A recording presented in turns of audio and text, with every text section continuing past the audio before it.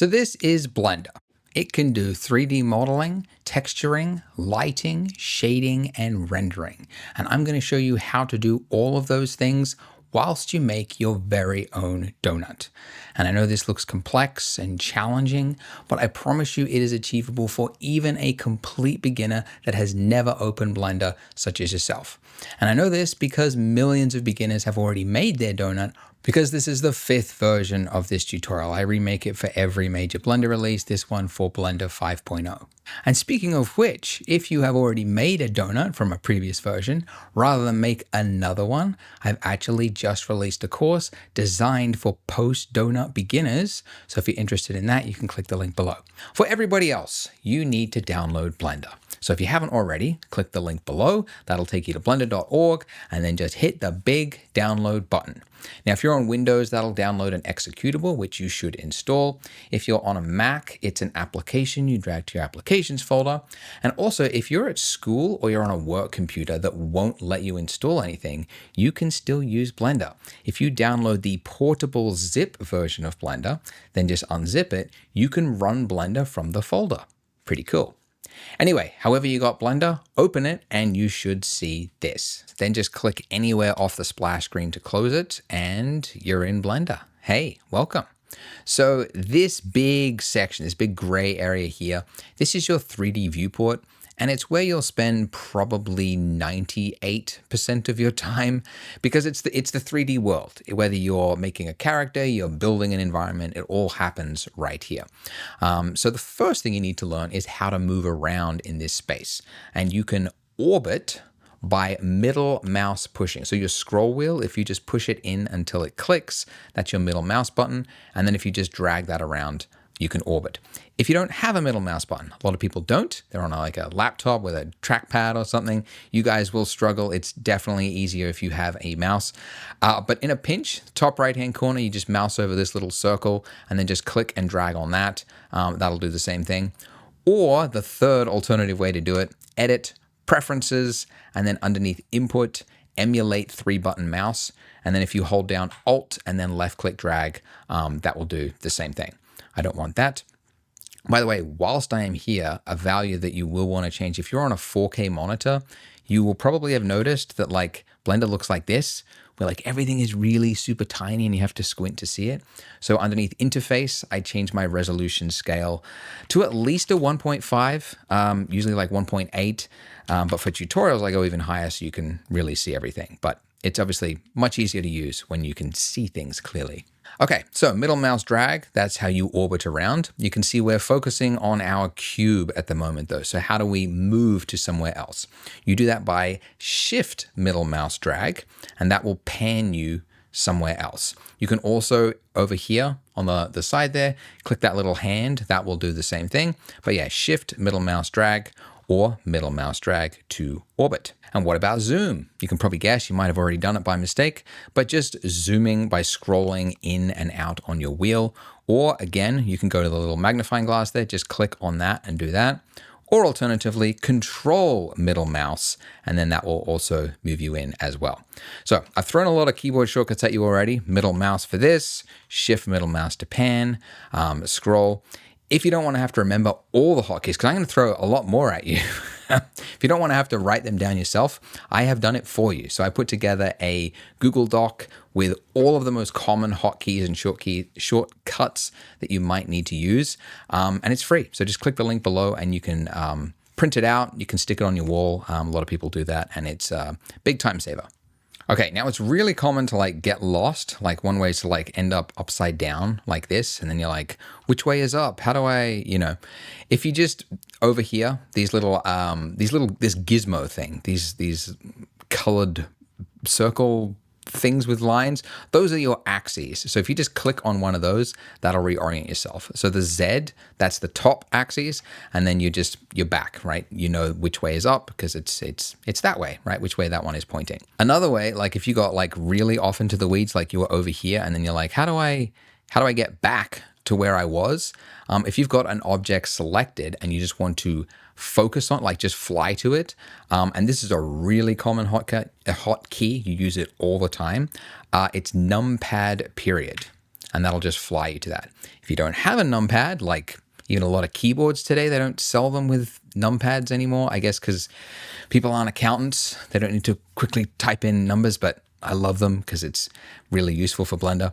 If you don't have one, you can also use the tilde key, which is that little key underneath your escape key. So if you hold that down and then just drag over where it says view selected and then release, that'll do the exact same thing. So that is how you can quickly change focus to the selected object. And yeah, as I said, you do this all the time. But yeah, I'm going to be using numpad period from now on. Okay, so we're making a donut. We do not need our cube here, so let's delete it. You can just hit delete on your keyboard, or what I like to do is hit X, which is the alternative way. And it's just easier because my finger is like right there. I know it's another hotkey to remember, but you delete stuff a lot as well, and it's helpful to not have to find that key. So X and then delete. And now I want to add a new object, and I can do that by going to add at the top of the screen there, or alternatively, the hotkey, another one to throw at you, Shift A, and that'll just put it wherever your cursor is, and it's the exact same list. But this list here is, I mean, it's extensive. There's stuff in here that I have never used in my 21 years of using Blender. Speaker, never, ever used it. Don't know what it's for. Most of the time, what you're looking for is underneath mesh. So these are your primitive mesh objects. And generally when you're making something, you pick one of these that most resembles or is closest to what it is you're making. Like if you're making a mailbox, you might start with a cube. You're making a lamp post, you might start with a cylinder. We're starting, well, we're trying to make a donut, so we need to start with a torus, which is basically a donut. Look at that. So that's cool. It's a wimpy looking donut though, right? It's very, very flimsy. We want to make it look more thicker, right? So in the bottom left-hand corner, there's a little box that says add torus, and this has additional options for us. Now, if you accidentally clicked off after you added the torus, that box is gone. You can momentarily bring it back by hitting F9, but that's only if you haven't changed something. So essentially, yeah, it's called the last used function in Blender. So that immediately after you do an action in Blender, sometimes you see in the bottom left-hand corner additional options, which you can tweak and change things if you need. So if you don't see it, it just means you've done something else and it's gone. But yeah, you can bring it back momentarily by hitting F9 sometimes. But I usually just like redo it. Anyways. So first thing I want to change is the size of this thing. So it is 1 meter, which is like 3 feet for the Americans. It's a big donut. Probably shouldn't be that big. It should be about 10% of that. So 0.1, which is 10 centimeters, roughly about that. And then if I zoom in by scrolling forward, I just need to change my minor radius until it looks somewhat like a donut. So I want to just orbit up, right, and around. So I'm just middle mouse moving so I can see the inside. And then I'll just scroll in like so until, yeah, and I'm just going to change this value until it looks like a donut. Now, you can see as I move this, like it's going really quick and I can't get it on the right value. So when you're clicking and dragging on a value in Blender, if you hold down Shift, that will use smaller increments. And that's another one you use all the time because it's, yeah, sometimes you need small values and it's helpful to get smaller increments like that. So that's pretty good. I might go with that. Yeah, about a 0.057. Okay. And then the other thing you can change here is like the resolution of the donut. You know, you can go like really PlayStation 1 graphics, maybe. I'm going to keep it at 48, but I'm going to increase the other one to about, yeah, let's go 18, like that. 16, 18, yeah, we'll go 18. And that's just a little bit more resolution, and it's just going to help us a little bit later on when we start to shape the donut. Okay, but once I've got that, I can just click off, and now those options are gone. We've committed. That's it. That is the starting point of our donut. Now, the next thing you're probably wondering is, it still kind of looks like PlayStation 1 graphics, Andrew. And that's because it has flat shading. So basically there's two states for a mesh. There's smooth shading or there is flat shading, and it defaults to flat. If you want to change it to smooth, you just right click the object and then go shade smooth like that. And there we go, it's fixed. So it basically shades smooth without getting too technical. Anytime there is like two faces, it just kind of smooths out that point like fakery. So it's not actually adding any additional computation times, which is important, but it's appearing to the eye to be smooth. Okay, so in previous donut versions, we would start making the icing, and although that's fun to make like dribbling icing, it can be a little complicated. A lot of users ran into their first roadblocks at that time. So instead, we're going to do something a little bit easier to start with and more practical, and that's to make a coffee mug. So we need to add in a new object, which if you can remember from before, it's the add menu at the top there, or the hotkey, as I like to use, Shift A. And then underneath mesh, you're looking for something that most resembles the object you're trying to create. No prizes for guessing, the cylinder. Okay, so it comes in very, very big. It's completely engulfing our donut. So again, in the bottom left-hand corner, click that little add cylinder, and then I'm going to change the radius first of all, just to bring this back. You can like do this after the fact, like resize something, but it just helps to, at this point, see it all together. I think I'm going to make it around holding down Shift and just kind of drag it back and forth. Yeah, about 0.13 or exactly 0.13. And then the depth, this is just the height of it. And again, you can change this later on, but just want to see it roughly the right size. The big one that's important is the vertices. And we're actually going to make this look more low res. Now, why would we make it look more low res? Because now it's obviously very jagged. The reason for this is that very soon we're going to be adding in something called a subsurf modifier, which adds over the top of our existing mesh. It adds more geometry, like it doubles the geometry and it kind of smooths it out. So actually, if you start too high like this, then you're adding like doubling that geometry and doubling it again, and then you can quickly end up with something that's too computationally heavy. So when you're working and you're going to be doing something subdiv, sometimes it helps to start like chunkier, low res. Anyway, just trust me and set it to 14. Like that. Okay, great. So we've got another object and they are completely overlapping. So how do we separate things? Some of you might already know this. You can guess, right? Left-hand side there's a tool that looks like it would be able to move something. It's the move tool. So this is one way to move things. You activate that and you get this little gizmo, and look, I can move it and I can separate them. So this is moving things along the axes. You can also just drag on that, click and drag on that little white circle there, and then that's like freehand drag around.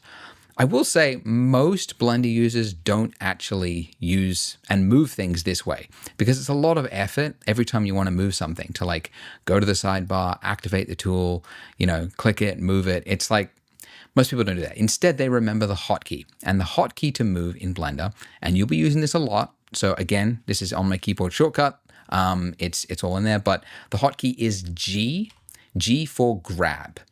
Now, you will notice very quickly that when you tap G, the moment you tap it, you are already in the move state. So it's now attached to my cursor, even though I didn't click, okay? So, and here's the other thing. My cursor could be on the other side of the screen. It doesn't have to be anywhere near the object. And then the moment you tap G, it's now anchored to that cursor. And even more, I think it's cool, when you go to the other side of the screen, your cursor appears on the other side. So it's just like an infinitely repeating thing there. But at first, this is like hard to wrap your head around because Blender does this for a lot of things, like not just moving something, but also rotating something. The moment I tap R, which is how to rotate something, or S, okay, I thought I might as well just teach you all three at the same time. So G to move something, G for grab, R to rotate, or S to scale something. But you'll see in each of those states, the moment you hit the key, no matter where your cursor is, it's in that state. And that's actually a good thing because, as I said, the number of times you need to move things and rotate and scale things in 3D, if you had to every single time change the tool, then move your cursor over to it, click it, activate it, that's a lot of extra steps. So it's actually really cool to have this like just one tap key and it's already activated. Anyways, okay, so, but whilst I'm in the move state by tapping G, I can also lock it to a specific axis, just like with those arrows that you saw before. So just when it's in that move state, you tap the axes you want to move it on. So that's the X axis. The Y brings it back and forwards, and the Z is up and down. Okay, and that's correct. Blender is Z up, Y backwards and forwards. Different 3D applications have different things. There's no like standard, but yeah, that's how Blender's is. And by the way, if you forget which letter is which axis, you can actually see them up there in that little circle there. So again, X, Y, and Z. Anyways, I want to move this actually just a little bit further back right there. So I want my donut to be the front and center, and I want this to be at the back there. But then how do I change my view so I'm no longer just pivoting on my donut? I want to shift my focus to that selected object. It's number pad period. Or again, holding down that tilde key under your escape button and then hitting view selected is the same thing. Okay, so let's make this look like a coffee mug. So we have to edit this object, and to edit an object, we have to change what mode we are in. So in the top left-hand corner of the screen, there's a little drop down, which if you click, we can change it into edit mode. Okay, so when you're in edit mode, you can see the state has changed. The object that was selected now has a bunch of points and lines on it. And you'll also notice whilst you're in edit mode, you can't actually select any object. And it's worth pointing out this because this is a really common thing. A lot of beginners, they say, I don't know what happened, but I couldn't select anything in Blender. And usually it's just they're in the wrong state. They're in edit mode, they forgot, and then they tried to like come over here and then click something and they're like, why is it not selecting? Okay, so you have to be in object mode if you want to select an object. And if you want to edit something, you have to be in edit mode. But going to this drop down and doing this time and again would, again, be annoying. So Blender, of course, has a hotkey for it, and that is Tab. So Tab will just cycle you in and out of object and edit mode, just those two states, which is great because you need to use this all the time. So you usually come in, do some editing, go back into object mode, select something else, edit that one, go back to this. So that's, yeah, good one to remember, Tab. All right, so in edit mode, when I'm in this state here, these little points here, these are called vertices. These are the points that make up the the shape of the mesh, obviously. And then you've got edges. And you can actually select by changing the selection type from vertices, which is the default, to edges, clicking that little button, and then I can click on the edges or select faces. Okay, like this. And again, Blender has hotkeys for everything. So if you want to just know the hotkey, it's 1 to do vertices select, 2 to do edge select, and then 3 to do face select. Again, make sure you get my keyboard shortcut guide because it's a lot to remember. So I want to select the top of this cup here. It's got a lid on it that I don't want. So in face select mode, selecting that face, I'm going to hit X. Now it's going to ask me, what part do you want to delete? Which might sound redundant, but there is quite a lot of times in Blender you want to delete, even though you've selected a bunch of faces, you want to delete the entire vertices of those faces. So we have to confirm we want to delete just the faces from this list, and there we go. So we've now got a cup with a hole in it. Great.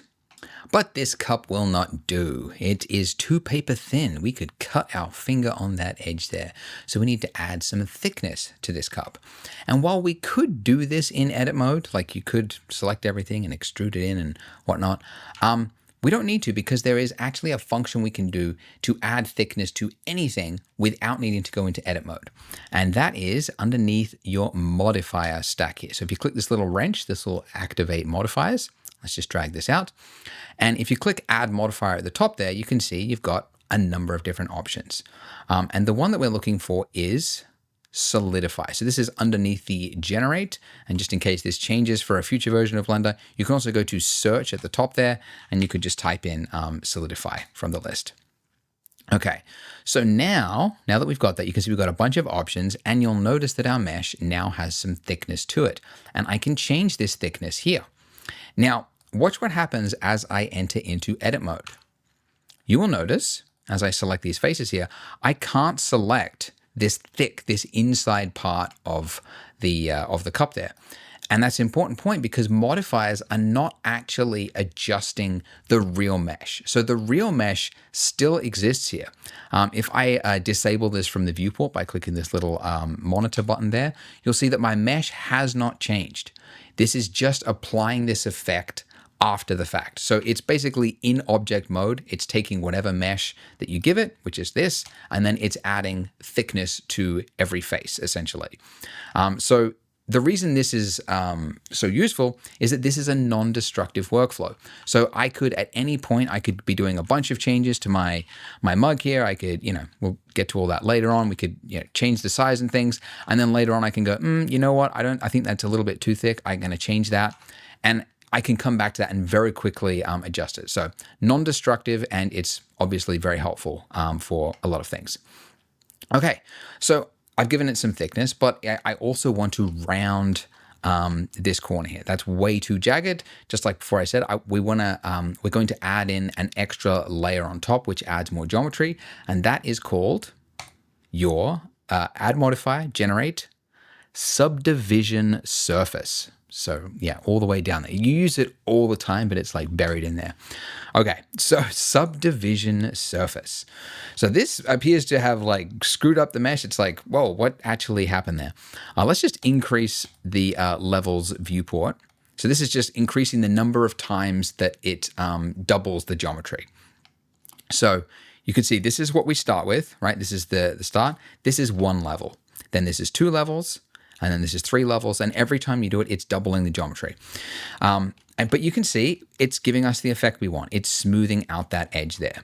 But because of the way that it works, like basically, if you look at, let's go back to this, we've got this hard corner here, right? That's just like a 90-degree corner. So let me get in a little bit closer here so you can kind of see it. Yeah, it's like a 90-degree, perfectly like that. So when you add in a subdivision surface, it's basically saying, okay, so there's a point here, there is a point all the way over here, and there is a point that's going to go all the, like it's so far it's off the screen, but it's all the way down there. So what I need to do is I need to average out those points. So take the middle point of those 3. So essentially from here to somewhere around here, and I'm going to add in a point like here. Right? And then if you do another level, like level 2, it then places a point here, and then another point here. And then if you do another level, it places another point here, another point here, another point here. And because there's 2 sides to this mug, there's like another one happening on that side, right? So we've now just got this like really super like oval shaped edge like this, okay? Which is why when I turn it on, we get this effect there. So what we first of all need to do in edit mode with our mug here. So I am in, actually it doesn't matter what mode I'm actually in here. But what I need to do is essentially tighten an edge where that smoothing is happening. So it's no longer happening from all the way here to smooth it all the way down to there. I want to happen at like just to about there. So I need to add in more geometry onto this mesh here. So to do that, we need to add a loop cut. That is how you add in another level of another edge. So Control R will add in this loop cut. I believe you can also find it from the mesh, like somewhere in here. Yeah, there you go. Edge, loop cut and slide if you wanted to look it in there. But it's, yeah, Control R. That's another one you use all the time. So when I hit Control R, it's saying, where do you want to place the cut in this mesh? And I could place it, anywhere between a face, essentially. So I'm going to place it along this middle. So you do a single click, and then it's saying, where do you want to place that vertically on this this row of faces, essentially. So you can see as I bring it towards the top there, it's tightening that edge there. Okay, and that's exactly what I want. I want that edge to be much tighter than it was before. So that edge is now looking good, but now what about this one at the bottom there? This one's looking even worse. We've got a lot to fix here. But first, I need to do another loop cut. So Control R, and then again, single click to confirm I want it on that row of faces. And then I'm just sliding it along until it's, roughly about there at the bottom of my mug, okay? And then you can see it's like this whole area here, this face here, it's become like like it's turned it into a star. And not to get too complicated, but basically a subsurf modifier, it has to know what to do. And generally, if there's like faces that are made up of 4 vertices, this is getting complicated, I can tell. It knows what to do. It makes it like nice and smooth. But the moment you have a face that is made up of more than 4 vertices, it's called an n-gon. And it doesn't really know what to do with it. I mean, it does, but you don't know what it's going to do. And it just can make things look a little ugly. N-gon is kind of like a dirty word in 3D space. It's like, oh, you never want to have an n-gon. They are actually useful and they, do have a purpose, but generally speaking, they're good to avoid if you don't know what you're doing. So anyway, I should tell you what I'm doing. The way to fix this is I need to add another loop that kind of just goes around here, right there. So that way I've only got from there to there, and then I can have my ugly star or whatever happening underneath my coffee mug. So I need to add a loop cut, but I can't add a loop cut on just a single face. Instead, what I need to do is, it's called inset, to take a single face and then just like add in a loop around that face. And you do that by hitting I. So I, and then just like it's already active. Again, this is the way, this is why I spent a while to explain it. The moment you activate a tool, you're already in that selection state. So I hit I, and wherever my cursor is, it's now going like, where do you want to put this inset? Okay. So I'm just moving it back and forth until I get it. How tight do I want this edge to look? Something like that, maybe. I mean, it's underneath the coffee mug. It doesn't really matter that much, but yeah, something like that. And there we go. So you can see this looks a lot nicer. And again, because we are in a non-destructive workflow, I've still got my solidify modifier at the top here, right? I could change the thickness of this. I can make this a really chunky looking coffee mug or a really thin one. And that is the benefit of a non-destructive workflow. And then I can also change how high res do I want my coffee mug to look.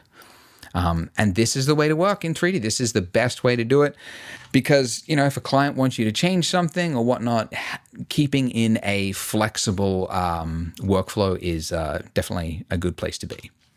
Okay, so we have created the start of a coffee mug and we have also created a donut. Good time to save. Good time to save. So File, Save As, or Shift Control S, and then Save As. So the way I like to save things, and you might want to copy this, is to, you come up with a name, underscore, whatever, and then you put a number after it. And then you can actually see I've already saved my file. I don't want to override my existing save in case I need to go back to it for whatever reason. So I just want to add a number to it. And in other softwares, you have to come here and you have to type in the number, right? Not Blender. Blender has a hotkey for everything. If you hit plus or minus on your numpad or on the little field here, oh, you can't even see it. I'm right over the top of it, right there. This little field, these little plus and minus, it'll automatically add a number to the end of your file. So that's, really useful. So I'm just going to add a 2 there and I'm going to hit save. It is time to make our coffee mug look like a coffee mug and not like a sad little cup. So we could try to model this from our imagination because hey, we all pick up coffee mugs. We know what they look like, or we think we know what they look like. Something that you learn very quickly in 3D is that when you model something from imagination, it almost always comes out looking a little bit funny. And the reason for that is that your brain is very good at abstracting away the information that isn't important to it. Like if you just close your eyes right now and just think of a doorknob, what does a doorknob look like, right? If you had to make one in Blender, what would it be? It's okay, well, it's like a sphere bit. You grip it, you turn it, and there's a cylinder thing at the back, and there's a cylinder that connects it, and that's kind of it. But then if you were to make that, you end up with something that looks really basic and boring and bad. And then you go actually look at a real doorknob and you forget there's all this other detail that's just not important to your brain, like the little lip inside, the little hole that's on there that's so you can put a key in to kind of like pry it open, or a rim that kind of like cuts into it. So there's like a separate seam around it. There's the privacy lock on the front. All these things that just don't matter to you when you're turning a handle. And so you forgot that they even existed because you never even saw it really. So the same thing applies to even something as common as a coffee mug. So it helps when possible to use reference images. Now, you can get reference images from anywhere because we have the power of the internet. And you can type in handmade coffee mug and you can pick any mug you want to create. There's a lot. And, if you want to pick one of these, if you want to just go on Google Images, you can pick one of these and go for it. I'm going to give you an image that I've used, but there's some really pretty ones here. And I was actually shocked just whilst like clicking on some of these sites before. I was like, oh yeah, like that's a cute little handmade mug. And then you go like, oh my gosh, $123.25. And that's a discount from $145. And then you think like, oh, it must be like a one of one, like, a unique thing. Like, no, there's like 9 reviews. Like people are buying it.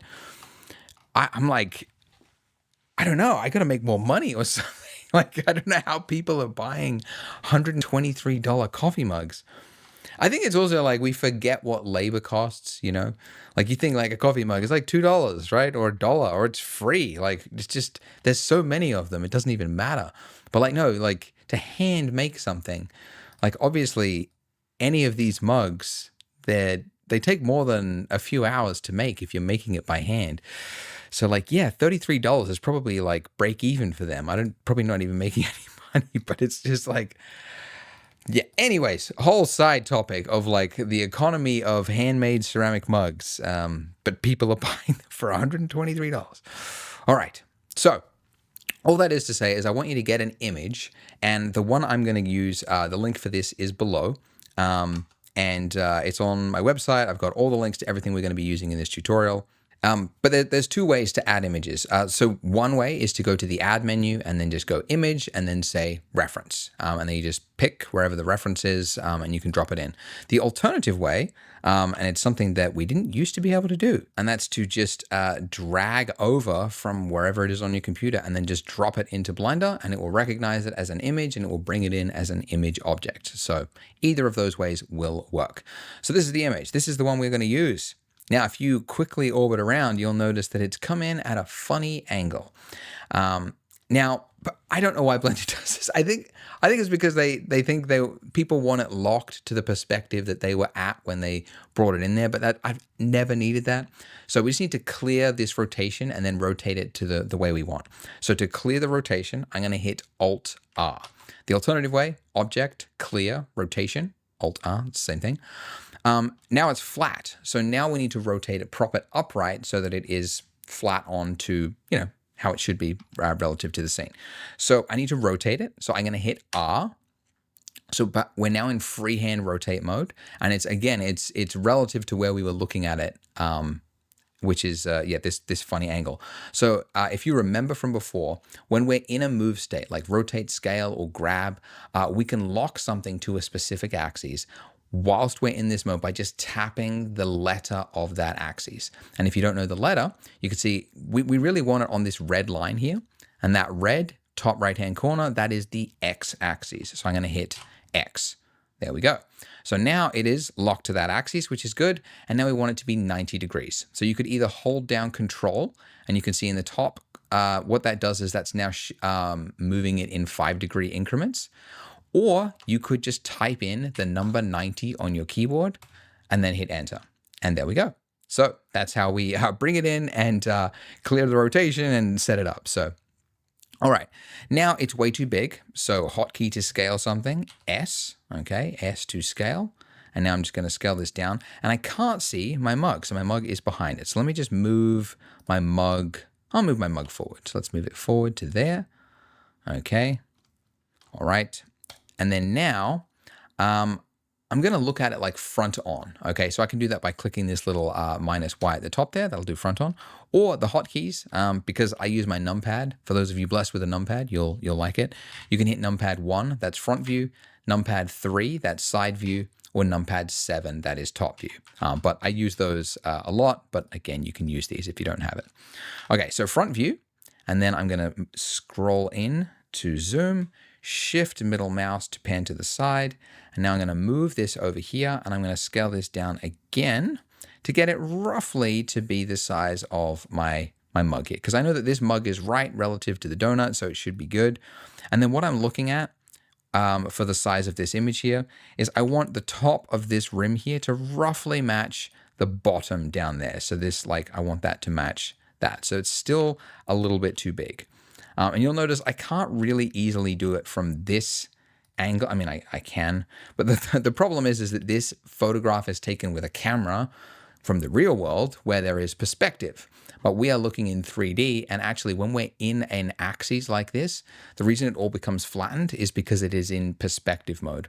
If you click that little button there, that'll actually put you back into perspective mode, and you can see how things get distorted and like angles and things. So the best reference is actually reference, which is in orthographic, like blueprints for something, but you usually don't have that. So you just go from something like this and just kind of best guess it. Anyways, okay, cool. So that's roughly the right size of image. Now we can model by going into edit mode, by hitting tab, toggle in and out of edit mode, and we can start to shape this to look like this mug here. So the first thing you will notice is like the general broad shape of the mug is that it actually kind of tapers towards the top. Both lines are kind of tapered upwards. And then there's a kind of a midpoint around about here where it starts to invert and it goes in the other direction. Okay, so it's a very smooth object and perfect for using subsurf modifier, which is what we've already got. So to get that taper going up to the side, I want to shrink the top of the mug here just a little bit. So I'm going to hold down Alt, and I'm going to go into edge select mode at the top there, and then Alt, and then just left click on that line there. Not on like a middle point like here, it'll select a different edge, but just on the middle there. And then now I want to scale this in to just shrink the size just a little bit. So I'm going to scale that to there. And then I'm going to select the line underneath it, and I'm going to do the same thing.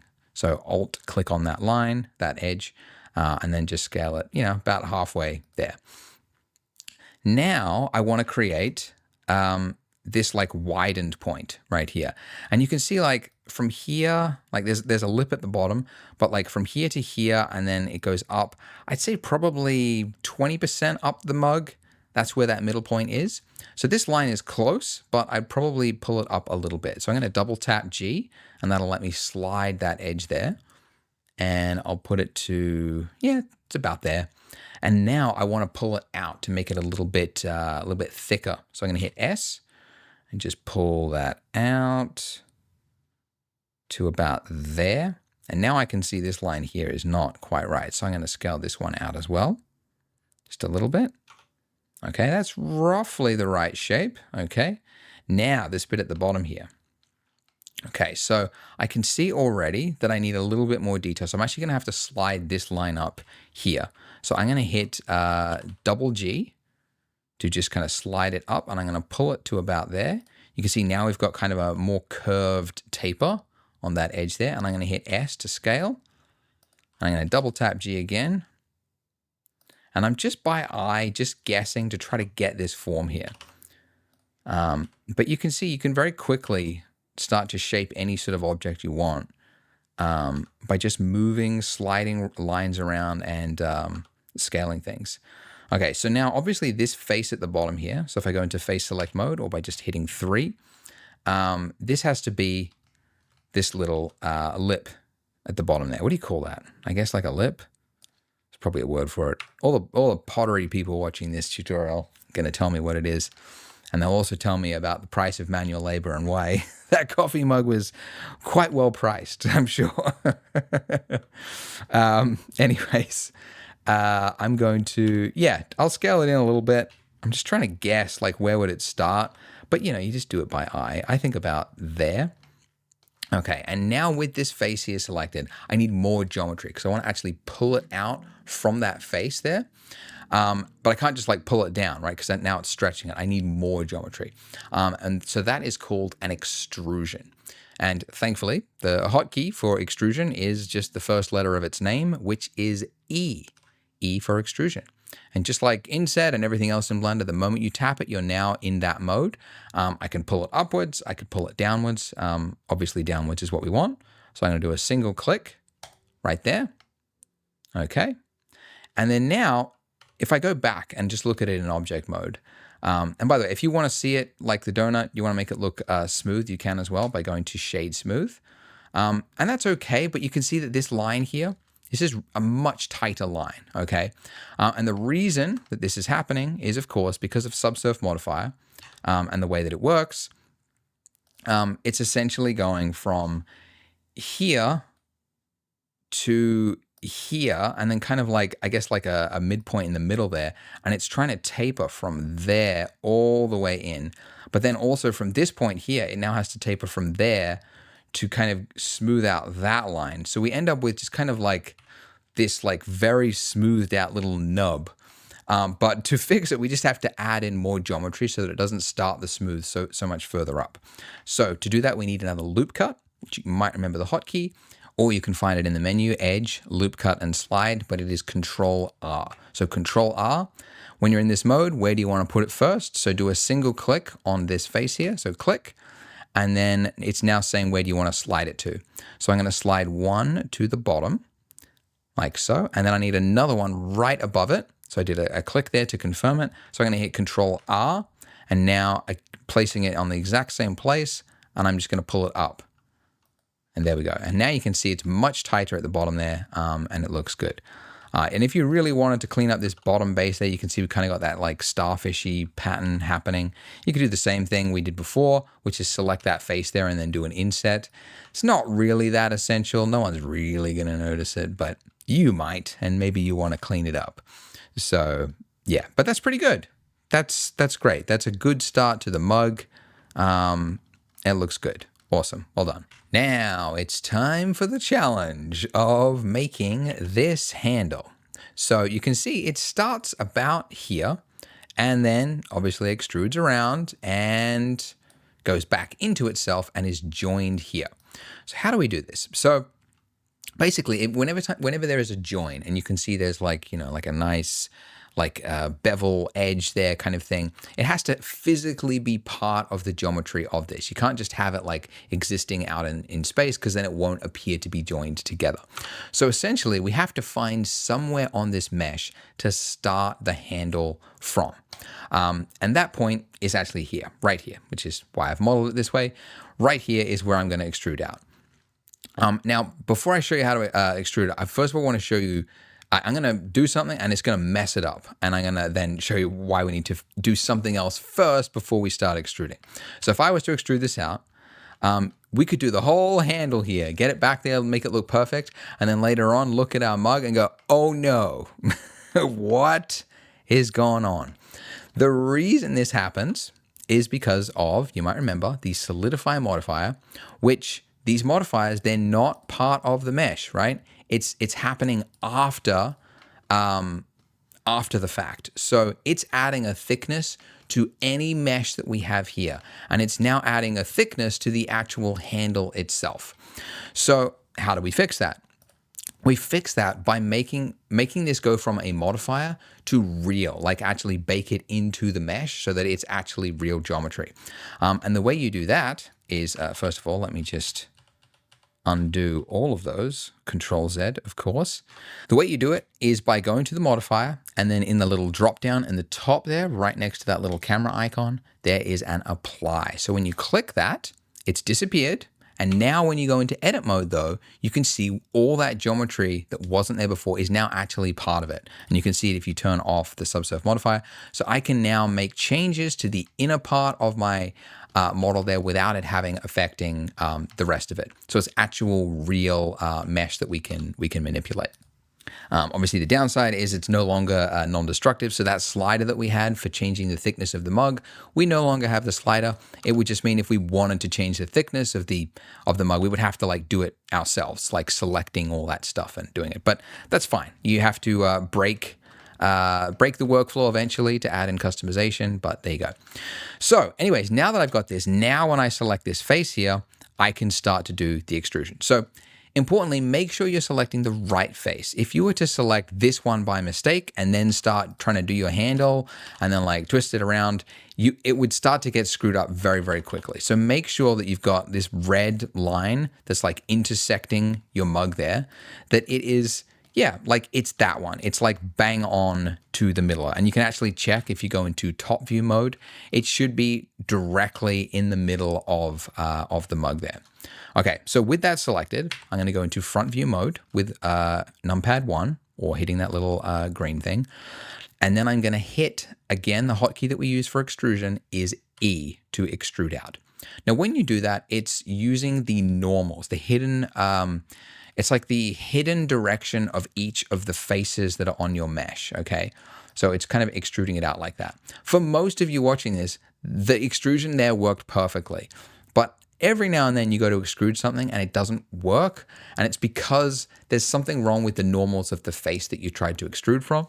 Basically, it would just mean you would have to clear the normals first. So basically, you would select the face, then hit Shift N, and it would clear normals. I've got, by the way, throughout this tutorial, that you're going to run into a lot of problems that I might not be able to explain to you. So I've actually created a troubleshooting guide called the Unstuck Yourself Guide. So the link for that is below as well. But this is just like a database of all the problems you might run into whilst you're doing this tutorial, because we noticed on the Blender Guru Discord, link for that is below as well, where you can ask questions and share your renders and stuff. A lot of people are asking the same questions. So we put together this like FAQ troubleshooting guide, and please make use of that. So there'll probably be, when you're modeling things, people will run into issues. So just have a look at that if you run into an issue first. Anyways, sorry to really painfully slowly do this, but we've extruded out a little bit. Now I'm going to move this up. So just grabbing, so G to grab, I'm going to move up. And I might actually now, I'm going to tab out so that I can select my image. So I'm in object mode. And I'm actually just going to move this over. So G and then X, move it over to be about there. Okay. And that'll just enable me to kind of see relative to the mug where it should go. Like, what is the shape? I could do it by eye, but yeah, I figure I might as well just, it's right there. Might as well just grab it and pull it over. So I need to position this about here, but you can see it's kind of getting like skewed, right? And that is because it's obviously coming in at like this slanted angle. So with that face selected, I need to rotate it. So I'm going to hit R to rotate, like so. Okay, so like that. All right, and I might, just trying to think. All right, I definitely need a loop cut, because obviously that bit that's coming out looking like a nub on our mug there. So I'm going to hit Control R to create a loop cut, and I'm going to pull it down just so that I can see it's like where it should join, basically at the base there. All right, great. And now face select mode, select that face again. And now we just have to keep extruding around. But what I want to do is I want to scale, just make the handle look a little bit thinner. So I'm going to select this top edge here, and I'm going to double tap G just so that I can slide it downwards a little bit to just make it a little bit thinner, because that handle obviously doesn't look as fat as what we had there. So, all right, so face select mode now, and now I'm going to start to extrude. So another extrusion, G to reposition, R to rotate it. And I just want to rotate it so that it kind of follows the contours of this. So I'm going to be rotating it like this kind of angle as we go around. So now E to do another extrusion, click, G, click, R. Now, by the way, there is another way to extrude, which is actually kind of perfect for this. But if you hold down Control and then right click, it will not only extrude, but it will also rotate the faces so that they align. And it can be a little helpful, a bit more easier than doing this like E, G, R, S, G, R. Like, so just holding down Control and then right click will just place these little points, and will rotate them so that you don't have to do all that rotation yourself. It really only works for these kind of appendages like this, but might as well use it because it's a very handy way to do it. Okay, cool. So now the tricky bit. It's not really that tricky. It's relatively easy to solve, but it's a conundrum, right? Like, how do we make this mesh with the rest of the mesh? And you do that by, like, the wrong way to do this would be to just like kind of like smush them together, right? And this is kind of like early 3D stuff. Like, a lot of stuff was like this. They kind of mashed stuff and intersected it together. But then you don't get that edge there where it like catches the light. And the only way to really get that is to actually physically like join this mesh together. So this face here has to be connected to this face somehow. And the easiest way in this case to do is to, first of all, we can see that this line here is like cutting into the middle of this this cup here, right? So we really need to just add a line that goes around there to make this area here like one face to match this handle. So I'm going to add that line by hitting Control R, loop cut, click, and then I'm going to slide it up to be, roughly about there. That's fine. And then now, because I've intersected it, that went too far. So I'm holding down Z. Now this is a way of quickly changing the mode that you're viewing something in. And we'll get to these other two once we get to materials, rendering and stuff. But for now, if you just swap to wireframe mode, this will show you through the mesh. There is another way to see through a mesh, and that is to, at the top there, that little X-ray or Alt-Z is a hotkey for it. But that's another way to do it. But yeah, that you can see that's wireframe, and then, hang on a second. Nope, that's X-ray. This is wireframe. But yeah, they're pretty similar. Anyways, so I'm going to select my face here, and I'm just going to pull it out, just so that I can just grab it, basically. And now I can go back to my solid view as before. Okay, so I touched on this briefly before, but like a mesh is made up of these individual points, right? This is what you're seeing when you're in vertice mode, these individual points. And each of those points, when you have 4 together, 3 or more actually, you can create a face. And so that's what that is. So essentially, I need to create a new face for this section right here. So let's do that now. So I'm going to select those two, and I've just selected them by holding down Shift like this, and then I'm just going to hit F. F for face. Okay, and then I can do the same on this side, like that.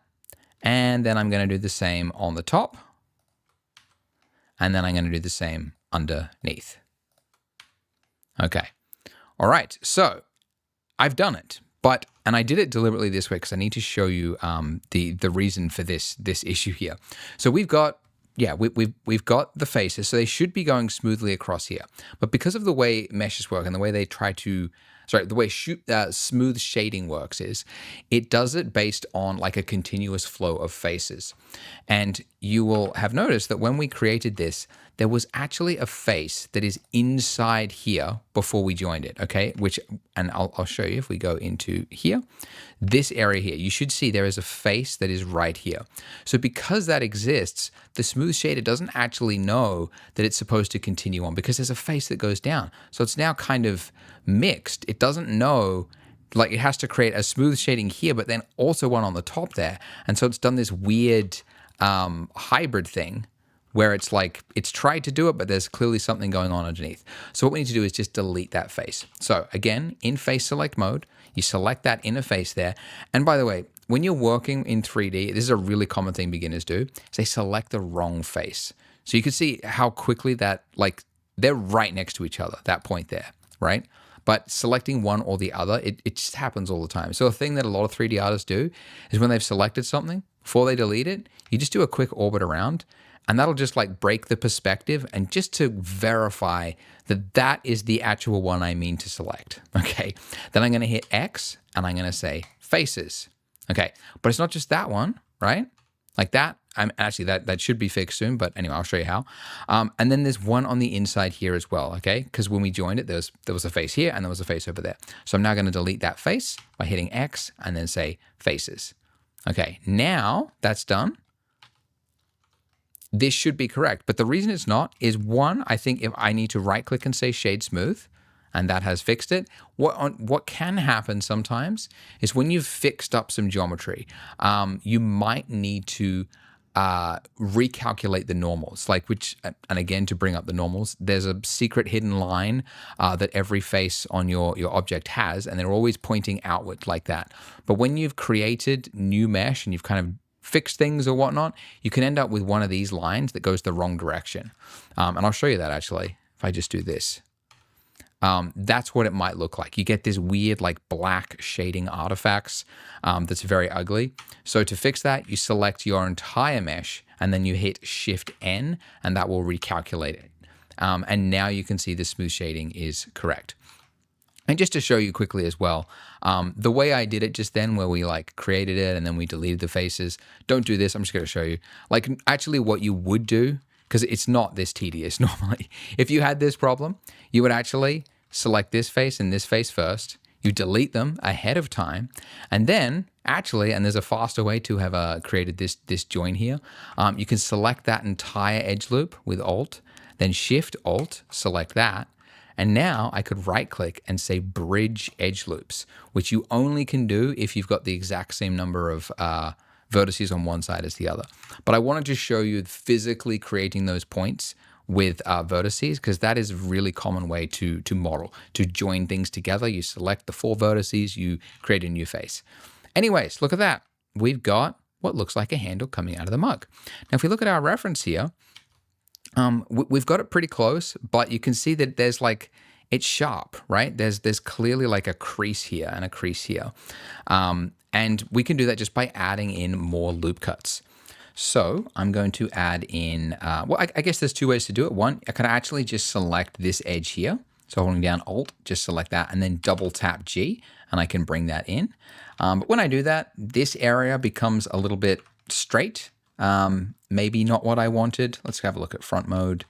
Yeah, I might want a little bit more detail there, in which case I would add a loop cut. But, you know, it's really up to you. You might be able to just, you know, move this around and just kind of shape it. Like, look, we're learning Blender. That's really the goal of this. It's not necessarily to make a physically accurate mug. I don't want to overcomplicate things and make things feel like you have to do everything perfectly, but I also don't want to end up with like a trash result and then everyone be like, oh, we did all that effort and now it looks garbage. But, you know, you could spend a lot of effort. You know, you could even try and get, like, if you look at, you know, there would be probably like a little line here, like the kind of, you know what I mean? Like on the inner part of the thing, you could try and create that. You could really add a lot of detail. The only thing I'm really going to fix is right here where it's pinching. I'm just going to select that edge there and I'm going to double tap G and I'm just going to slide it up. So there's just a little less pinching. And then this part here, like you can see the shape of this face is being very distorted, right? You generally want to keep things as close to a squarish shape as possible, generally. And so I'm just going to select this edge at the bottom there, double tap G, and I'm just going to pull it out just to relieve a little bit of the tension there. And I mean, you can, yeah, there's like a tighter line there, but this will do. This is enough to be perceived as a coffee mug. Now, if you want to just move ahead with the tutorial and get on to the next part, which is going to be on materials and lighting, you can do that. However, if you want a little bit of a challenge, like a little bit of a homework, where you can try to use some skills, but by yourself, you will see, looking at the photo here, that we also have a saucer, a little tiny plate for our mug. Now, I didn't include that in my final image. I just had the coffee mug just sitting on the table. But this is a great, very small thing that you could try to model by yourself using the skills that you've just learned to create something new. So how would you go about adding that saucer? You could have a try at it. It's a completely separate object, obviously, to your mug here. So even if you screw it up, worst case scenario is you just delete it and then, you know, you'll still end up with something that I actually had for my final result, which was a mug without a saucer. But if you want to add that in, it'll be a way to kind of take some of the lessons that you've picked up already and then try to remember them and the different steps and the things. required to create it, because whilst you've just created something now, it's the best time to try to recall that memory so that in the future, maybe in a few days or a few weeks from now, when you try to do something yourself, it'll be a lot more readily available to recall that information. So if you want to have a go at doing that, feel free to. Otherwise, join me in the next part. Welcome back. In this part, we are going to be making the icing. Yes, the exciting icing for our donut. But first, we do have quite a lot of objects going on in our scene. We've got a camera, lamp, we've got an object, an image and stuff. We should try to organize some things. And some of you might have noticed in the top right-hand corner, you've got a list of all of your objects, right? This is called your outliner. And it is like a spreadsheet version of all the objects that are in your scene. And we're going to use it later on to like organize, like create collections, so it's like easier to see and organize things. But the first thing we need to do is just add names to things that make sense. So for example, our mug here is currently called Cylinder. So if we had a big scene with lots of objects going on, we can't find it. So it's a good habit to name your objects. So there's a number of different ways you could name something. One is you can just double click it in the outliner. Right? You can see now I can type in a name like mug. You can also, in your 3D viewport, you can hit F2, which is the same hotkey in like Windows, I don't know, maybe Mac, but for renaming. And then I can just type in a name like donut. And you can also do that in the outliner as well. You can just hit F2 and that'll also do the renaming. So there we go. So now we've got names that actually make sense. I don't actually need the image anymore, even though I just renamed it. So I'm just going to delete that. All right, so we've now just got a camera, we've got a donut, a light, and a mug. Great, so let's make that icing. I'm gonna move my mug out of the way, so G and then X, and I'm just gonna throw it to the side so we don't see it anymore. And let's focus on our donut. So we wanna make some icing. And when it comes to something as challenging as icing, and really anything, there's so many different ways to make things in 3D. And every single method has a pro and a con. So for example, there is a fluid simulator in Blender. It's not very good, but it exists and it is a way you could create icing. You could actually like create an object and then simulate it falling and splatting over it.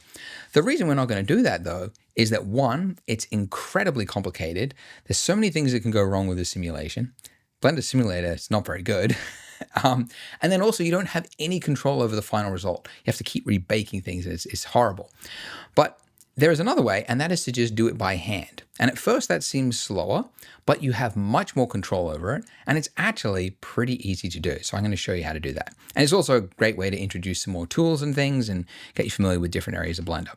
So icing follows the shape of the thing that it's on. So really icing is basically the shape that we've got. It's basically half of this donut.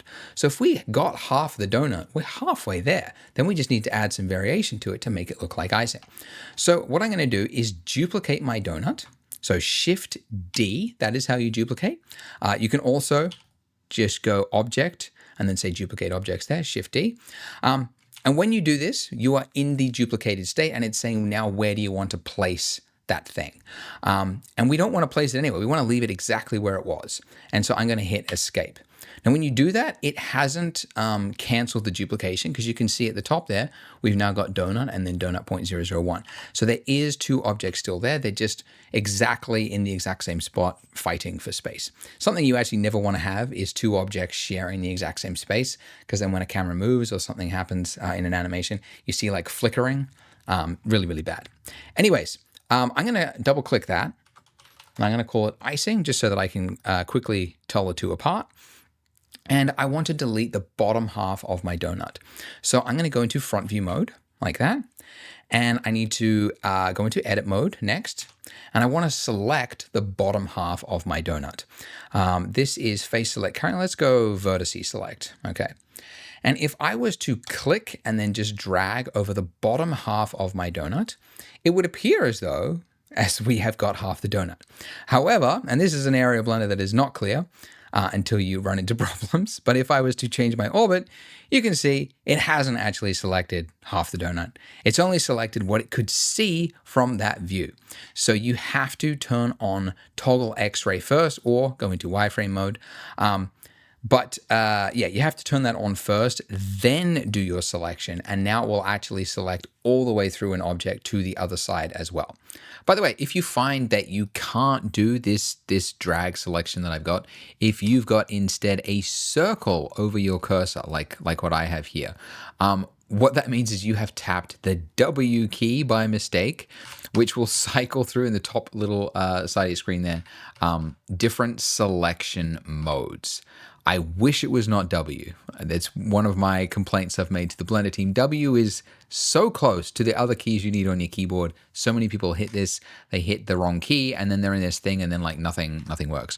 So like, yeah, you want to be in this mode most of the time, but yeah, you can change to these other modes if you wanted to, do a special selection or something as well. But anyways, that is how to fix that. And also, just to call it out as well, we're going to be doing some like stuff with this icing that's going to maybe mess some things up and you might run into some issues. I've got to call it out again. I've got an Unstuck Yourself guide, troubleshooting guide for just this tutorial. It is free. Just click the link below and it'll take you there. Because I want you guys to be able to get through this tutorial, but there's so many little things that you could experience in this. So we're going to add it to that guide to try and help you. And if you can't find the answer to your problem in there, hit up the Discord. The link for that is also in it. So I'll link to my website and all the links will be there. So check that out if you run into issues. All right, so I've got the bottom half of my donut. We have to delete it. So I'm going to hit X. When you do this, it's saying which part of it you want to delete.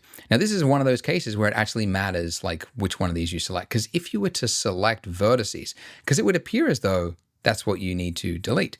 But if you did that, you'll notice you've got now less than half. Because along with the vertices selected is that final line that is cut through the middle there. So I don't want to delete that final line. I want to delete the other stuff. So in my options here, I've got an option for faces, which, if we try that, you can see is the solution, because when you are deleting the faces, you're only deleting what is a whole face. But these individual points here don't make up a whole face. This part does, so that's left behind. But all the other stuff was deleted. So anyways, we should now have half of a donut. So I'm going to turn off toggle X-ray now so I can see it. And if we clicked off, you'll see that it actually just looks exactly like a donut, because again, they're sharing the exact same space. I do know it's there if I select it in the little outliner there, but it's completely invisible. So the first thing I want to do is I want to add some thickness to this icing. And this is something you should know how to do. You should know it. If you don't know it, you've not been paying attention. But if you go to your modifiers, there's a modifier, another clue. It is, of course, the solidify modifier, which adds thickness to any face. So now that we've added that, you think something's broken, it's not working. It is working. It's just that by default, the solidify will add thickness inside. So if you change this offset here to be the inverted, which is 1, it will now add the thickness the other way, which is what we need. Okay. So that's great. But of course, it doesn't look very good. There's a quote which I always repeat. Imperfection is the digital perfection. Because the reason this looks fake, it's just perfectly straight. There's no way to get a laser cut icing across a donut like this unless you're using 3D software. So we need to add randomness to this edge here in order for it to look realistic to our eye.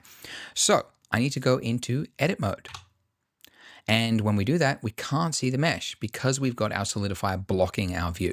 So I'm going to click this disable in viewport just to hide it so that I can see it. So when I turn it back on, I know it's there, but just while I'm editing it, in order to see it, I need to be able to have it turned off. So to add randomness, what I could do is I could come in here and I could select one point like this. I could hit G and I could move it down. Okay. Then I could get the point next to it and I could move this one down and then this one, and I could do this and do this, and we could put ourselves to sleep trying to make this donut look good, and it would take forever. But thankfully in 3D, there are tools for everything to make your life easier. And so one such tool is at the top here, your proportional editing tool. What this does is now when I hit G, it'll move everything at once. No, what it will do is it will move everything with a fall off area around it. The reason it's moving the entire mesh with it is that the fall off is so big that it's actually outside of our view at the moment. This was actually something I called out in my usability talk at the Blender conference last year. We could do better than this, but basically if you zoom way out, you will see there is a circle around it, and that's how big it is. So what we need to do is, whilst we're in this move state, is we need to reduce that, and you do that by scrolling down. Scroll down, down, down, down, down. Oh no, that was the wrong direction. Scroll up, sorry, scroll up, not down. And that will make it smaller. So scroll up to make it smaller, scroll down to make it bigger. I just completely brain farted. If you don't have a scroll wheel, by the way, and this is another thing to call out, when you're in a move state like we are right now, you can see along the bottom of our screen, you've got a list, and that only appeared there when you're in that state. When I turn it off, all those options are gone. But whilst I'm in this state, there's a bunch of options there. And the keyboard shortcut is actually right there, page up and page down. Okay, so that is how we can increase or decrease. So again, if you don't see the circle, you just have to keep holding page down or scrolling up until it goes down to something that you can see, basically. Anyways, now that we are in that state, I'm going to hit Z, okay, to grab, So whilst I'm doing, I don't want to just like freehand do it, because if I pull it down like this, if I watch what happens, if I do it on the edge here like this, it appears as though it's pulling it straight down, right? And I do this and this, but actually, if you looked at it, these would be slightly skewed a little bit, just because of like, we're working in 3D. We're looking at things from a different perspective. Sometimes things appear to be going down, but they're actually at like a slight angle. So it helps to, when you're moving something, to think of which axis it's going on. So I want it to go straight down. So G and then Z, and now I'm going to pull it down. Okay, that was a lot of work just to do this one little bit. I'm sorry. All right, okay, so we've pulled it down. Excellent. I'll do a little bit more as well. I'll just do a little bit here. I'll do a little bit here. You can like play with the amount, the fall off, like so. You know, you can play with it. All right. Cool. Now, if we turn on our solidify modifier, we've got the thickness back, and you can see we've got some variation to the donut there. So let's continue on here. So let's pull this like so. I don't want to go too far because we're going to add some dribbles soon. Dribbles sounds gross, but you know, the little runoff droplets that's going to go down the donut like so. Okay. That is pretty good. Now you can see it's like partly like intersecting it. And that's obviously because we've got proportional editing. So it's actually kind of moving some of these ones that are up top and pulling it down as well. It's fine with the solidify modifier, but we're actually going to end up fixing it when we do the dribble anyway, because I'm going to introduce another modifier that's going to fix this. But anyways, let's do this. Let's do the dribble part. So I'm going to look for an area. Yeah, like let's go. Yeah, and here, where this bit's like running down. And I'm going to, I want to make this like a dribble that goes down the donut here. And currently, I can't really continue to pull this. Like I could like get like a sharp point like that, but that does not look very good, right? We need more geometry, essentially. So you might remember the hotkey. If we want to extrude something, it is E. But I can't just extrude one point like that, okay? Because there's no face there. There's nothing that's actually going to be rendered if I just pull one point down. So I need to select 2 points, okay? So 2 points like this. If I hit E and then Z and then pull down and then release, and then if I bring back my solidify modifier, you can see we've got more geometry.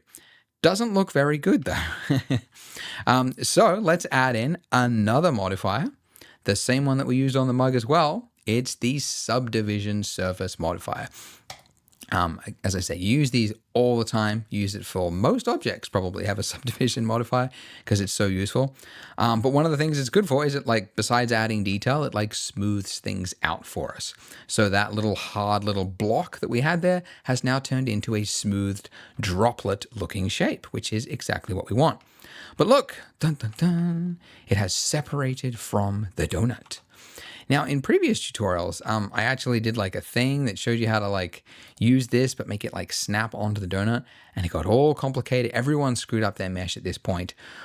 You can do this by hand as well. You can like come in here and like try to pull this in piece by piece, but it's actually not necessary because there is a modifier that will just do it for you.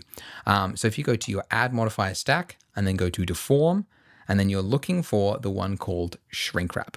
And by the way, again, if you can't find it, just go up to here, type in shrink wrap, and you'll also find it there. So shrink wrap, what this is going to do is going to shrink it onto a mesh, but you have to define the mesh first in order to see it, because if you don't, it just has no effect. Absolutely, that's what the red is showing you. It's not doing anything. So your target, yeah, you can actually like select it from the drop down, or what most people do, you click the little eyedropper and then you select the object. Bam. All right, now it's working, and now we've got some serious Z fighting where the faces are overlapping, and this is horrible. You never want this. All right, so you remember when I was talking about the modifier that it works top to bottom. So essentially what we've done is we've gone add thickness, then add detail, and then shrink wrap all of that thickness onto the donut itself. So what we need to do is change the order of this. And not go halfway, because that also won't do anything. We need to go all the way to the top so that the shrink wrap is happening first. So it's snapping it onto the mesh. Then it's adding the solidify modifier. Then underneath that, it's adding the subsurf modifier. And we can actually increase this, make it a level 2 for the viewport. And you can see it just adds a little bit extra detail there, okay? And you can go even higher, of course, but you will get... eventually, it'll just get so slow for your computer and there's not really going to be any point, but you can just go to level 2 for now. Okay, so to quickly show you as well what the shrink wrap is actually doing, because it's not that clear. But yeah, this is where that little piece is overhanging, and then it's essentially looking for the nearest point to find this mesh underneath it, and then it is just snapping it to that point. So it's pretty good. Like I can drag this like pretty far down, but there is an extent so I'm just doing another extrusion on this point. So as I pull it down, you can see it kind of loses it. There's a point where it just won't find the mesh anymore.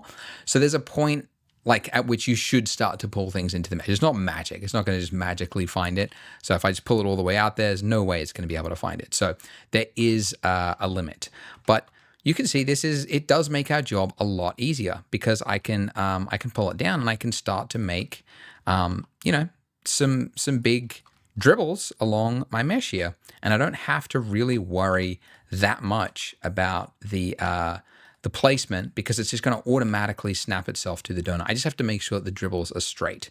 And if you look at reference, which you should be doing, I'll put some reference on the link below on my website so you can have a look and just kind of go through it.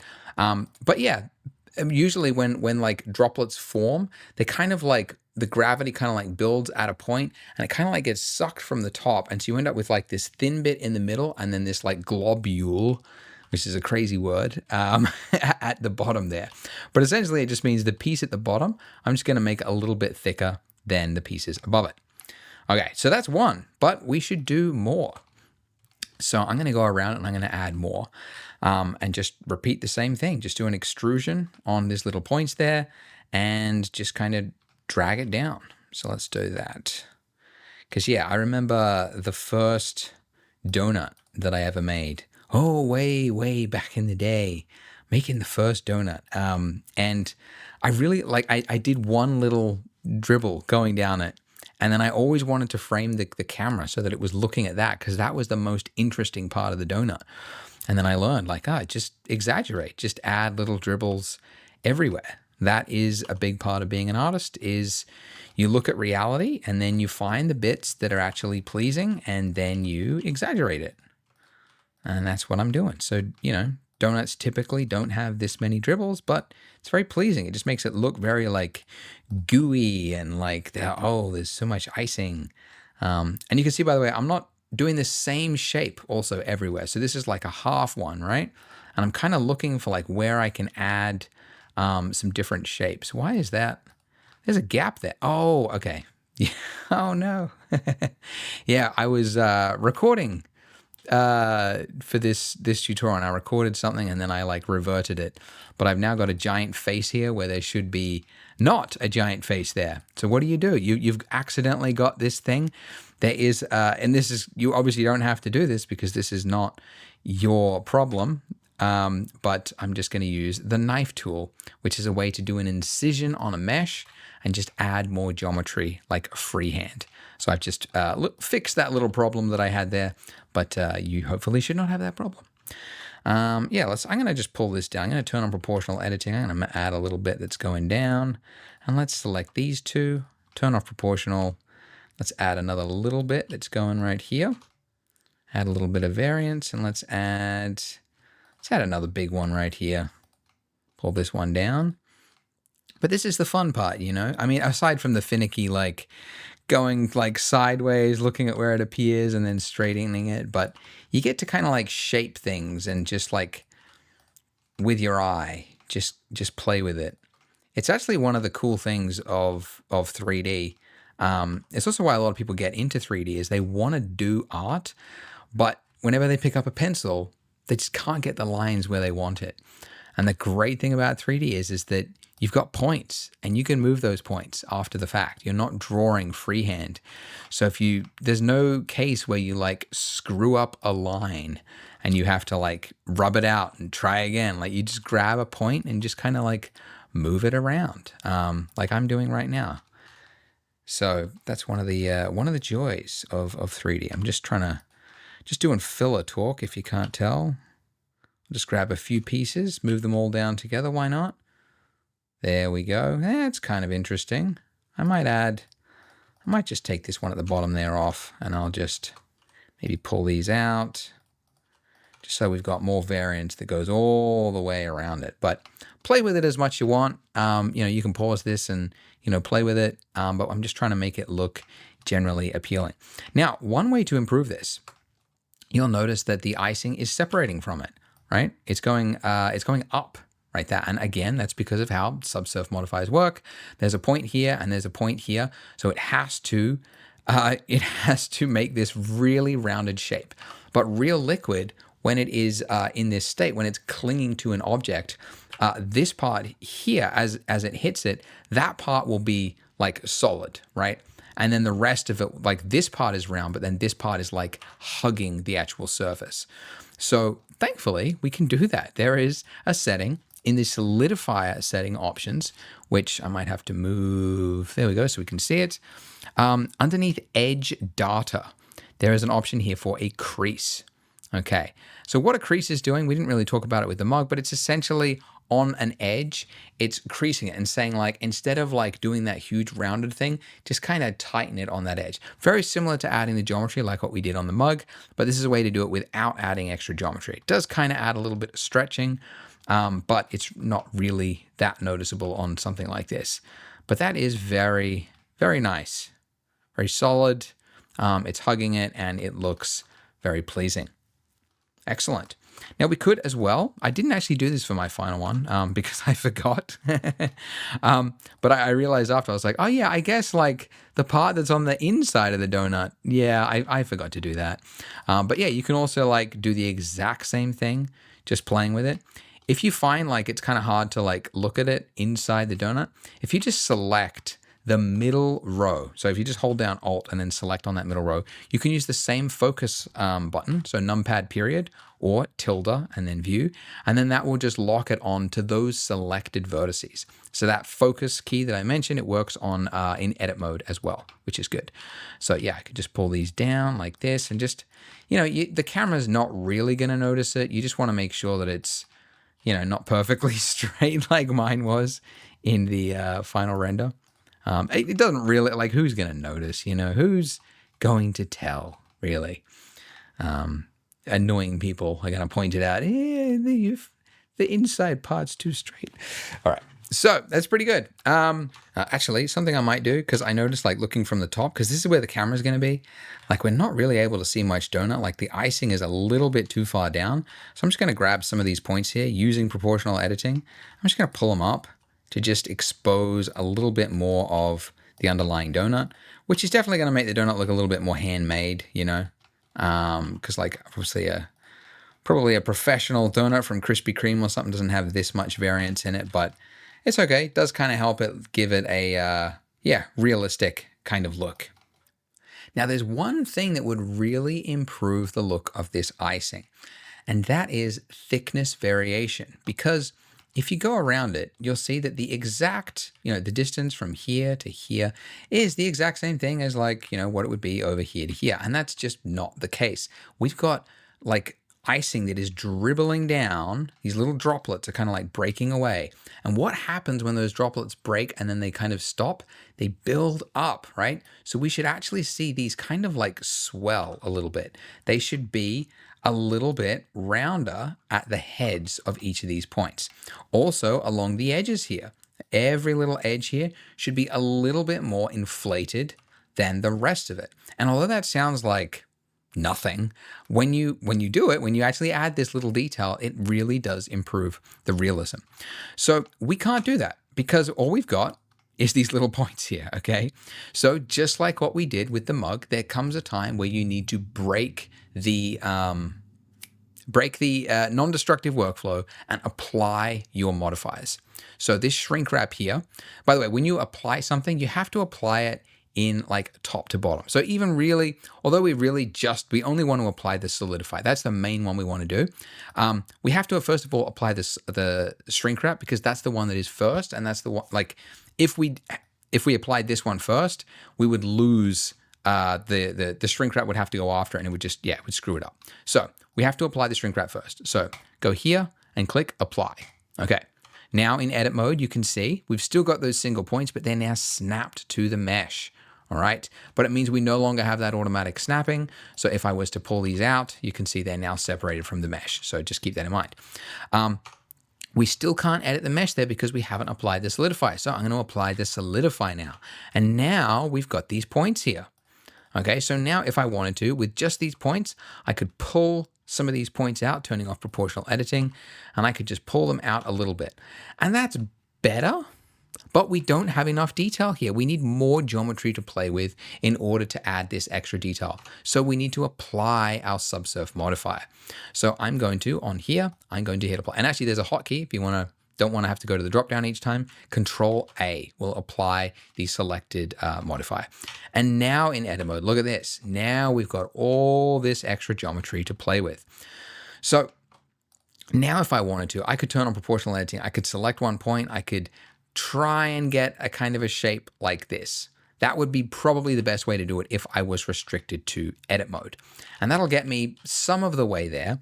I could, pull individual points out. I could try and do that. But you can see it's very finicky. And it's not the tool to use. Because like I said, there are tools for everything in 3D to try to help you to do things better. So go to the top of your screen. We're currently in layout. That's all we've done so far. We're going to swap to sculpting. All right. Now, when you swap to a new one of these views here, it's assuming the default view of Blender, which is like when everything was like 10 meters long or whatever. So our donut is tiny. So we have to focus on the selected object. So I'm just going to hit numpad period. That hasn't worked. Okay, don't worry about that. All right. So instead of in sculpt mode, change to object mode. Then hit numpad period or view selected. And then now jump back to sculpt mode. And now we're back to it. For some reason, I thought focus worked in sculpt mode. Yeah. All right. Sometimes you just teach something and then you go, oh, that never worked. What was I talking about? Anyway. Okay. In sculpt mode now, and make sure you're looking at the correct one. Okay. Not the donut, but the icing itself. If I was to now draw over this, you can see we're drawing into the mesh of the icing. Isn't that cool? All right. So what I want to do is I want to change my brush, and I want to find the one brush which is really going to help us here. And it is this one, the inflate deflate brush. Now your brush size here can be controlled by the size at the top, or there is a hotkey, F. And when you hit F, you just choose with your mouse like how big the size needs to be. Okay, so I can pull out. And then now if I just draw over that little globule there, the end piece, it just adds a little bit of inflation. And so I'm just pulling it around just slightly. I don't want to go too far, but just adding these little inflated points will really help this to look realistic. The other thing is you can actually shape some of the mesh as well. So there's another brush that I use all the time, which is the grab brush. You just essentially just pull mesh. like that. So that's another easy way to just kind of move pieces around, like so. You can just shape things like this, add a little bit of extra detail if you want. Yep. And all is well. So you can see I'm doing a little bit on the edge here again because all the edges there should have a little bit of buildup of the fluid, because that's where gravity kind of makes it stall and like stop, because it just kind of like runs out of like the tension will be more than the gravity that's pulling it down. You get the idea. Anyways, play with that as much as you like. But of course, we have some homework to finish off this video. So what I want you to make is this hidden object, which is a plate for your donut. So have a look at the shape here that I've got and have a think about how you would go about creating this and try to do it yourself. Just give it a stab. Even if you don't feel confident, you don't feel like you could achieve it, just give it a go. There's a hint. We've got some modifiers on the right here, and I will also show you what the wireframe looks like, because that will probably help some people out as well. Okay, so that's a pretty big hint. But yeah, give it a go. Without any instruction from me, have a stab at that. In the next part, I'll very quickly show you how to create this. If you get completely lost, you can join me in that part, but please have a go at trying to do it yourself.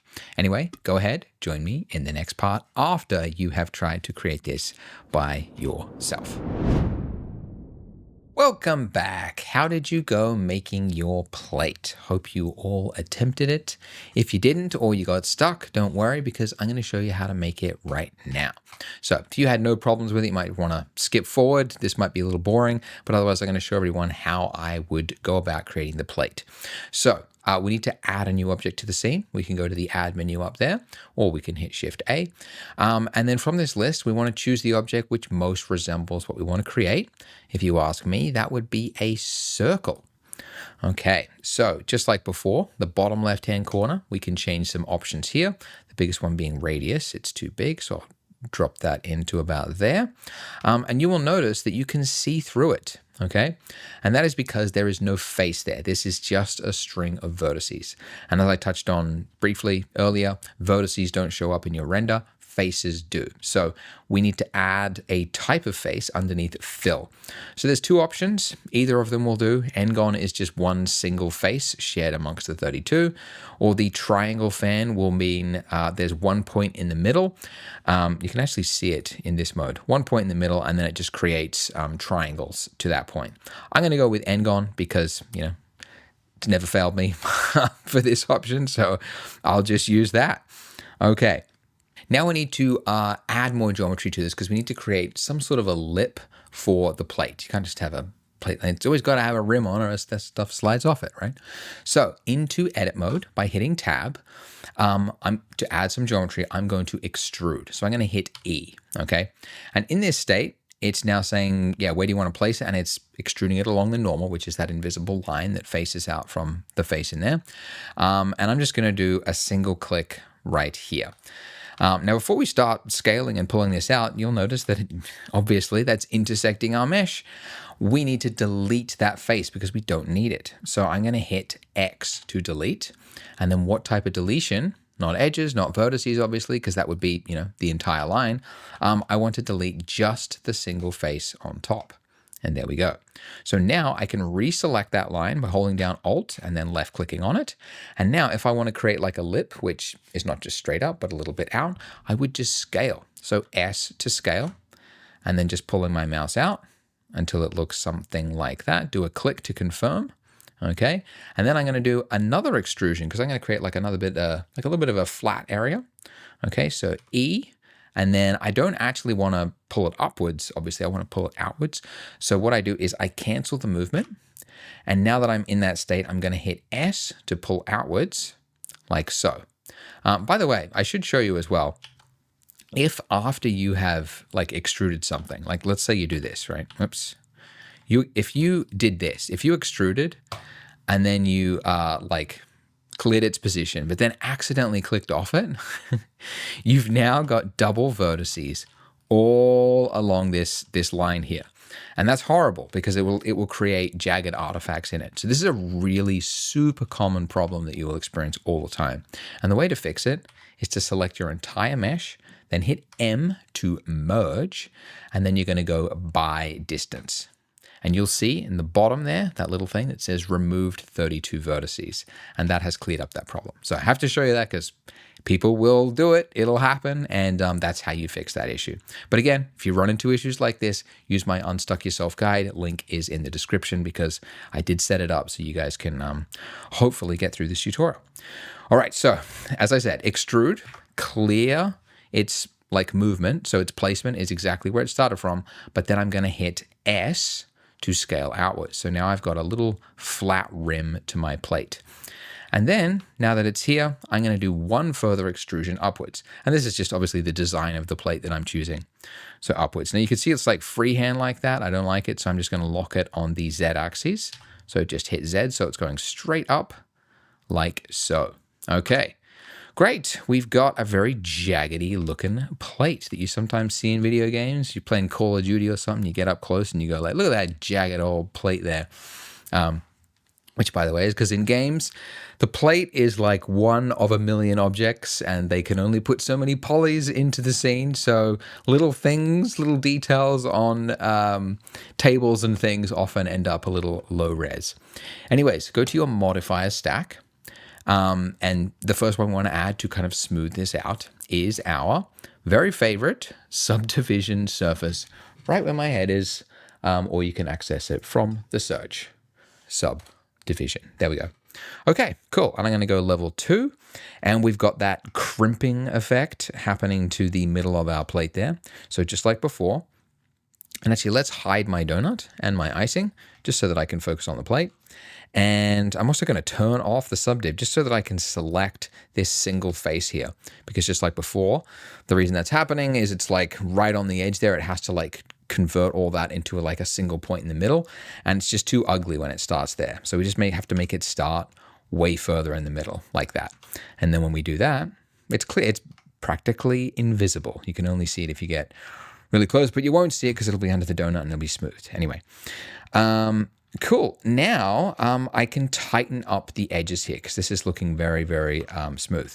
So I showed you before how you can add a loop cut. You can do Control R, okay, and that'll add a loop cut in the middle, and then I just pull it out towards the edge like that to make a smoothed, sharpened point.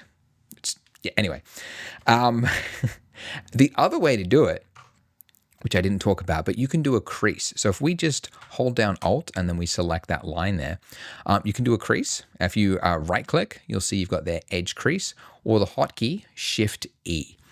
So in this, when you do Shift E, you'll see at the top there, you're pulling out basically a value from 1 to 0. And essentially what it's doing is it's like doing a fake kind of tighten on that edge there. So it's kind of like pulling it out and just making it a sharper point. It doesn't look as nice. You don't get as much of a bevel because there's no geometry being added there like you would if you were to actually do a loop cut. You get all this extra geometry. So it's not as good, but for like small things, it's generally fine to do something like that. All right, I'm going to do a shade smooth now because I want to see how that looks. And that's pretty good. Now, the only other thing, the exact same thing. It's weird that like 3 things in this small little scene have the exact same 2 modifiers, subserve and solidify. Anyways, generate, solidify.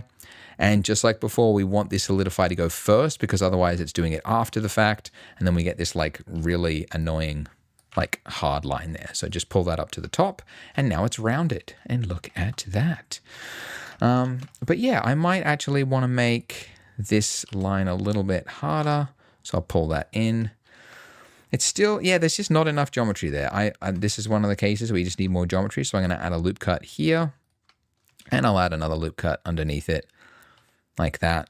And now I'm going to just select this and I'm just going to revert that edge crease. So Shift E, and then I just go like -1. Like so, and now it's just, yeah, the way it was before. But there you go. So now I've got a sharper edge on it.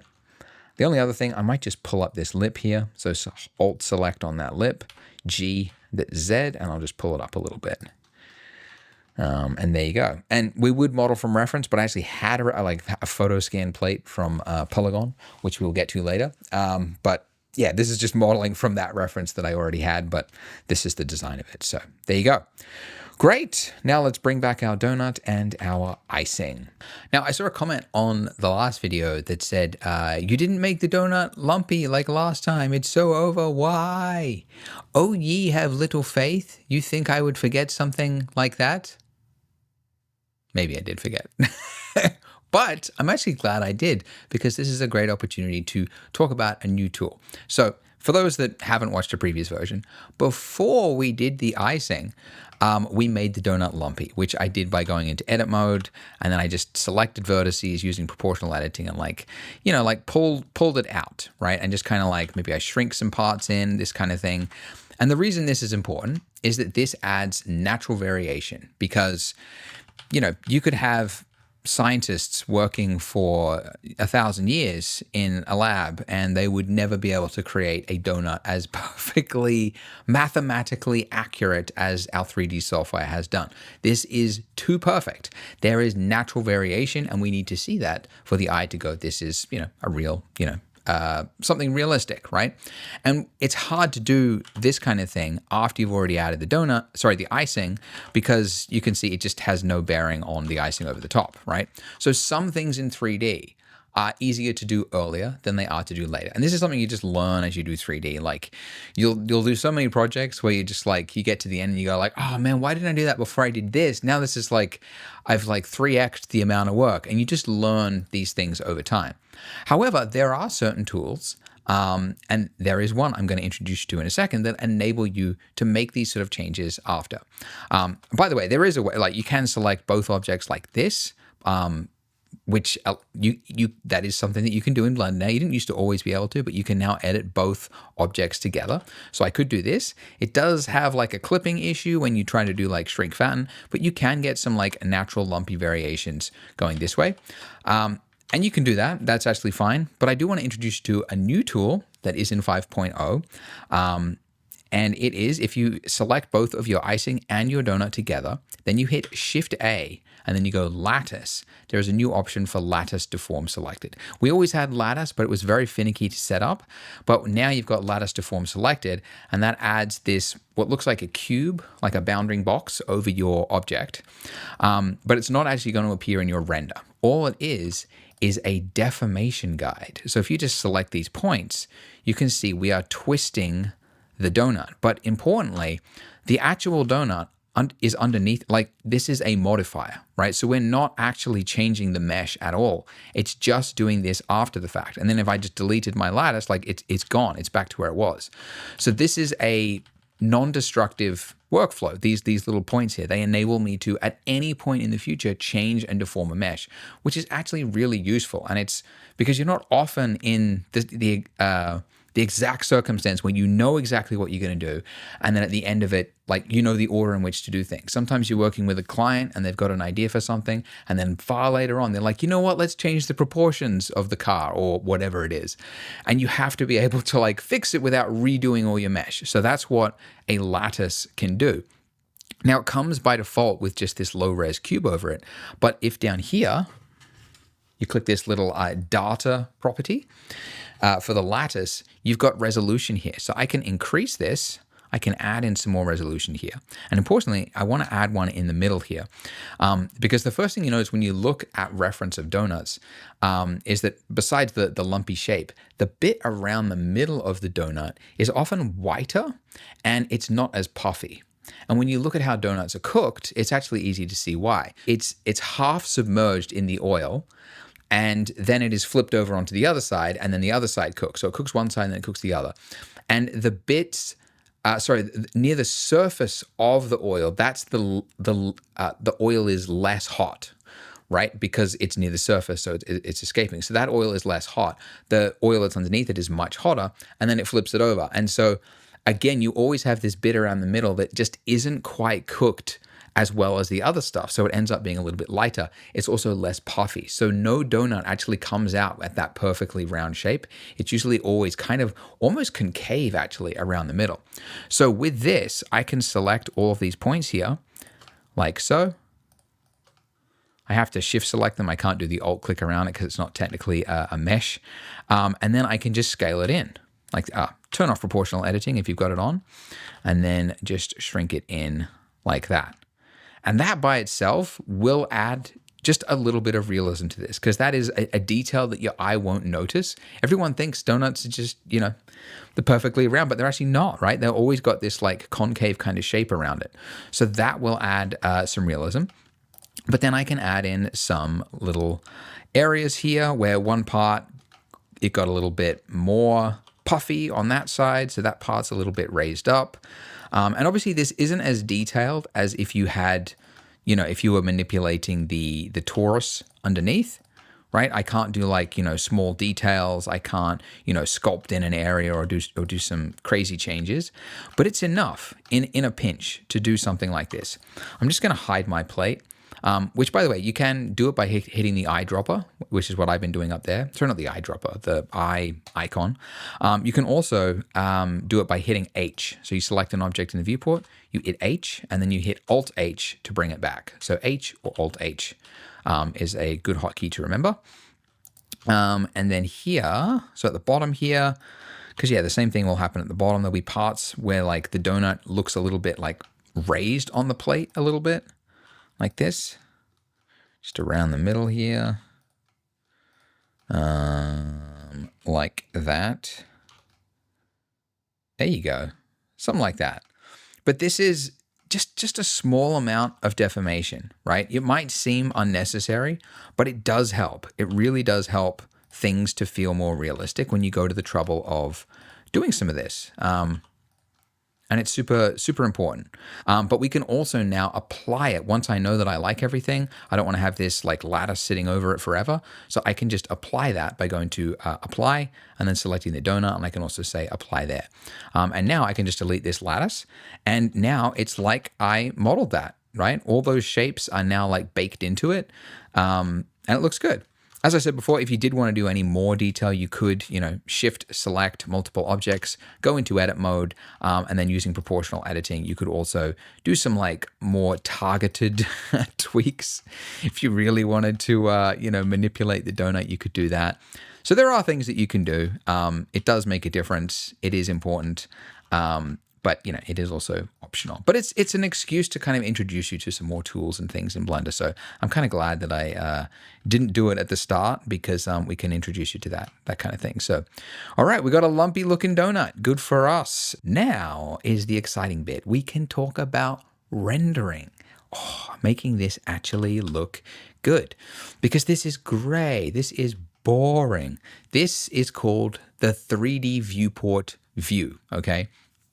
The reason this looks boring and flat is that this is cheaper for your computer to actually process just the shapes in like a gray. There's no shadows, there's no lighting, there's no surface interaction or anything like that. This is fast for your computer to see. To create that pretty image that looks realistic with light calculations and everything, that is called a render. And you can do a render by either hitting F12 on your keyboard or by going to render and then saying render image. And now that has taken a snapshot. The problem is it looks like not the view that we were looking at. So we're looking at this view. Why did we get a view up here? The reason is that Blender will always take the render from the camera view. So remember that thing that's like way out in the middle of nowhere we haven't touched? It's taking the view from that camera. And you can look through the camera by hitting the camera view icon over there. So now that I'm here in this view, how do we move it in close? How do we get it close to our thing? So there's a number of like traditional ways to bring a camera into like in Blender. I'll actually show you the way I first learned to do this, because it's actually just like natural to me. But then I'll show you the method that actually most people prefer. So you can just, with the camera selected, you can hit G, you can move things around like that. If you want to bring it in, like just zoom to the like straight forward, if you hit G and then middle mouse button, that will like kind of, what's it called? Dolly in and out, which can be very useful. And then if I want to like tilt it, I can like just hit rotate like that, or I can rotate along the Z axis, right? Because I know how to like turn the camera. So that was how I learned to use the camera, and how a lot of people still like to do it. But a lot of new people prefer this, because now in 5.0, it's actually just a button right here. If you click this button, now I can use the same controls that I used before to move the camera. Because if you don't have that checked, the moment you just like hit your middle mouse to like orbit somewhere else, it leaves the camera behind, okay? But when you're looking through the camera and you have this checked, now when I orbit around and I zoom and I do all the same controls as before, shift middle mouse, I can position the camera exactly where I want it, get it right there without having to worry. You just have to remember, don't then immediately orbit like you're going to go do something, because the camera is still locked to your view. So you have to make sure you uncheck it when you're done, and then the camera is locked to that position there. And by the way, this is like a small thing, but when you're working with like small objects, you often have to like change, because Blender is like designed for like environment, like big types of scenes. This camera is just too big. So if you go to the camera settings, click the camera thing, then go to viewport display. I just changed the display of this. This has no bearing on the actual like final render. This is just how it displays in your viewport so that it's not so gigantic it's taking over everything. All right. The other way you can quickly look through the camera is numpad 0. So numpad 0 will take you in and out. All right. But now that I'm there, I can hit F12 and look at that. That is a different look. It's still gray because the default materials are gray, but you can see there is shadow there. But check this out, we can do even more. So besides just shadow, like you might notice looking at the, by the way, you can bring back a render by hitting F11. I should also mention, by the way, the first time you do a render, I think the first time, if you've just opened Blender for the first time and you hit render, it'll have to do a bunch of like shader compilations and stuff like that. It should only need to do that once. It shouldn't have to do it every time you open Blender. We're using Eevee, which is a rendering engine we'll talk about soon. But there is some of that every time you render, like when you create a new shader, it has to like develop those things. But anyways, the first time it should be slow, but it should be quicker for every render after that. Okay, so there's shadow here, but you'll notice like in here, there's no detail. Whereas in the real world, you would see like bounce lighting from the end of the plate there. You would see like some crevice information. It'd be darker and things. And that is because by default, there's an option that is turned off. So if you go to your render properties at the top there, this has all the information just pertaining to how something is going to be rendered. And by default, ray tracing is turned off, which I think is a mistake. I think they should change it to default on, because so many people don't like Eevee, this rendering engine, because they think it just produces fake looking images. But when you turn on ray tracing, look at how much better that looks. By the way, if you want to compare renders, you can change to a new slot, and then you can do a render, another render, and then you've got the previous render and then the new render in slot 2. And then you can flip back by hitting J on your keyboard. And that's a way you can like quickly compare settings, which is very useful. But you can see with ray tracing turned on, this is off, turned on, we get bounce lighting. So there's some light that's hitting the plate there and it's bouncing up. We've got like more information in the crevices, and it just looks a lot more realistic than it did before. You'll also have reflections when I show you some material properties. So that is something you should have on all the time when you're using Eevee. By the way, there is another rendering engine called Cycles, and it is much more realistic. However, it is a lot more slower. It's honestly, I'm going to show you at the end a comparison between Cycles and Eevee, but it's actually negligible if you know the right settings for Eevee. So I'm going to keep it on Eevee for the rest, which is actually good because Eevee is actually pretty powerful at doing most things. It's a game engine style, so it's a rasterized rendering engine, whereas Cycles is a path trace rendering engine, much more computationally heavy, whereas Eevee is much more faster. So we're going to keep it on Eevee, and I'm going to show you how to get really great results with it. And then at the end, we're going to flip it to Cycles. So if you want to see that final result, you can get it, but we're not going to start there because it's just not necessary. And I don't think most people will actually need it. Okay, so I'm going to talk about some materials, but first, you'll notice like it's kind of annoying to have to like render something, like go to render it every time you want to see an image like that. And thankfully you don't have to, because in the top view here, these little icons, there is a mode here called render view mode. And this puts the render in real time. Look at that. I don't have to hit the render to wait to see my result. I can see it in my viewport. So it used to be that like rendering engines were so slow that really, to do a render was like a big task. You hit render and it would take hours to process something, and it didn't look anything as good as this, right?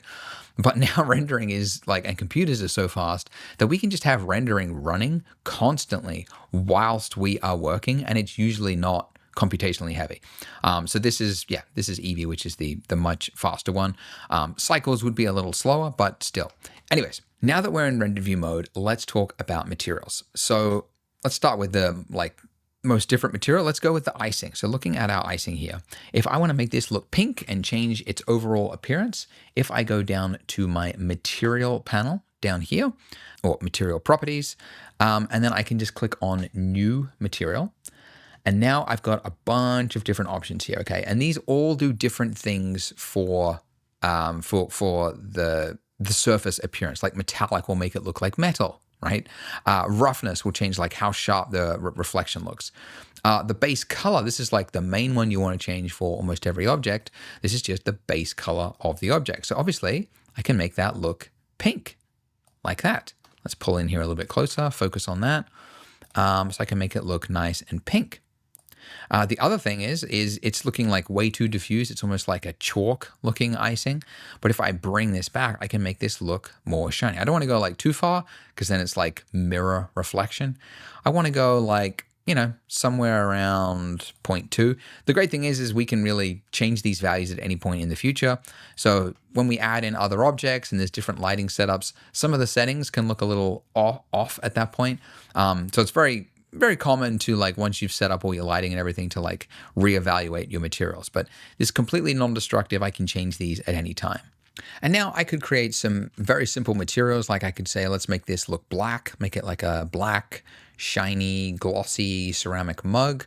So, by the way, you'll notice I'm not going all the way to black. There's a kind of a unspoken, well, it's not unspoken, people speak it.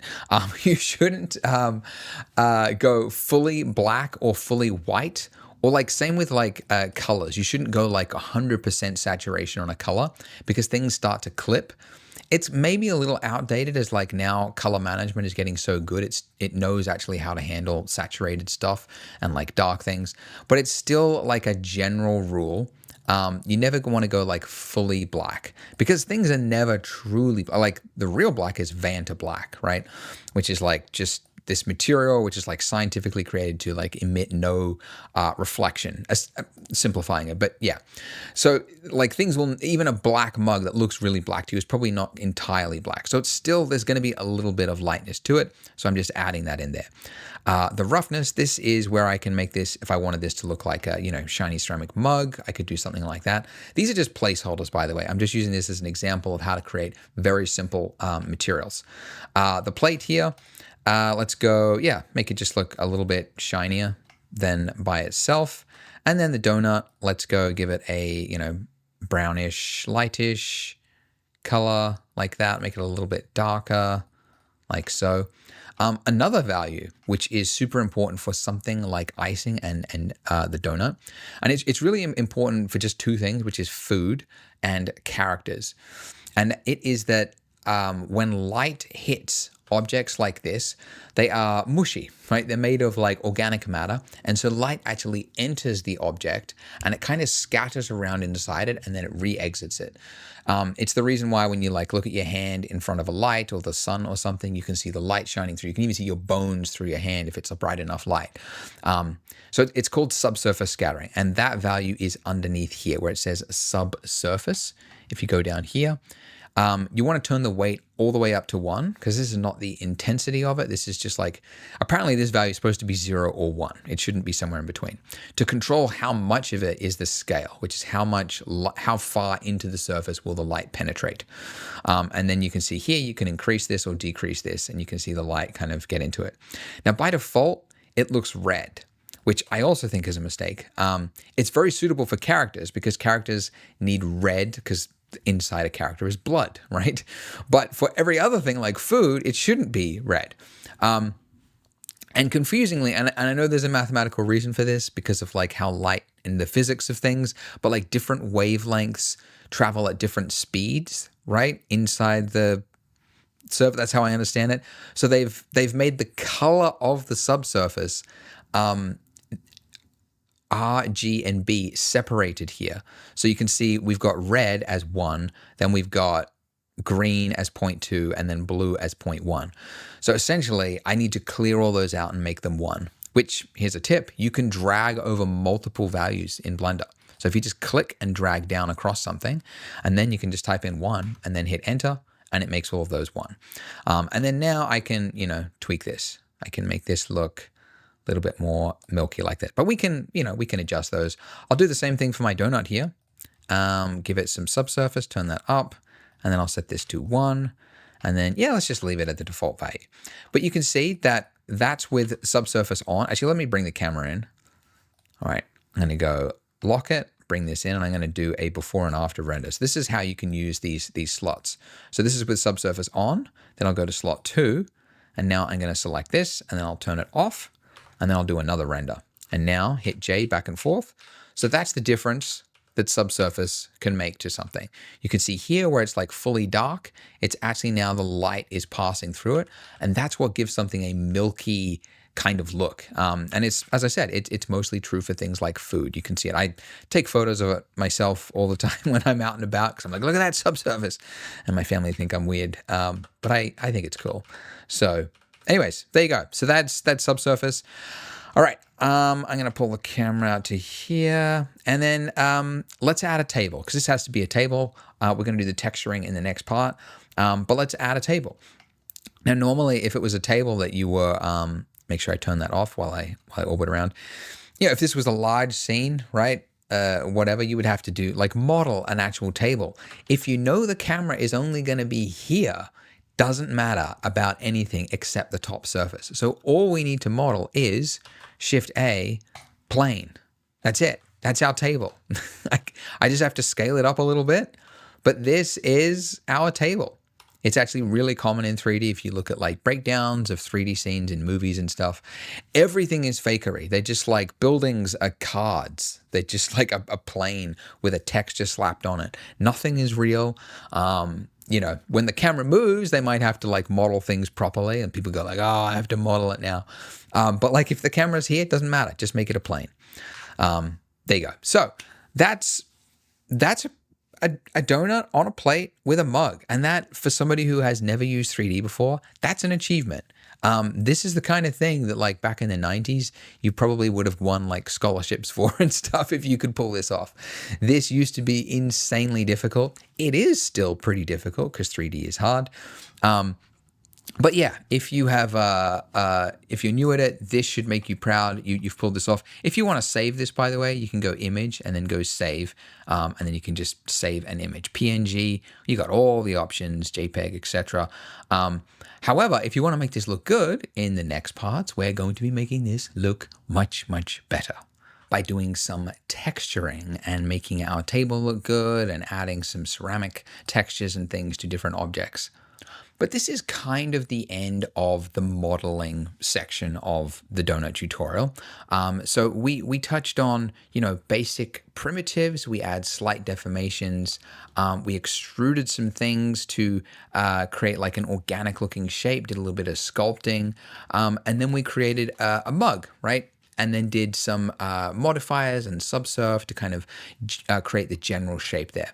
So those are kind of some of the techniques that you will need to learn to create lots of different objects in the future. Just some though. But there are so many other techniques and tools, precision modeling mostly with hard objects, how to keep straight lines, and then modeling something that is really custom and deformed, getting those like large-ish shapes there and just kind of like almost using the mesh like a guide mesh to kind of create shapes. And then actual characters, like sculpting a character from nothing and then actually converting that character into something that looks and has like subdivision so that the arm can move, and then rigging that character so that you can actually move the arms like a puppet. So these are the kinds of techniques that we don't have time to go into in the donut, but I do have time to go into in my course called the Beginner's Academy. So all of these things you can see on the screen here are taught in that academy. If you only want to learn Blender for free and you just want want to do this donut, that is fine. But if you want to go further and you want to learn how to actually think like a 3D artist and take an idea from your head and actually convert that into something that you can use, whether that be for 3D printing or for rendering or for whatever visualization purpose you have, that's what this course is about. It's teaching you those foundational skills to actually create something that you want to create. So if you're interested in that, the link for that is beneath this video. And it is designed for complete beginners who have finished the donut, but you've learned enough now that if you want to jump straight to that, you could. But if you want to continue on, we will jump into texturing next. I will see you in the next video. It's time to texture these bad boys, finally, after hinting at it for so long. So we added some simple materials, and that is actually fine for some types of objects. Like you might actually have a plate and go like, it's just white plate, doesn't need any texture, but most things need texture. So I'm going to select my table floor here. I'm going to go to the material panel right here, and I'm going to add a new material since it doesn't have one. And let's look at how to add a texture. So right here where we've got base color, if we want to add a color texture, we just click on this little yellow dot next to it. I know that's not clear. It will become clear when I show you nodes. But when I click this, you get this slide out menu with a bunch of different options here. And the one that I'm looking for says image texture. Okay, so now I can hit open.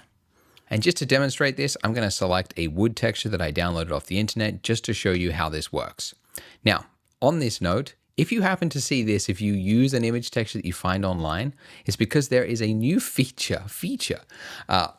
There's a purpose. There's a new feature in Blender 5.0 where if it identifies in the name anything from the number 1000 to 2000, I think, it'll think that is a UDIM, which is a completely whole, production, professional workflow kind of thing. It'll think it's a UDIM. And anyways, what you need to do is then change this to single image. But most of the time, most images, if it doesn't have those numbers, a string at the end, it should just load in fine. Anyways, let's say you had an image like this. You wanted the table to look wood, right? We're not going to do that, but just to show you, you would see it's okay, right? But there is no bump information, okay? And that is because, of course, the 3D software doesn't know that there's supposed to be crevices here, right? Little dips in between the table, the fine tooth grain of it. It has no idea because it's just taken with a single camera. It would have no idea how to guess what that true information should be. I mean, there is technically a way to guess it, but it never really turns out well. So I'm not even going to bother showing you. So most of the time when you're talking about texturing in 3D and using image textures, like textures from the real world, you don't just grab a random image texture that you find online. You need to use PBR textures, which stands for physically based rendering textures. And there are many different places that you can get PBR textures from. The best website that I think is Polygon, POLIIGON.com. The link is below. And I think it's the best website because it's my website. It's my company, which I created 10 years ago, and it is now the fastest growing texture library online. So we've got photographers all over the world, and they use specialized equipment to go out into the world, and they capture surfaces, usually like photograph the surface like hundreds of times, which is what enables you to actually capture all of that height information, the bump, the shininess, reflectiveness of materials, and actually capture all of the maps that you can see here. For example, these weird looking maps is exactly what Blender needs to make the material look realistic. So we've got a bunch of different categories. Obviously, like almost anything you want to create, you can find the textures on here. But for just this tutorial, if you go to polygon.com/donut, the link for that is also below. But this has the 6 textures that you'll actually need to follow along for this video. They're all free. We've made them free. All you need to do is get a free account, and you can download all of those by just clicking them and then hitting download. And also, if you scroll down, we've got some premium textures here if you have a subscription with us that you could use for the cafe scene that we're making to kind of spruce it up, make it your own, add some variation there. So we've included some ones here that go well with the scene. And if you use this link, you'll get 10% off any plan you choose. So the first texture I want you to start with is going to be our cafe table, and obviously you could use any text for that. You could use some of the ones down there if you wanted to, but I want you to start with this one, this concrete texture, because we're going to make this look like a concrete table, something that a lot of cafes can sometimes have. Now we actually have a Blender add-on which makes downloading and importing these things even simpler, but I want to give you the traditional way to import PBR textures first so that you know how to use PBR textures just flat, and then I want to show you the easy way after. So once you've got your free account, you can come back here and you can click on download, this big download button. So that'll give you an 8K texture. You probably don't need it. You could probably get by with 4, but I'm going to get the 8K just to show you how it looks. Now this will download a zip file like here. Okay, so it should be fairly quick. It's about 289 megs. Once you've downloaded this texture, I need you to unzip it. So with Windows, you just right click and go extract all. If you're on a Mac, you just double click it and it should just unzip itself. Now that I've got that, you can see you've got like a preview image there. We don't worry about that. It's the stuff that's in here. This is the good stuff. This is the one we actually need to use. So I'm going to just copy this folder, location, and then back in Blender for my selected plane here underneath base color, I'm just going to, just like before, select image texture if you haven't already. Then I'm going to click open. And then a lot of these images look pretty similar. There's very little detail across them. There is some, but the one we're looking for is underscore base color. So that is the one we're going to start with. Okay, so this has given us a nice, clean, delit concrete floor texture, but the same problem, we don't have that height information there. And that's because, just like before, we've only loaded in information into the base color. So it's almost like this has been printed on cardboard. That's kind of the appearance there.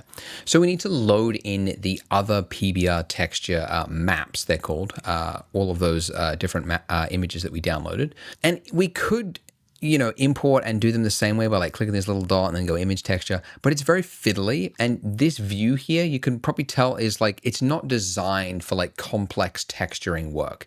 If you want to do complex texturing work, you should click on the shading tab at the top of your screen. Now this view looks completely different. You've got a 3D view at the top. You've got these nodes here, which are very useful. And then you got 2 over here that I think are kind of pointless. I don't really think they should be here. I've never really wanted them. So I'm going to right click on the like the divider between these little windows here. I'm going to say join left, and then I'm going to do the same for the bottom, join left. And then I want to flip it because I don't really like having like the top view and this. It's like, it's too widescreen to like look at things like this. So instead I'm going to right click this, say join down, and then at the top of my screen here, the top of the little divider there, until I get that little arrows, I'm going to right click and then I'm going to say vertical split. And then to make this one on the right hand side, those same shader nodes that we had from before, click from this little drop down at the top. By the way, if you don't see it, you just have to like middle mouse, like grab and pull across, and you will get all the way to the end there. But yeah, if I click that and then go shader editor, then close this by hitting the N key. It's a lot of steps. But now I have my shader nodes. So the shader nodes over here, this is actually the same information as what we have in our material over here.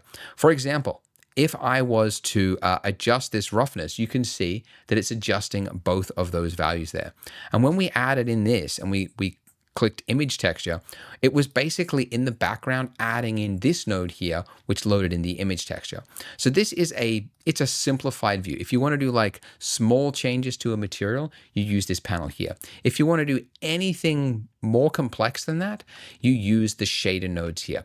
And it's pretty self-explanatory to understand how shader nodes work. It's like over here, this is your material output. It's the final material. And generally you have a shader, which is something like this, Principled BSDF. That is the shader that you use for like 99% of materials now. And then you just have a bunch of values. And then you can connect things into this to do different things. And I'm going to show you how we can like tweak this texture and do a bunch of stuff. But first, let's load in some of those PBR texture maps. By the way, if you're wondering, the view on the left-hand side of the screen here, why does this look different?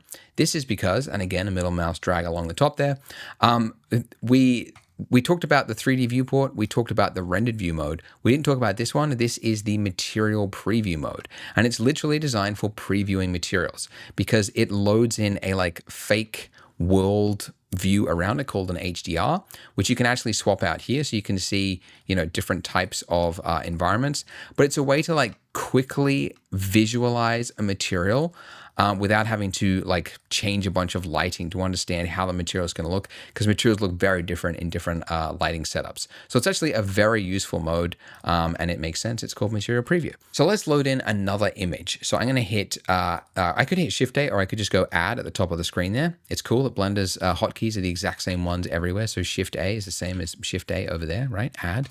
And I'm going to go Texture, and I'm going to say Image Texture. Okay, and now it's just asking where you want to drop it, so I can just drop it anywhere, and I'm going to click Open. Then I'm going to navigate to that folder where all of the images are, and the first one I'm going to load in is this one called _normal, the purple one. And you can remember it as the normal map because it's normal to ask, why is that purple? That's how I remember it. Then just hit Open on that, and the place that you would put that, you could guess, is the normal input, that little purple input there on our shader there. So the way you connect something to something else is you just, where there's a point, you just click that point and you just drag out and connect it to another point, and then you release. And then it is connected.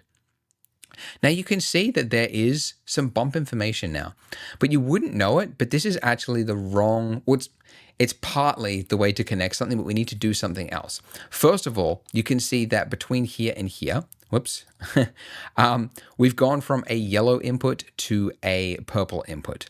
Now it's okay to go from like yellow to gray because gray just means grayscale. So you can go from color information to gray information. That's fine. But normal is like vector information.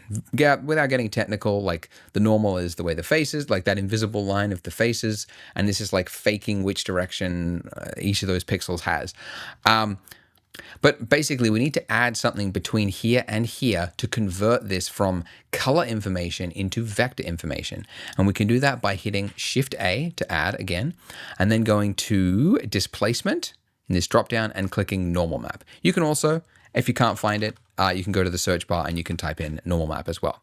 All right, once you've got this normal map, you then just need to drag it over that line until it lights up. And then you just want to do a single click and it will connect it. Okay, so now it is correctly connected, but still it's just not quite right. There is a lot of steps to like manually connecting PBR texture maps, which is why I want to show you the fast way to do this after this.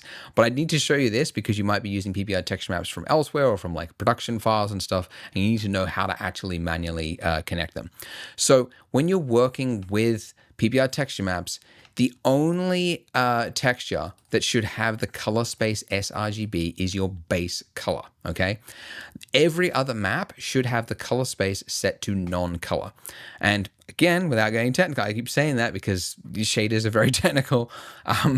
It basically, it's converting it to linear space. So it's using that, or it's actually not doing any conversion. It's just saying like, let's use the raw values from that and just use it linear. Anyway. Other software sometimes call those utility maps, but Blender is non-color data. Okay, so now that we've got that, look, we've got bump across our concrete there. And if we went into the rendered view at the top there, you could see if I took my lamp at the top there, and then I brought this like way down to the plane there, you can see we get this like nice gritty shadows cast across the surface there. And this is how you make materials that look realistic. You can't get this information any other way than by very expensively capturing these surfaces. And I know that because I've seen the bills. I know how much it costs to capture surfaces like this. And it can be thousands. That's where we started. And over the years, we've got that price way, way down. But it's a very expensive capturing process. It's not easy to do. It's not fun. It's very boring to do. So unless you really want to go into that space, it's not something you want to try to do. Anyways, so that's the normal map, but there is another map which is useful. So I'm going to hit Shift A to add another map, and I'm going to say texture, and I'm looking for image texture. Okay. And then I'm going to click open on this. And this time I'm looking for the one with underscore roughness at the end of the name. Okay, and then just like before, I need to make sure my color space is set to non-color data. And then finally, I want to drag this out to plug into my roughness input. Now, when you do that, you'll see that the material goes very, very dull. So it was like, before when we set this to like shiny like this, when we connect this in here, it goes dull because concrete is dull. So this is actually like the correct value for concrete. We like calibrated it to make sure. So this is that. Now, it's very often that you actually want to customize something. Like, for example, cafe tables often have concrete that has been like buffed or like coated in some sort of gloss or something like that, or an epoxy. So it's totally fine to just want to have like the free control of the slider there and not use it. Like the maps are there if you need them, right? If you really want to go for something realistic, you would use them all, but sometimes you don't, and it's totally fine to just disconnect them. Now, the other maps here, by the way, if you're curious, this yellow one, ORM, we don't use that in Blender. That's used by game engines. Polygon provides them because we, serve all the different renderers and softwares out there. Displacement is a different method than normal map. We're actually going to use that on the donut. Metallic is if the material contains metal. That's the only time you would use that. And then the other one is occlusion map, an ambient occlusion map. That's if there's like deep crevices, like if it's like a pebble pathway or something like that. This is the actual like shadows that like collects inside of crevices. But we don't need that. Honestly, most of the time, these three maps, the base color, the normal map, and the roughness, that is like 90% of materials. And that's really all that you need for those. But it is still very finicky to do this, right? Am I wrong? Like having to remember the color space and connect this and convert that. And like even just these three things was like 30 clicks.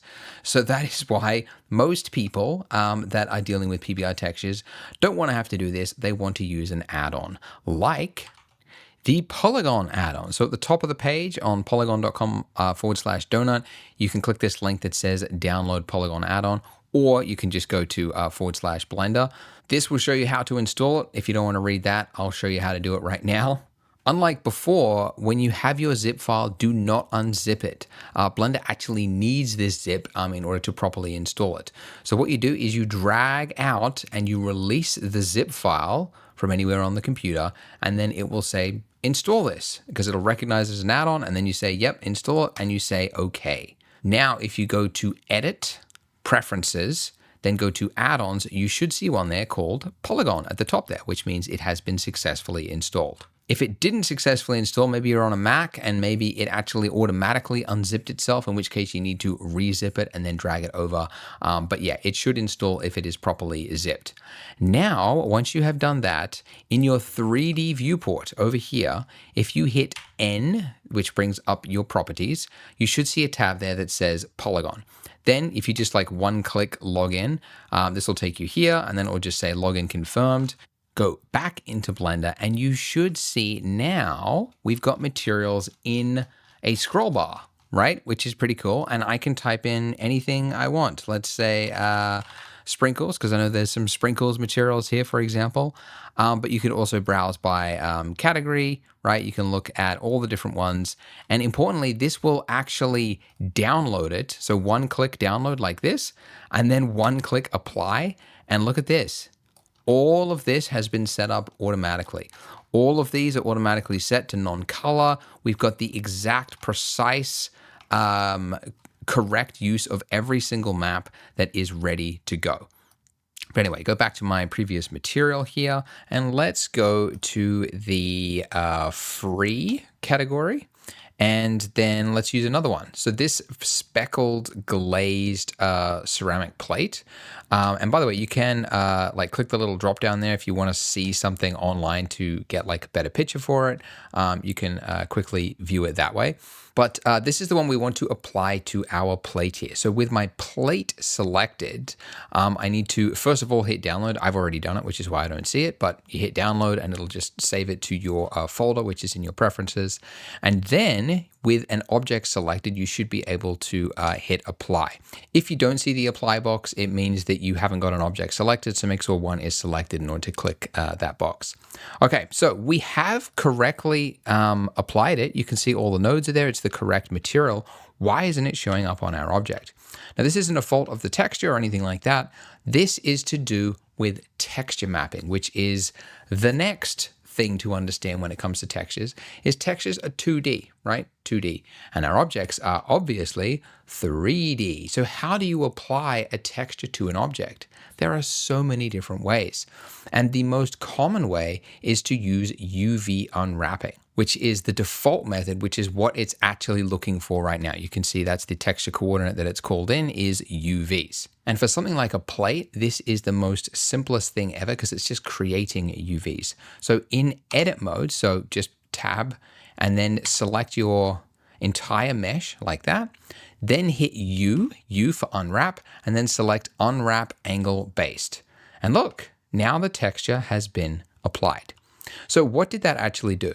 If you go to your UV editing tab at the top of your screen there, just click that, you will see, and let's focus on our object. So number pad right there. And I'll just turn this off so we can see the mesh underneath it and this one as well. And let's look at the wireframe.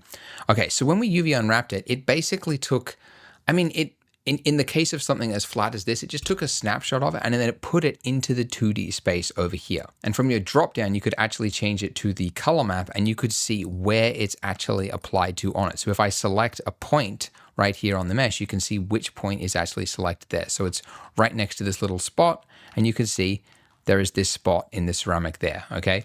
And as if I was to select everything with A, and then if I was to hit R to rotate, you can see that the texture is being updated over there. In fact, if I turn off the overlay there just to see it more clearly, and then I turn on the thickness, right? Watch this. As I select everything in edit mode, I can move this around and the texture coordinates are updating in real time. Okay, I can also scale this by hitting S, and this is a really common thing you do because like often a mesh is a completely different size to the captured size of the object. In Polygon's case, for like detailed textures like this is a 30 by 30 centimeter texture, which is actually probably pretty perfect for a plate. Maybe a plate should be a little bit scaled in like that so that the dots are a little bit bigger, but you can see this is very, very easy to do. Let's go back to layout over here. I'm going to select the icing now, and let's do one that's a little bit more complicated. So I'm going to hit N to bring up the properties again. I'm going to scroll down. So this is in the textures free category, scrolling down, and I'm looking for the strawberry pink glaze. Okay, so we got this strawberry pink texture, right? And this was actually captured by literally pouring a bunch of icing into a pan and then using a stereoscopic scanner to capture it from all dimensions so that you get this like really interesting, like that height information there, the little bumps of like the sugar crystals and stuff popping through. Pretty cool. Anyways, let's hit apply on that. Okay, you can see there is some texture on here, unlike the plate, which came in like nothing. And the reason for that is that when you add in a torus, like certain primitives we added in a torus, it actually comes in with UV unwrapping already created. Okay, so with this one here, so it's already got some UVs, but all that extra work that we did at the bottom there, like extruding some things down, that's all been missed. All of the way that things have been shifted because now it's lumpy, all of that is missing as well. So it would help to actually UV unwrap this again and project these points in a way that actually matches the mesh. So the way to think about this is, what if this mesh was made of paper and we had to lay the paper flat over onto this texture on the left-hand side over here? Where would you place the cuts on the mesh in order to lay it flat? And in the case of something like this, where I would place the cuts would be essentially along the edge, right along here. Okay, so if I alt click along that edge there, that should select all the way around it. So do check that it goes all the way around it. If it doesn't, then this next step will come out a little bit funny. Anyways, now that I've selected that, to add a cut, we're going to hit Control E, and then I'm going to select Mark Seam. Okay. And now if I was to go back into wireframe mode here and then just turn off this selection, you should see that we've got a line here that is red. By the way, the one next to it that is purple, that is the one that has the crease, which we added when we used the solidify thing to make it cling to the donut a little bit better. So we've got this line that goes all the way around it, okay? And that has done a cut. Now, nothing has changed yet because we still haven't UV unwrapped it, and that's okay because we need to do one more right in the middle of our donut. If you just select like a random point on the inside of the donut there, then hit your focus key, tilde 3 or numpad period, then you should be able to get in nice and close to it. Now that I'm here, I'm going to do the same thing. So hold down Alt and then select this line here. And now I'm going to hit Control E and do another seam. Okay. Now that I've done that, select the entire mesh. And just like before, to unwrap it, it's U. U to unwrap and unwrap angle based. Now watch what happens. Ready? Wow, that's taking a long time. I don't know why it took that long. I've never seen it stall like that before. Okay, anyways, but look, that is perfect. That's pretty well perfect.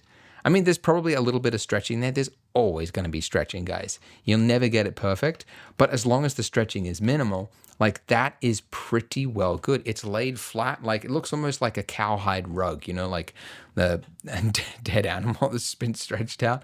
It looks like that, but like that's how it works, right? So now if I go into material view, look at this now. We no longer have, I mean, you couldn't really see it clearly before, but you no longer have the stretching that was happening there. It's now been properly stretched across it. It's been properly mapped. And so we've got the texture going all the way in there. Now the scale of this is probably wrong. So I like to change the scale here and I want to see it over there.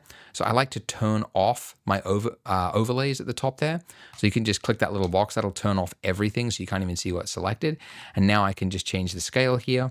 And I could make it bigger or smaller. But yeah, you can play with the size and try and get it good.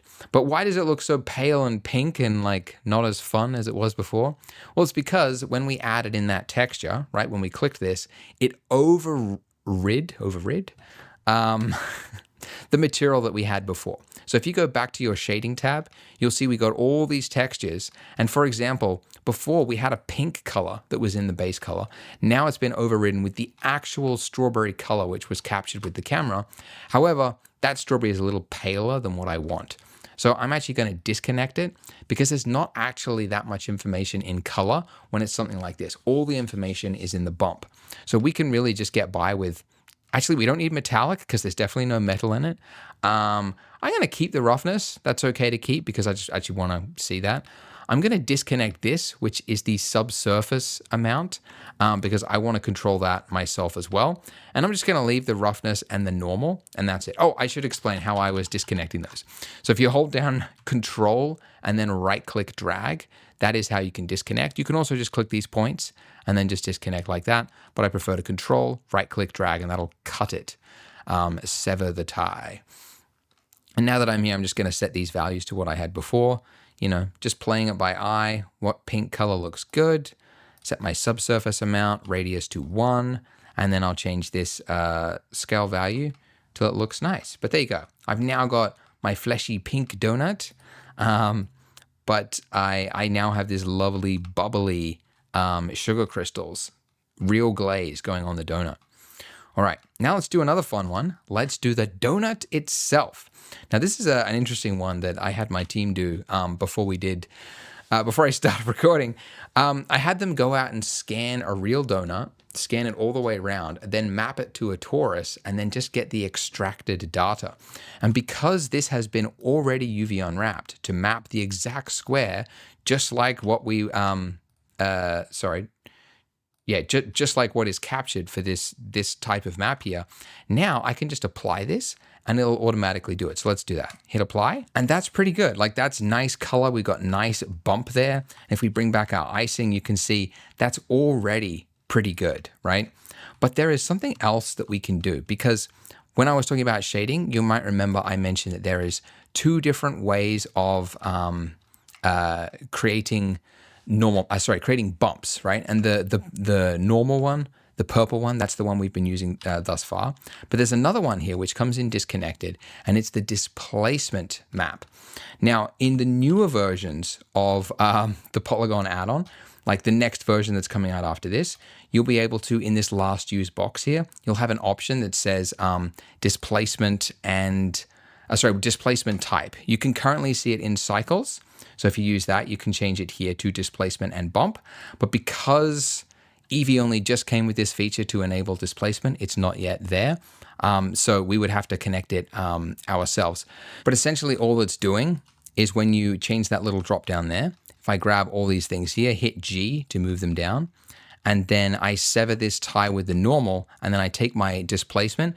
Don't put it in the normal input though, put it in the displacement output of the material here. And what this is doing now is, well, it's still a fake bump, but the other setting that it would enable is here in your material properties, right down here at the bottom where it says displacement, it would change that to displacement and bump. And now if I select my icing, hit H to hide it, you can see that the mesh has changed, right? This is the underlying mesh. It's now kind of expanded. And this is actually the captured data of the height, and it's being projected out of the donut. But it can only use the actual data which is on the mesh, okay? So it currently looks kind of like chunky because there's not enough information. So if you go to your modify panel here, and then what would we add to add more geometry? We would add in another subdivision surface. And now when we do that, if I increase this, you can see if I increase it 2, 3, 4 times in the viewport, you can see I get a lot more data come through. Okay, I think 3 is about it. I'm just gonna, I'll set render to 3 or 4. Yeah, I'll set it to 3, that should be fine.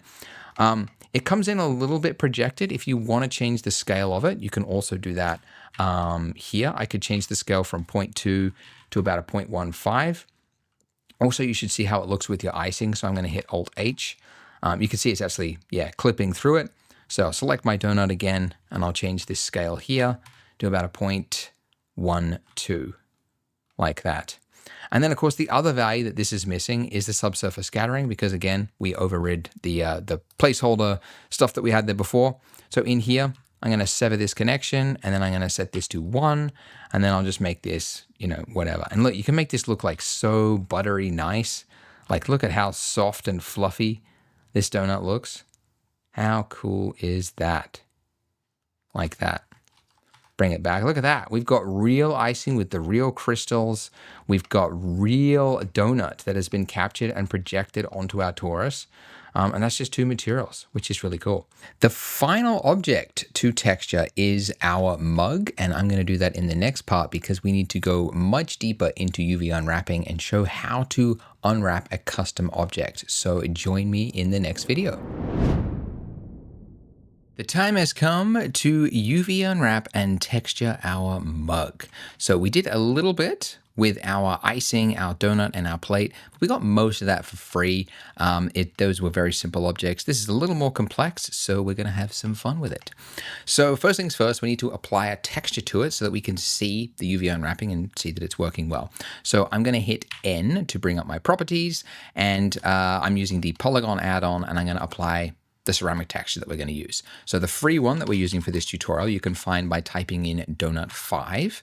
That'll bring up all the ones we're going to use in this tutorial. And the one we're using is this one, this rustic gold ceramic texture. So I've already downloaded it. So you'll see download. It'll look like download like that. And then with the mug selected, you want to hit apply. If the mug isn't selected like that, you'll see import, which would just like load it in as a like fake user material that you could reference. But anyways, so select the mug and then say apply. And now we can close that and let's take a look. Now you might be surprised at how well that came in. Like the handle's no good, but the rest of it is semi-okay, right? There's some stretching on the rim and the base, but like, why did that come in okay? So if you go to the UV editor here, you can see we got some islands, and this matches exactly what you would expect if you created a cylinder. So when we modeled this mug, you remember we started with a cylinder, and that's a primitive object, and Blender automatically UV unwraps the primitive objects for us. So everything that is still a cylinder form is okay, but everything else that we created from scratch, like this handle here, it has no idea what to do with it. So it's all stretched and all screwed up. So basically we have to start from scratch and do this again, but that's okay. That's the point of this tutorial, to learn how to do UV unwrapping. So as I explained with the icing, the best way to think about UV unwrapping is to imagine that this object was made of paper and we have to lay it flat onto a 2D surface, which is what this is over here. This is the 3D object. This is the flat surface it's being laid on. So it's like we are turning this into paper and we have to lay it flat. Where would you put the cuts on this object in order to make it flat there? And so the most obvious place you could think of if you're looking at doing this is like, I know for sure this handle has to be separated from the rest of it in order to start to lay it flat. By the way, before we start, it would probably help with your mug selected. In the modifiers, you've got this little box there that says on cage. So if it's turned off, it'll show you like the unsubdivided result around it, but then like parts of it get hidden by the mesh. So I usually turn it on just so that I can see it and like all the mesh is visible. It just makes UV unwrapping it a little bit easier. Okay, so the handle needs to be separated. So right here is an incision point, right? So I'm going to select these vertices here by holding down Shift and just Shift selecting. Then I'm going to hit Control E and then select Mark Seam. Now, Blender won't have updated yet, so this hasn't changed over here. So if in order to see that, we would first have to select the whole mesh, then go U and then select Unwrap. Or the method that I prefer to do, and I would suggest you do this too, in your 3D view over here, there's a little options drop down at the top there. If you click that and then select Live Unwrap, now whenever you do a seam, so let's just do another seam here, mark seam on the same spot, it will automatically do that UV unwrap for you. So that's really helpful. Now, it looks worse. You have to go backwards before you can go forwards, but that's okay. So we've only got one incision. So let's do another one, the other half of the handle. So down here, I'm going to select these points like so, and then hit Control E and then mark seam. Okay, so now it has changed. So we've got the handle here. Now, if you want to select just the handle, by the way, in the 3D viewport, if you just mouse over that part of the motion, the mesh, and then hit L, then in this little last use box here, if you select seam, it'll now just select the parts of the mesh that match that seam. By the way, I should also be in edge select mode. That would definitely be helpful because we're placing seams on edges. But yeah, if I do that now, that selection, you can clearly see that this is the part of the mesh, which is this handle over here. So it's been separated, okay? So we've got like two parts of the mesh. We've got all of them, this part of the mug, which is this mess over here. And then we've got this handle here, which is this part over here. So this is like somewhat unwrapped, but again, if this was made of paper, to lay it flat, we would have to do another incision. So when I'm placing a incision like this, like I have to place an incision somewhere here, right? Like here, here, here, or here. And because a seam generally makes a seam, like a visible line in a texture that will often not be like lined up, that can look ugly, right? It's like, it's not a good look for a model. So often when you're placing a seam, you put it in a place that is hidden. So, I mean, it would be a really good spot if we had like a line right down the middle of the mug there, but next best thing, I'll place it just to the side there. So holding down Alt, select that edge. Now I'm going to hit Control E and then say seam. And now look at that. This now has been pretty well UV unwrapped, okay? That section there, that's pretty good. So now we just have to do the same for the rest of the mug here. And this is pretty easy to do. So it's, I mean, you can tell like one place we would have to put a cut would be like the base of it, like right here inside of our mug. So I'm going to hold down Alt just on this face at the bottom there, and I'm going to hit Control E and I'm going to say seam just to separate that single circle there out by itself. Now I need to put one cut that goes right down the like here, like this part of a mesh. Like I need to do a cut right there. But again, that can create like a visible like line. So I want to try to hide it by putting it on like close to this handle here. Because also there are other seams here, and it will just kind of help to just have it on one part of the mesh. Because like you could like move it and hide it by the camera and stuff like that. So it just helps to put it all in one place.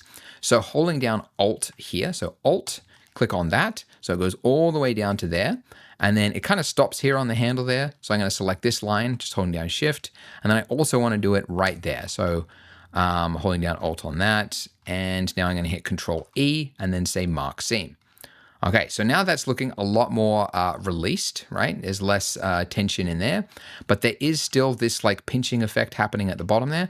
So just like in the middle there, when we selected that and separated it, I want to select this part of the mesh, which is underneath the mug, and I want to unwrap that. Oh, sorry, place a seam there. By the way, if you want to like, because we can't really get to that very easily, if you want to just see an object by itself, you can hit /. So in object mode with the mug selected, /. And now everything has vanished. Now, Blender doesn't do a very good job of showing you that you're just looking at an isolated view, except for at the top there where it says local. So there's many times when I'm using Blender and I'm like, where's the rest of my scene? And then I remember, oh, that's right, I'm in isolated mode. And you only know because it says local there. So you just have to remember, if like you ever get to that point of like, where is everything? What? Just / and it'll bring it back. Okay, so / there we go. And by the way, if you don't have a / key, you can go to View and then go Local View, toggle Local View, like that. All right, so now that I've done that, I can get underneath my mug, edit mode, and I'll select this, say Control E, and then I'm going to say Mark Seam. Okay, so now when we look at this, you can see we have pretty well successfully UV unwrapped this, okay? Because these points are now, they've been flattened out. Now there's some stretching. There's always going to be some stretching, but as long as it is not like obvious, it's generally okay. But now what I want to do is I want to load in the actual texture that's being viewed here, so I can see where this like line is being viewed on the mug there. So from the drop down here, I'm going to select that base color, this little ceramic mug here, which by the way was actually scanned from a real mug that we bought and then scanned around it. So this actually matches like what you'd find in a store. So it's loaded in there, and now with this island, which I can select by hitting L like that, I can now hitting R, I can start to rotate and move it around like this. Okay, so I'm going to place this, let's go, I'm just kind of guessing, but that is, yeah, that's the bottom of my mesh. If you don't know, like you can go into like face select mode and just like select a few faces and you can see them like update over there like that, which is cool. But yeah, so that's the bottom of the mug, which is good. And let's get that like, you know, try and get a straight line there, okay? And you can see we can't, right? We've got the line like going up here, and then we've got another line coming down here. And obviously we want these to meet, but how can we do that, right? Because the lines are doing that because this part of the mesh is all the way over here. And then the other part of the mesh is like, yeah, much higher up, right? So we essentially, in order to get this to line up, we need to make this island here look straight. Basically like, almost like what it was before when it was the default cylinder view. Now, there are some tools in Blender that let you like quickly align like one line, right? So if I selected this line here, I could right click and then I could say Align Auto, and you can see it would give me a pretty straight line for that one there. The problem is that it just does that one line. If I wanted to do all of it, I would have to do these like one by one like this. So Blender really needs a tool that would like let this happen like easily across an entire island. And although Blender doesn't have this tool, there is a free extension, and it's a great excuse to talk about extensions in Blender and how to install them. But yeah, there's a free one and it's amazing. And so I'm going to show you how to get it. So go to Edit, then Preferences, then go Get Extensions.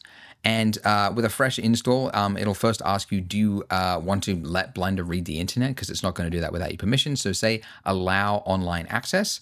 And by the way, you can change that in the future if you want inside of System, allow online access.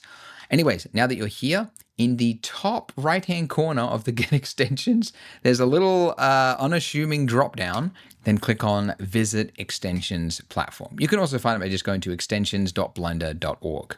Anyways, so these are all extensions that are, they're not made by Blender, so they're not like official, but they are all free. So they all have to meet the criteria of free. I believe there's some other things in there, like it has to, I don't know, probably like safety checks and things like that. But these just like expand the capabilities of Blender by the community. So the one that we're looking for is actually this one here, Moi3 UV, which you could find by just, I think, typing in UV. Weirdly, when I was typing in Moi3, oh no, that's right. Oh, it's Mio. Oh, that's why I wasn't finding it. It's Mio 3. Okay, there you go. I thought Blender's search was so bad, but it was just Mio 3, not Moi. All right, Mio 3 UV. Okay, so this is the extension. Now you might think like I have to download something, unzip it, and do that. No, it's actually really simple. So all you do is you grab your browser like this, just like separate it to make it like a half window like this. Then all you're going to do is you're going to, in the bottom corner of this little window here where it says Get Add-on, you're going to click that. And then you get this like little outline box there. And see how your cursor changes to this little like crosshair thing? You just click and drag out from that and then drop it into Blender. And it'll now say, do you want to install it? And you say, yes, I do. And then that's it. You can see at the bottom there, it says installed Mio3_U. UV. And now in our UV editor over here in this window, if I hit N to bring up properties, you can see I've got a little option here that says Mio 3. And look, we've got a bunch of options that I honestly have not played with, most of them. Most of the ones I'm looking for are right at the top here. So the one that I use all the time is Gridify. Okay, and look what happens as I click this. Dun dun! It does what we're looking for. It converted that from this like stretched like kind of view to making it look actually squarish and like a grid. And that is perfect. And now you can see that line there across the ceramic is lining up across it. So that is absolutely perfect. I have no complaints. It is, it's worked perfectly well.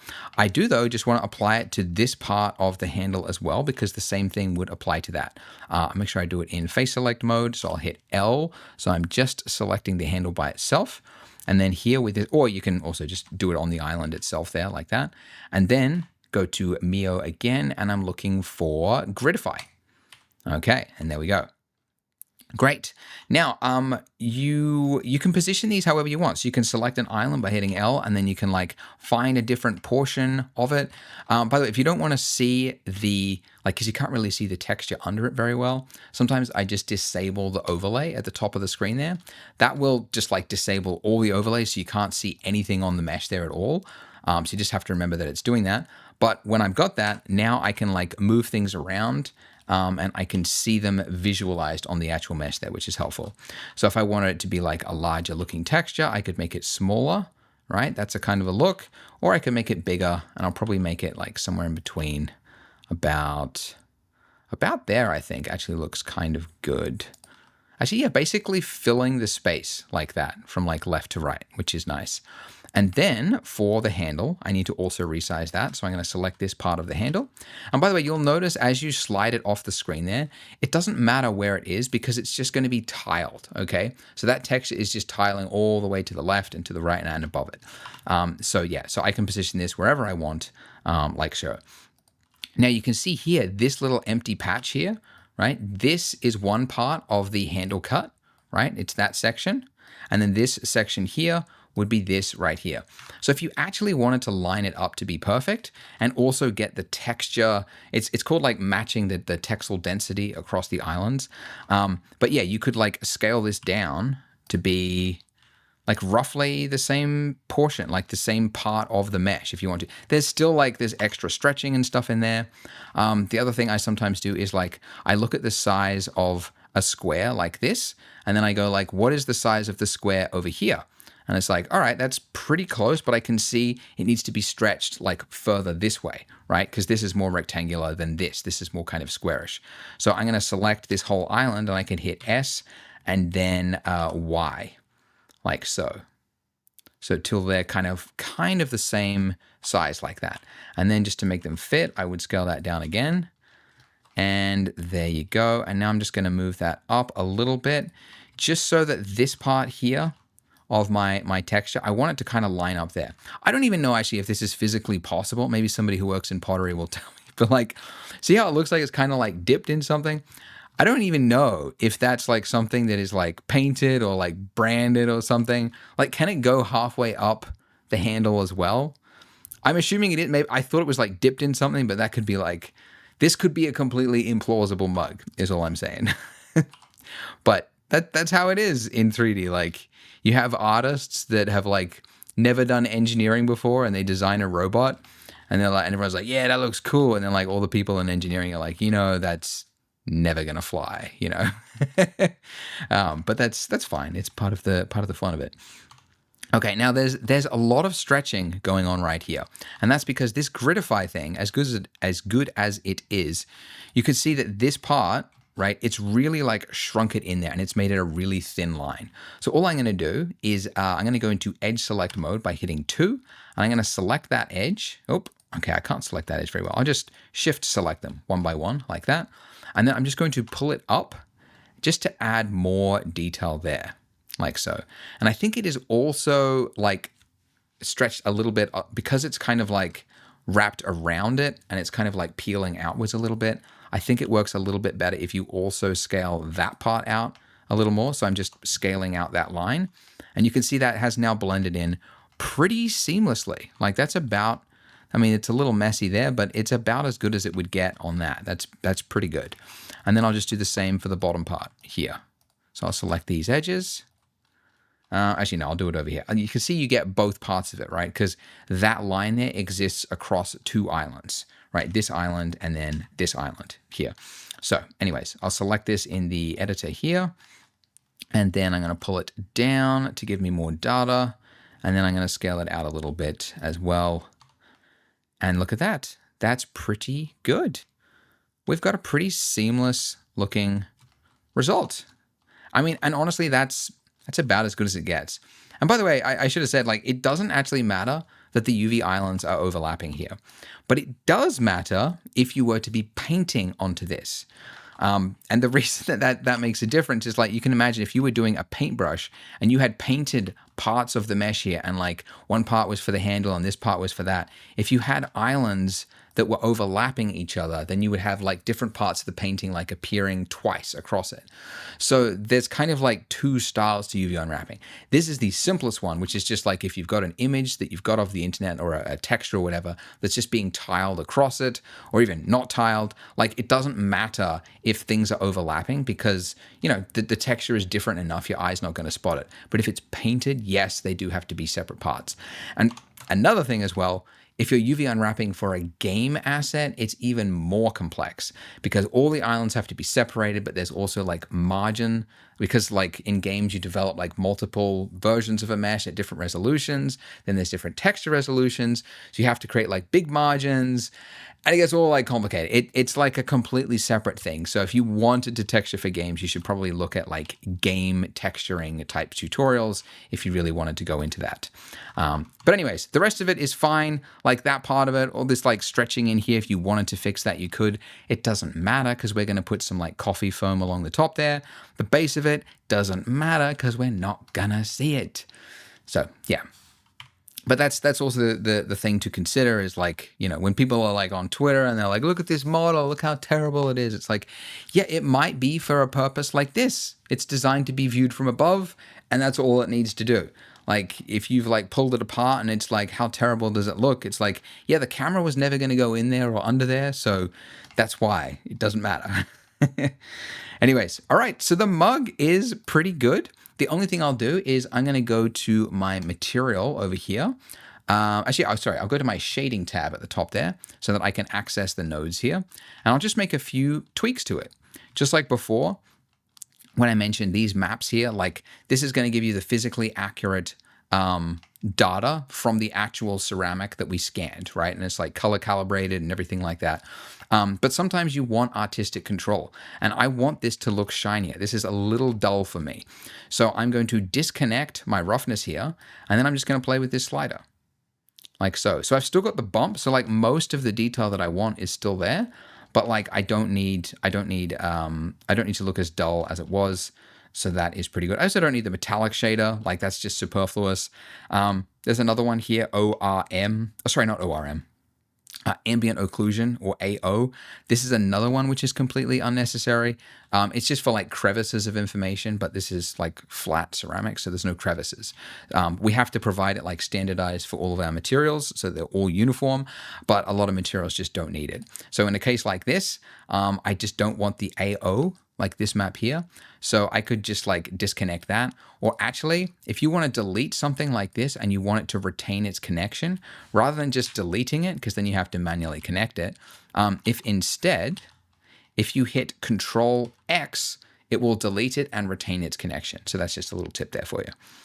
Okay, great. So now let's go back to my layout mode over here. Let's have a look at it with our lighting, and that is pretty good.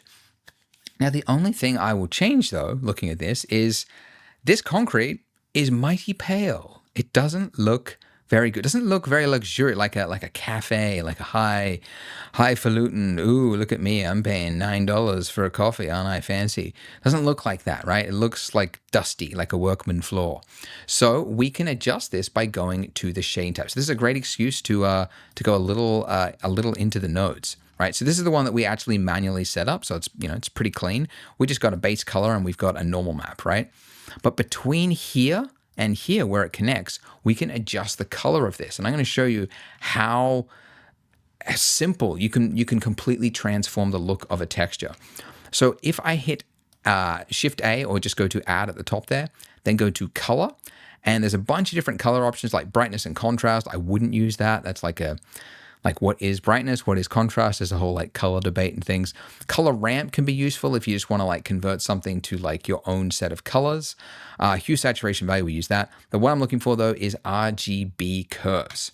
So if I drop this in here, this will give me, if you're familiar with RGB curves from like Photoshop or DaVinci or anything like that, this will let you do like an S-log kind of curve. So essentially, this data at the bottom here, this is your dark tones. This would be your midtones, this would be your highlights, and this is like your clipped like highlights at the top there. But you can see if I make this look like a ramp like this, it starts to look more contrasted, right?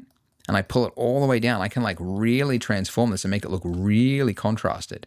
And look at how different that looks already, right? From just this one little thing, you wouldn't imagine you could convert it like this, but that's a simple thing and it's already looking good. And then I want to bring out some of the whites as well. So I can just add at the top here, just a little curve that goes the other way. So it kind of exaggerates some of those whites. Okay, great. That's pretty good. But now the other thing is like, because I've like crunched it and made it a little more contrasty, it's also brought out some of the colors, which are looking a little like yellowy green, which is a little unappealing.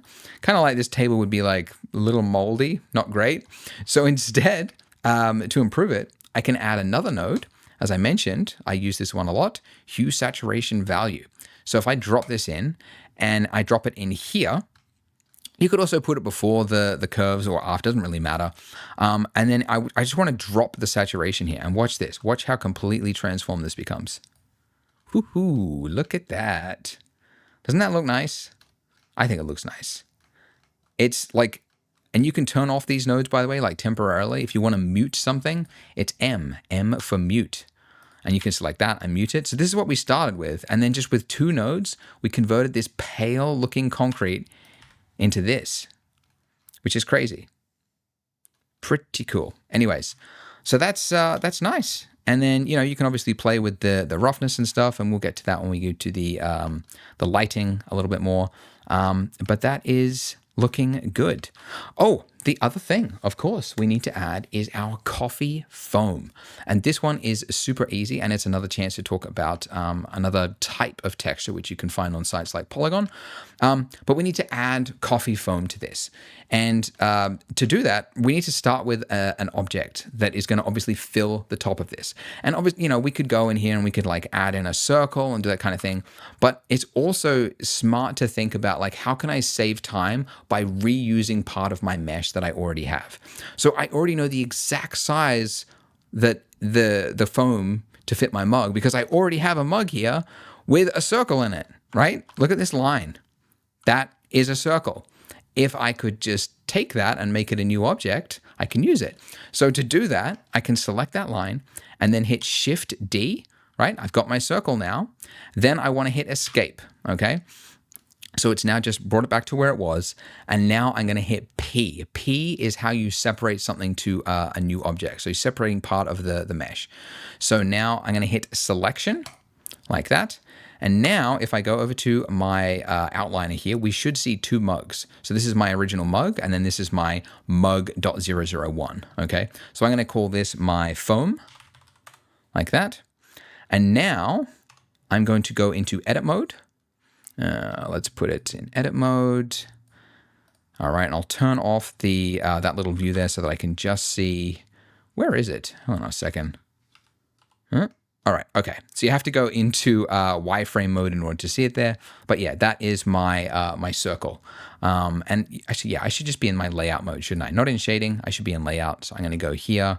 Let's do the same thing, wireframe mode, okay.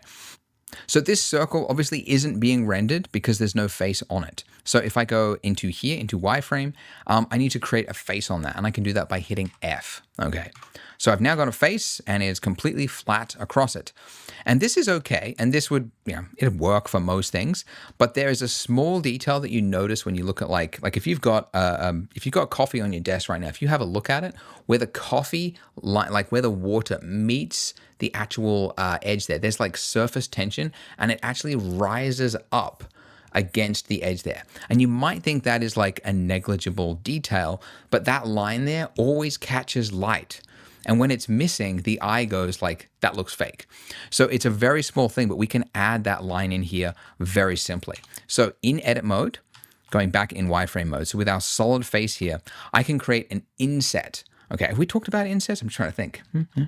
Yeah, we did a little, yeah, we've done some insets. Okay, but yeah, you hit I, okay, to do an inset. And that's just like creating a line like that goes all the way around that one single face there. And now I can put it like, yeah, let's go right there. And then right underneath it, I'm just going to, right here, I'm going to hit G and then Z to bring it down like so. And then now let's have a look at it in solid view mode and look at that. So I've now got it and it's pretty good. I might just do another inset because it's got this like crimped kind of effect there. So I'm going to hit I just so that it's not so noticeable on that portion. Okay, nice. And now all I need to do is right click it and say shade smooth. So now I've got a little raised edge to it. Excellent. By the way, quick little opportunity to talk about something. Like, it's kind of hard to see that raised edge there. It is there, but it's just like the lighting doesn't really make it visible. So sometimes when you're modeling, it can be helpful to change the way things are displayed here. So there's a really powerful tool in the top right-hand corner. The default lighting is studio. If you go to matte cap and then click this ball here, you've got all these options which can show you different views. It's actually how I create some of my 3D, my YouTube thumbnails, because some of these look really beautiful. But like you can see, that's so much more useful for seeing what that edge actually looks like there on that. And there's some like this, which are designed to like show you where there is like artifacting on your mesh, because it'll reveal problems with the mesh that you otherwise might not have seen. And these are new in Blender 5.0. They redid the matte caps, I should say. But anyways, it's cool. It's nice to have, but we don't really need it. Okay, so to give it a coffee foam texture, I'm going to hit N to bring up my properties over here, and then I'm going to download my coffee foam atlas texture. So let's hit download. And then with it selected, I'm going to hit apply. And if I go into rendered view mode, it should look like that. Let's go to the UV editor, okay, because I don't think it's been UV unwrapped. Nope, it has not been UV unwrapped. And then I'm going to go into top view mode by hitting 7. And then I'm just going to say U and then go unwrap angle based. Like that. Now, I want to see this on my coffee atlas because this is a special texture and it's called an atlas texture. I'll show you what it looks like. Okay, so it looks like this. And this is a bunch of different coffee foams that you get to choose from. And so in edit mode, with this UV selection here, I need to scale this down over the coffee foams. And then I just move them around to the one that I want. Like, what sort of coffee foam do you want on your mug? right? Like some bubbles. Funny story with the coffee foam, like the annoying thing about having like an asset company is every subject it's like trying to reinvent the wheel. Cause like, how do you create a texture for coffee foam? Because you could photograph it, but then how do you get the detail of like the bubbles, right? Because like bubbles, you can't get the shape of those bubbles. Like, so we used like substance first. Like we hired somebody to make some very expensive substance materials. I can't remember what we paid, $2,000 or something like that. But then there are some things which are just like really hard to do procedurally with substance. Substance, if you don't know, it's like a completely separate texturing software. It's very complicated, all node-based. But we got somebody like super skilled, and it's just really hard to get the detail of bubbles here. And then we had a guy on our team who was like on Saturday, he's like, look, I don't know if this is going to work, but I took some photographs of some coffee, and then I took it into Substance Painter and I manually placed the bubbles so that they all have the exact like shape of the detail. And it worked. And it was like, sometimes the cheap and easy, I mean, it was, it still took him a day to do it, but like it actually works. But yeah, it's kind of like we just have to guess what's actually going to work for it, and just kind of wing it. But anyways, you can pick whichever one you want. I can't even remember which one I used for oh yeah, it was that one at the top. That was what I used in the animation. But I'll let you choose because you've got 9 choices to choose from. Some of them frothy, espresso looking. But that was the one that I went with. Now, if you go to render it, you might find, I'm not actually seeing it on this one.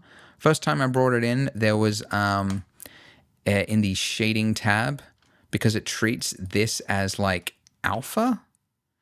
Yeah, so I thought it treated that as like alpha. We don't really need that alpha. Like alpha will make something like transparent, but there's nothing transparent on this. So if you see any like see-through stuff or whatever, you might just have to disconnect that. I don't need metallic. I do need the roughness, the base, and the normal, so I'm going to keep those. And I also don't need my AO, so I'm going to Control X on that. And there we go. So that was the very basics of UV unwrapping. If you want to go further and learn how to UV unwrap something a lot more detailed with hard, flat surfaces, placing the cuts in the right spots to avoid stretching, as well as how to UV unwrap something smooth and organic, and then texture it using procedural textures, painted textures, that's all covered in my course called the Beginner's Academy, which I designed for people who have finished this tutorial and want to go further. So if you're interested in that, the link for that is beneath this video. Otherwise, let's continue on with finalizing our donut scene. In this video, I'm going to show you how to use the new Scatter on Surfaces modifier that was introduced in Blender 5.0 to add some lovely sprinkles to our donut. But first, we need to model those sprinkles because you can't scatter nothing. And I want to add my sprinkle on top of my donut or close to it, just so that I can see relatively the size of it is correct for the donut. And so how can you do that? How can you add an object and place it somewhere in the same motion? And you can do that by moving the 3D cursor, which is this little guy down here. And sometimes it's in a weird place and you're like, why did it end up there and how can I move it? So you can move it by holding down Shift and then right mouse dragging, and then that'll place it on the surface underneath your mouse. So yeah, it's placed it right there. I might actually move it up a little bit, just kind of, yeah, just about there. Yeah, so I want to see it just above my donut.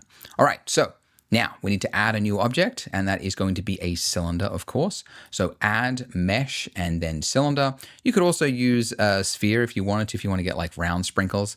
I'm not a fan of those. They're too crunchy and just like, I don't know. I always like the long ones. So we're going with the long sprinkle with the cylinder.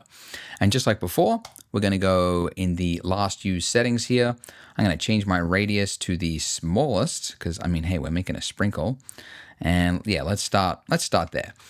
So it probably should be a little bit bigger than that. So obviously, if you just like click and drag on this, it's just way too sudden movement. But holding Shift, you might remember I mentioned that, that'll use like smaller increments. So I think that's pretty good. And then I'll just increase the depth of this to make it a little bit longer, something like that. It's just a starting block before we actually start editing it. The main one though is the vertices. So I want to add like a really Gosh, I hit the wrong button on my Zoom It tool and I flew in there. But all right, we can work with this. I want to add a rounded corner to my sprinkle there. So we're going to be using a subsurf modifier. And if we were to add it on a mesh with 32 vertices, every level of subdiv would like double that. So it'd go 64 and then 128, right? So way too much. So I'm going to drop this to 6 vertices. So super low poly, but it's what we're going to use. All right.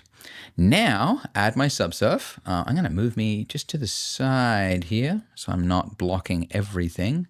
That's kind of the optimal place I've found for me. It's like just right on that line. I only have to move my head sometimes when I do that, but otherwise I shouldn't be blocking too much. Anyways, now add modifier, generate, and we're going at subdivision surface. And there we go. So the reason we've got this diamond shape is, as I've mentioned before, it's using the like middle points of each face essentially. So it has to go from here to the middle point of this giant long face, so to here. So it's now averaging out those points. But if I want to make a tighter round a bit around here, I just have to basically move add a point here to add that roundness to it. So it only goes to there. And then I would also do another one here so that it's the same thing on the bottom. So in edit mode, tab, I'm going to hit Control R to add my loop cut. And then it's obviously saying, where do you want to place that loop cut? So click there and then just slide it up to somewhere near the top like that. Click, and then do the same for the bottom. Control R, click, slide to the bottom. Okay, and now let's have a look at that. Just have a look in relation to the size of the donut. Do we want it any bigger? Do we want to change the size? All right, now, I'm going to right click it and I'm going to say shade smooth just so that I can see how that looks. Okay, now we could begin scattering at this point, but if we did, we would end up with this exact same sprinkle all over it. And that much repetition to your eye just looks fake. Like every single sprinkle, actually the way they make sprinkles is just like from a piping bag, right? So you just literally just pipe out a bunch of this, piping, right? Glaze. And then it dries and then you just like break it up. So they all end up in different sized shapes and stuff. So we need to add more sprinkles just of different shapes and sizes. So what I'm going to do is I'm going to first of all rename this by hitting F2. I'm going to call it, late in the day, sprinkle, okay? And now we haven't really mentioned collections before, but they're basically buckets and you can move things in and out of buckets. So there's a default one that comes in here, but you can move it out of this whole collection by just taking the sprinkle, clicking and dragging it up. So I'm going to drop it into my scene collection there. And the reason I'm doing that is now I'm going to select this whole thing and I'm just going to exclude. Okay. So now when you hit exclude, it's not going to show up in your viewport or your render. It's effectively like it has vanished from the scene, but you can easily bring it back there. So it's just a way to like quickly edit, a bunch of different things and then bring back the rest of your scene. Okay. So here is my sprinkle. I want to create variants of it. So first I'm going to go into front view mode and then focus. So 1 and then numpad period. Now what I want you to do is to create some variants by duplicating your sprinkle and creating different twists and turns and shapes and things. And I'm not going to walk you through doing this. You should be able to do it if you've been following the series. But also I want to tell you something more important that every Blender user needs to hear. Blender needs your help. When you downloaded Blender, you might remember that it didn't ask for your credit card, which is good. It means that everybody in the world can have free access to 3D and try it out. But what's bad is that Blender doesn't have as much money as it needs to develop the software. There are so many areas of Blender that they want to improve, they want to develop, but they lack the funds. Texture painting, the whole physics engine, sculpting tools, the compositor. So the headquarters of Blender, which is in Amsterdam in the Netherlands, if you didn't know, they hire some full-time developers to work there in their offices and also some full-time contractors from around the world to contribute and work on these features. And they get the funding from that, from the dev fund. Fund, which is the engine that enables Blender. So if you have been enjoying this donut series and you've been enjoying Blender, please donate. If you can go here and join a monthly donation of 5, 10, or if you're a high roller, 25 or higher is amazing. This will enable more people who can't afford this to try out Blender, to download it, and so that the software can remain competitive. Because I don't know if you know this, but Autodesk made $315 million from 3ds Max and Maya last year. Blender doesn't have that money. So if you want Blender and open source to win, we do need people to donate. So please consider. The link is underneath this video. You can click that and please make a donation. All right, with that spiel out of the way, we can get back to it. So I'm going to bring back my scene now. All right, pull it out, and yeah, let's move this into a new collection. So we briefly talked about collections, but they're essentially buckets. They're just ways to organize objects into different buckets, and you can reference those buckets in different parts of Blender, but that's basically it. So I want to create a bucket, a collection for my sprinkles. Now you can create a new collection by hitting that little button at the top there, and you can just create a bunch of different collections and rename them. But if you want to move something and create a collection at the same time, you can do that as well. So if you select all your objects here, or you select them here in the outliner, then you just hit M to move. You can move it to an existing collection, or you can create a new collection and move it there. So that's what we're going to do. So I'm going to call this sprinkles. Okay. And now that I've got that, I'm actually going to uncheck it, because we don't actually need to see the sprinkles visibly in order to reference them in our scatter system. So otherwise they just kind of get in the way there. So, all right, so here it is, exciting moment. With your icing selected, we are going to add in a modifier, and it is the brand new Scatter on Surface modifier, which is only there as of Blender 5.0. If you don't see it, you're not using 5.0, or at least you're not using a version later than 5.0 if you watch this at a later time. So scatter on surface. All right, so many little settings and things, but it's very well made. It's I actually love it. It's a fantastic modifier. I'm so happy that it exists. But anyways, the first thing we need to reference is here. What object are we scattering? That's the instancing here, okay? So we're not instancing one object, we're going to do the entire collection. So go collection, and then here, click on sprinkles. And look, we've got not what we expected. What's going on? So the first thing we need to do is, first of all, why is there only one of them? That's because density is really low. If we increase density, we get more of them, but still it's just getting worse, Andrew. What's going on? So first of all, underneath instancing, you need to check pick instance. That's the first thing. And that is so that it doesn't reference the entire group as one thing to be scattered. You're instead referencing the individual parts of that collection, which is the individual sprinkles. And then as well as that, it has reset the transform, because like it bases it off of how far away is it from the center of the thing. But if you go reset, then it actually bases it on the point of those sprinkles. Okay, cool. So, ooh, look, we've got a alien looking landscape or something, right? But yeah, you can see you can increase this. The higher you go, the more sprinkles you will get. How do we change the rotation? So underneath transform, oh, right here, right where my head and everything is, transform. Okay, you get extra settings here. So we want to change the alignment axes, and you can just cycle through it until you get the correct one. But yeah, it looks like Y is the one. And then also, man, I should just, hang on a sec. Let me just move me. Yeah. A little bit. Yeah, there we go. Okay. Randomize. So this is cool. So if we add randomize here, check that box, then go here. Now we can randomize and add slight variances to how it is being rotated. So to rotate on the Y-axis, we just increase that to 360. And look at that. We've got sprinkles on the donut. But we can go further. We can do so much more. There's a setting at the top here, which is called surface offset, because you can see how it's like they're submerged in the icing. Now, sprinkles do submerge a little bit in wet icing, but probably not as much as this. So I just want to increase this very, very slightly. So if I just hold down shift and kind of drag out, I can get it to there just resting on top like that. You wouldn't believe, by the way, how much effort it was to create this in Blender previously. Like a bit of brief history on scattering in Blender. The old way was to use the particle system in Blender, which was like old and legacy, and it was badly coded. And it kind of worked, but it was, it was annoying. And then they came out with geometry nodes, which was all math-based and mathematical. But to do stuff like this required so much work to set it up. And then now they've come out with scatter on surface, which is still geometry nodes. So if you don't know geometry nodes, there's a tab at the top there. You can click it. And this is what it looks like. It's nodes, right?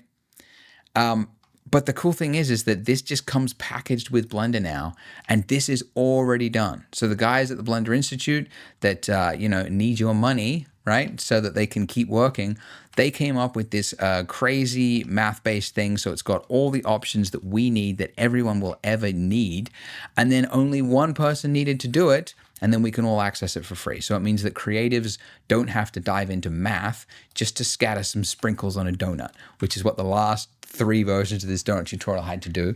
And then everyone complained that it was too technical. And it's like, yeah, I know, but how else are you going to get the sprinkles on the donut? Anyway, all right. So the next thing you're probably wondering, looking at this, is how do we scatter it in just a specific area? Okay, because you'll see, and in fact, if you select your icing and then / we've got sprinkles everywhere, the underside, etc. So we only want them around the top of the donut. So how do we do that? Well, there is a way to reference an attribute inside of this. I'll show you soon. But the attribute we're going to use is called weight painting. And you can activate that by going at the top of your screen there and changing from object mode to weight paint mode. And I'm going to deactivate my sprinkles so that I can just see the icing. Now, if you were to click and drag across it when it is active in this state, you'll see that you get like a heat map. And as you can probably guess, where it is red is going to be where your sprinkles are, and where it is black, it's where your sprinkles are not going to be. And if you want to get technical, weight paint mode is actually adding an attribute to the mesh, which is where it is red, that is a value of 1, where it is black is a value of 0, and then varying values between there, essentially a heat map of values which are stored in the mesh, and then other parts of Blender can reference this. So it's a very quick way to just do some painting on a mesh to reference in different things. Now, what is not clear though, is that when you're painting in this mode, if you go into the isolated view by hitting /, you might notice that you have accidentally painted through your mesh. I wish it wasn't like this, although I understand why it is, because people that are rigging often want this turned on.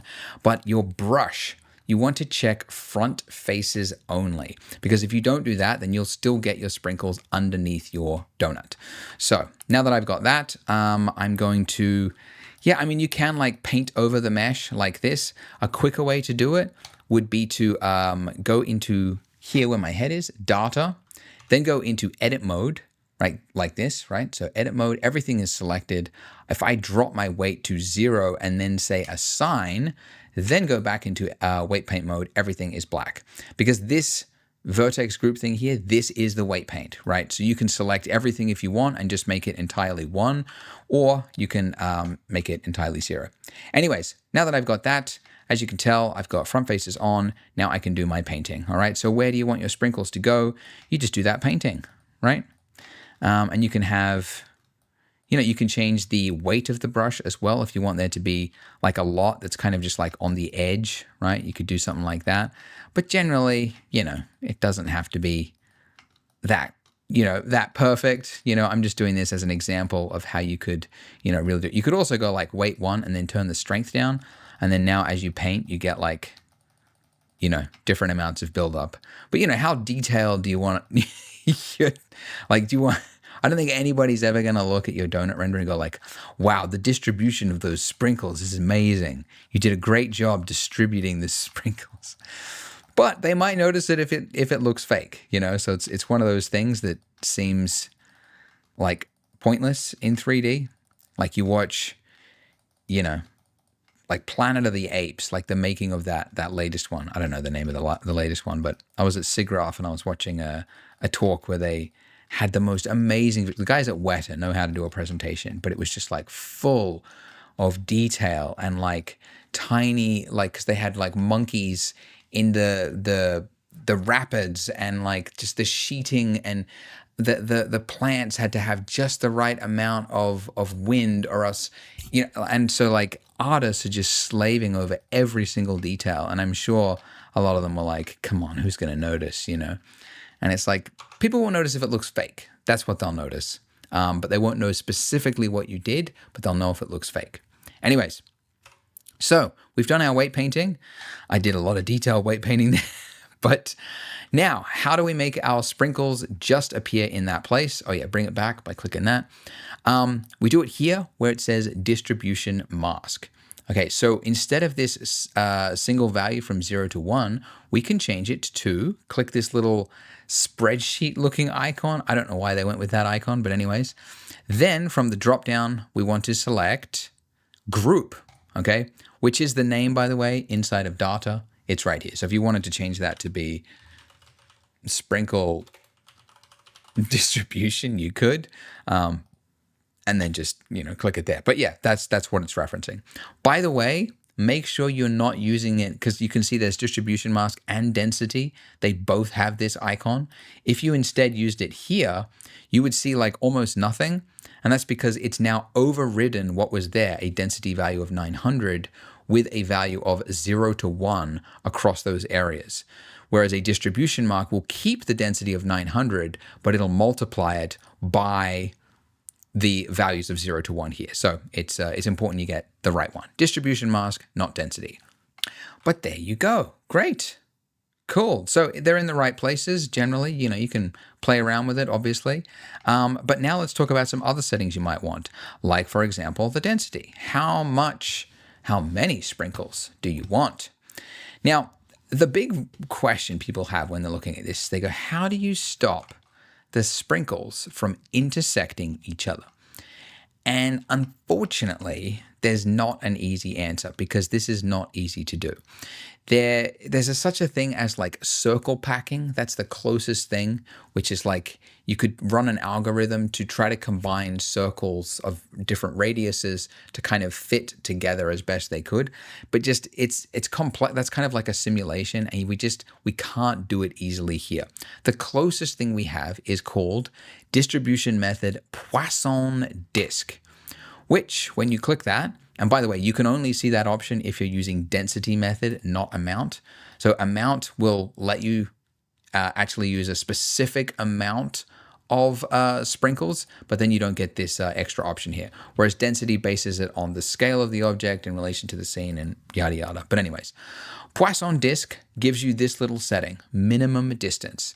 And what it does is essentially every single one of these points here, it goes, there's a point, there's a point, there's a point, there's a point. And then when you increase this value by whatever amount, it will add a circle around it, right? And if you increase that circle and you increase that circle, right?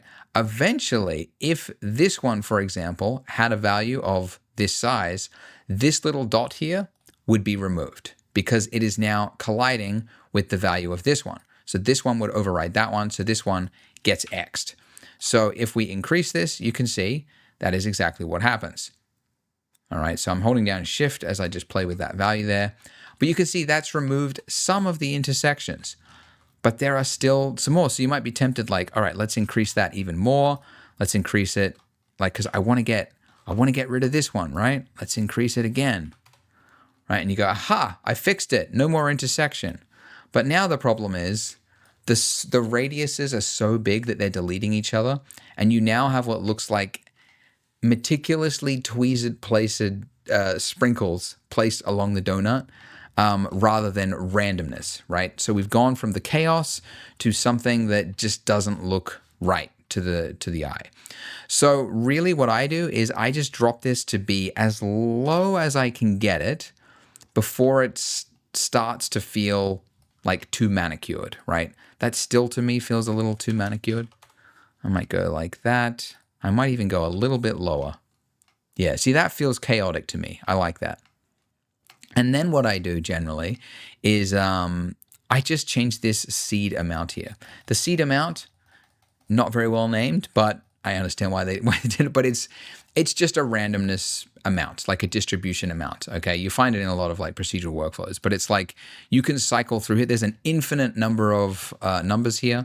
And by the way, it's not like, one is any better than 1,000 or 10,000. Like these are each individual, it's just a random number generator to give you different variations. So you could do that as many times as you want to try to find the best distribution that has the least amount of intersections.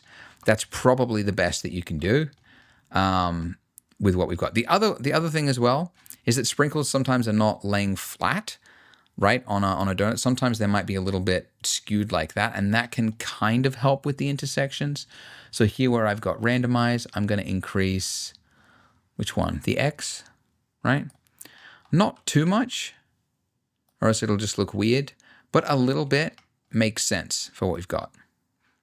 The other thing that we should do as well is with our sprinkles, if we just bring them back by clicking on that little checkbox at the top there, the point at which they are spawned onto the icing is where the origin point is of the mesh there. And we haven't talked about that either, but that's kind of, you could think of it less like the center of mass for the object. We're not using physics, but like that's kind of how you think of it. It's like, generally speaking, it should be in the center of an object. But you can see here, with it being there, if it was spawned like here, for example, the whole sprinkle is going to be over here, right? So if you've got those circles of radiuses, it might be intersecting something when it shouldn't. Whereas if you select all of them like this, then you right click and then you say set origin to geometry, they will now be at the exact center of that sprinkle, and it'll just be a little bit better, and there'll be slightly less intersections. But that's the best we can do. The alternative way to like have sprinkles on a donut where they're not intersecting like this would be to use a physics engine. There's a rigid body physics engine in Blender. Unfortunately, it's not very good. It's very slow. It's one area that they're looking to overhaul. With more funding, yes, I found another way to throw it in there. If more people donate, we can have good physics in Blender. That's what I want to tell you. But for now, this is the best we got. Or the other way is you could actually apply this. You could say apply all my sprinkles. You would have to realize first, realize the instances, so the actual objects, then apply them. But you could then actually physically move each of these little ones like that. But I wouldn't recommend doing that. I think it is overkill. It's not. And it's not needed, and it's not going to help you for the next step because we've got to have random colors. So yes, colors. Let's make our sprinkles look not like Tic Tacs. So yeah, if we go enable our sprinkles, right? We can come in here, we can give it a material, and we could pick a random color, get a purple one and then go, yeah, now I want to make a yellow one or whatever, right? The problem with this method is, although this works and it is fast, is that you'll always have, the green one will always be that bent one, that little squiggly one, right? And your eye can kind of pick up on things like that. It's also like hard to control the colors, right? Because I can't control how many blue ones or purple ones or whatnot I get across my donut. So it's also not ideal. So there is a much better way, which involves, as I briefly mentioned before, random colors.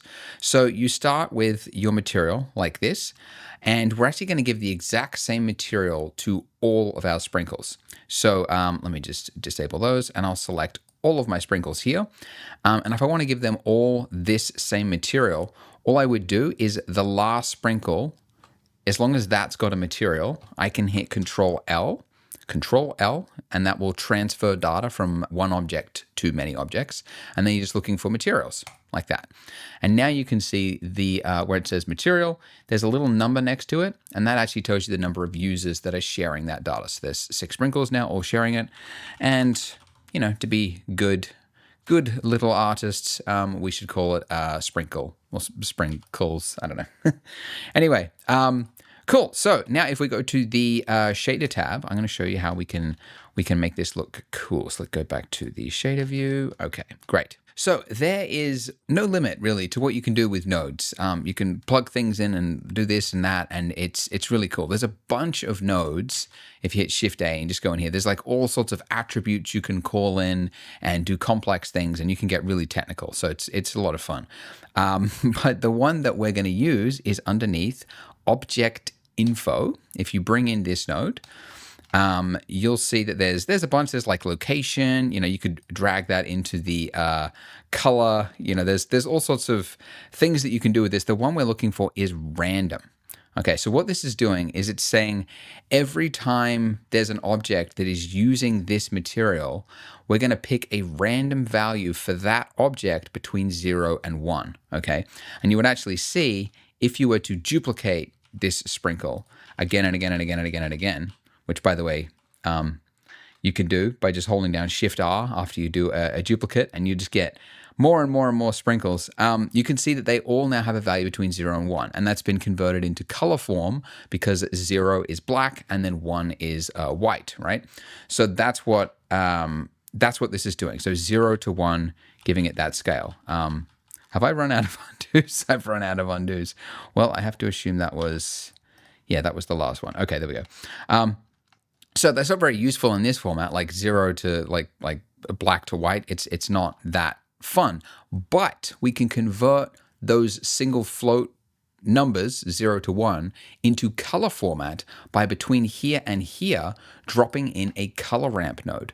So if you go add or Shift A and then go color and then go color ramp, then if you just drag this in and drop it until that line lights up, drop it in there.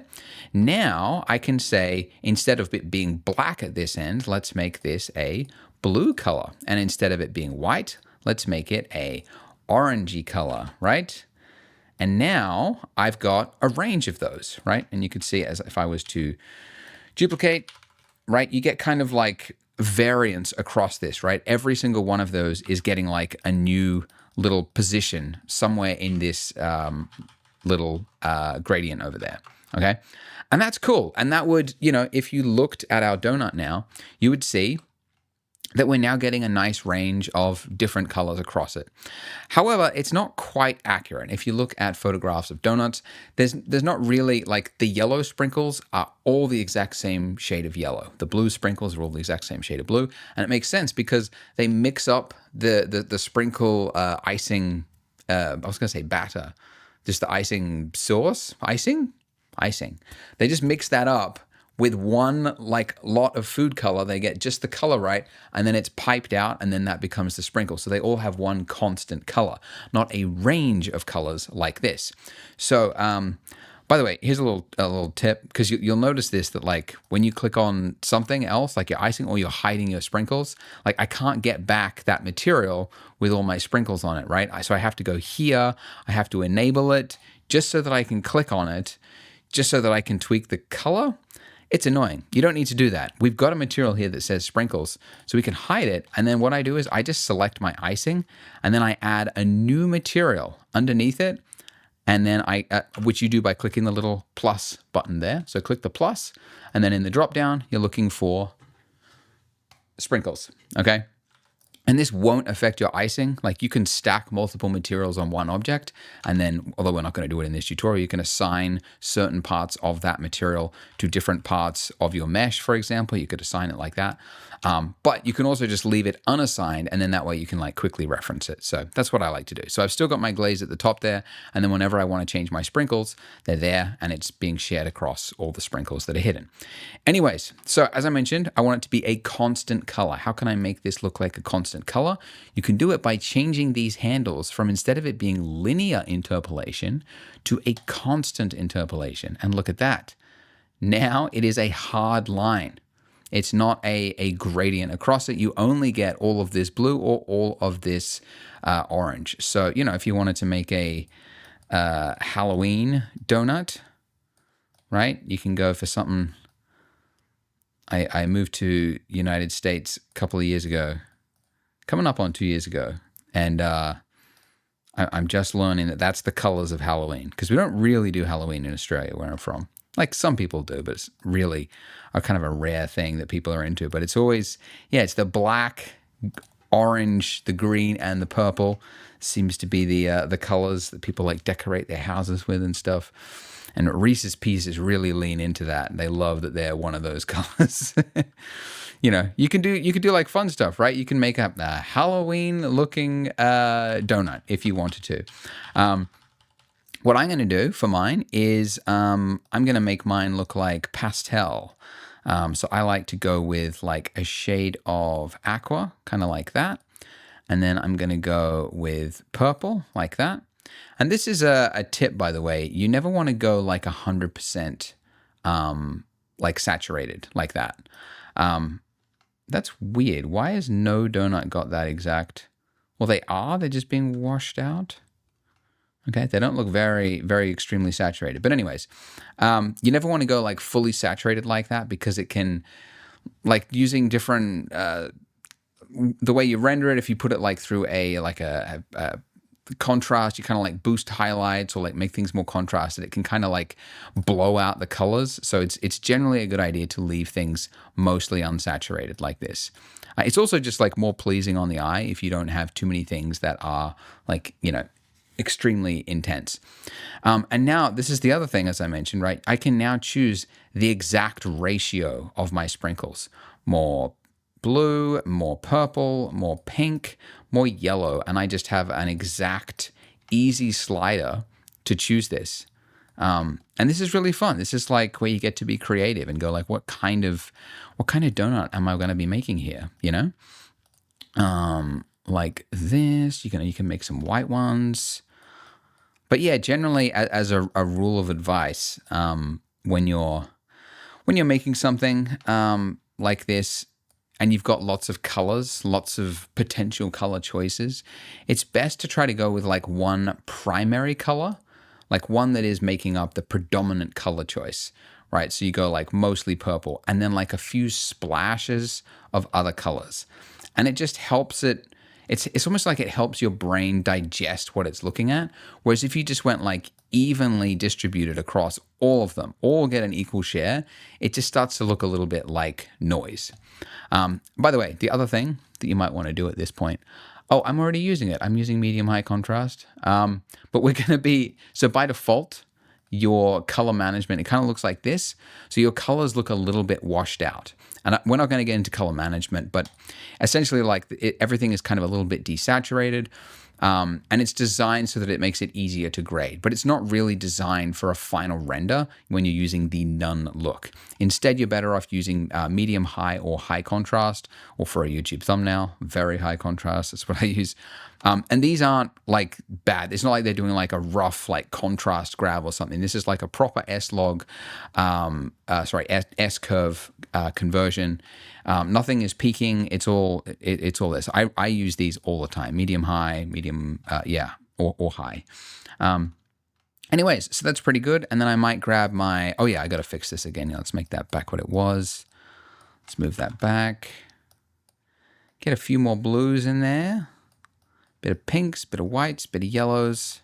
I'm going to make my icing as well a little bit hotter, and I'm going to tweak it a little more towards the purple range, just a little bit. Back at the sprinkles, the other thing I forgot to mention as well, sprinkles are actually a little bit shiny if you look at references, so a little bit shiny. And then the other thing it really needs, and this does make a big difference, is subsurface scattering. So just like before, dragging down on that radius to make them all 1, and then I'm increasing the weight to be 1, and then I just drop this scale to be something really low. But that will make a big difference. Before I was like practicing for this video, and I was like, why are my sprinkles just not looking good? They weren't looking as good as a previous render I'd done, and I forgot subsurface scattering, and it does make a huge difference. So there we go. We've got a nice looking donut. Before you go ahead, what I'd like you to do is to try to create your own style of donut. You could try substituting the long sprinkles for like rounded sprinkles or like star-shaped sprinkles. You could change the donut color to be something else. You could make more donuts by just stacking donuts on top of each other. Here are some ideas that my team and over the years, different donut versions and stuff we've created. But you can do a lot. So have fun just experimenting and trying to create something of your own with your own creativity injected into it. And it'll also just kind of teach you to kind of think independently and like, where is this thing, and locate that. And it's, just a way of like bringing back that information. And also, as your homework, add some sprinkles to your plate if you want.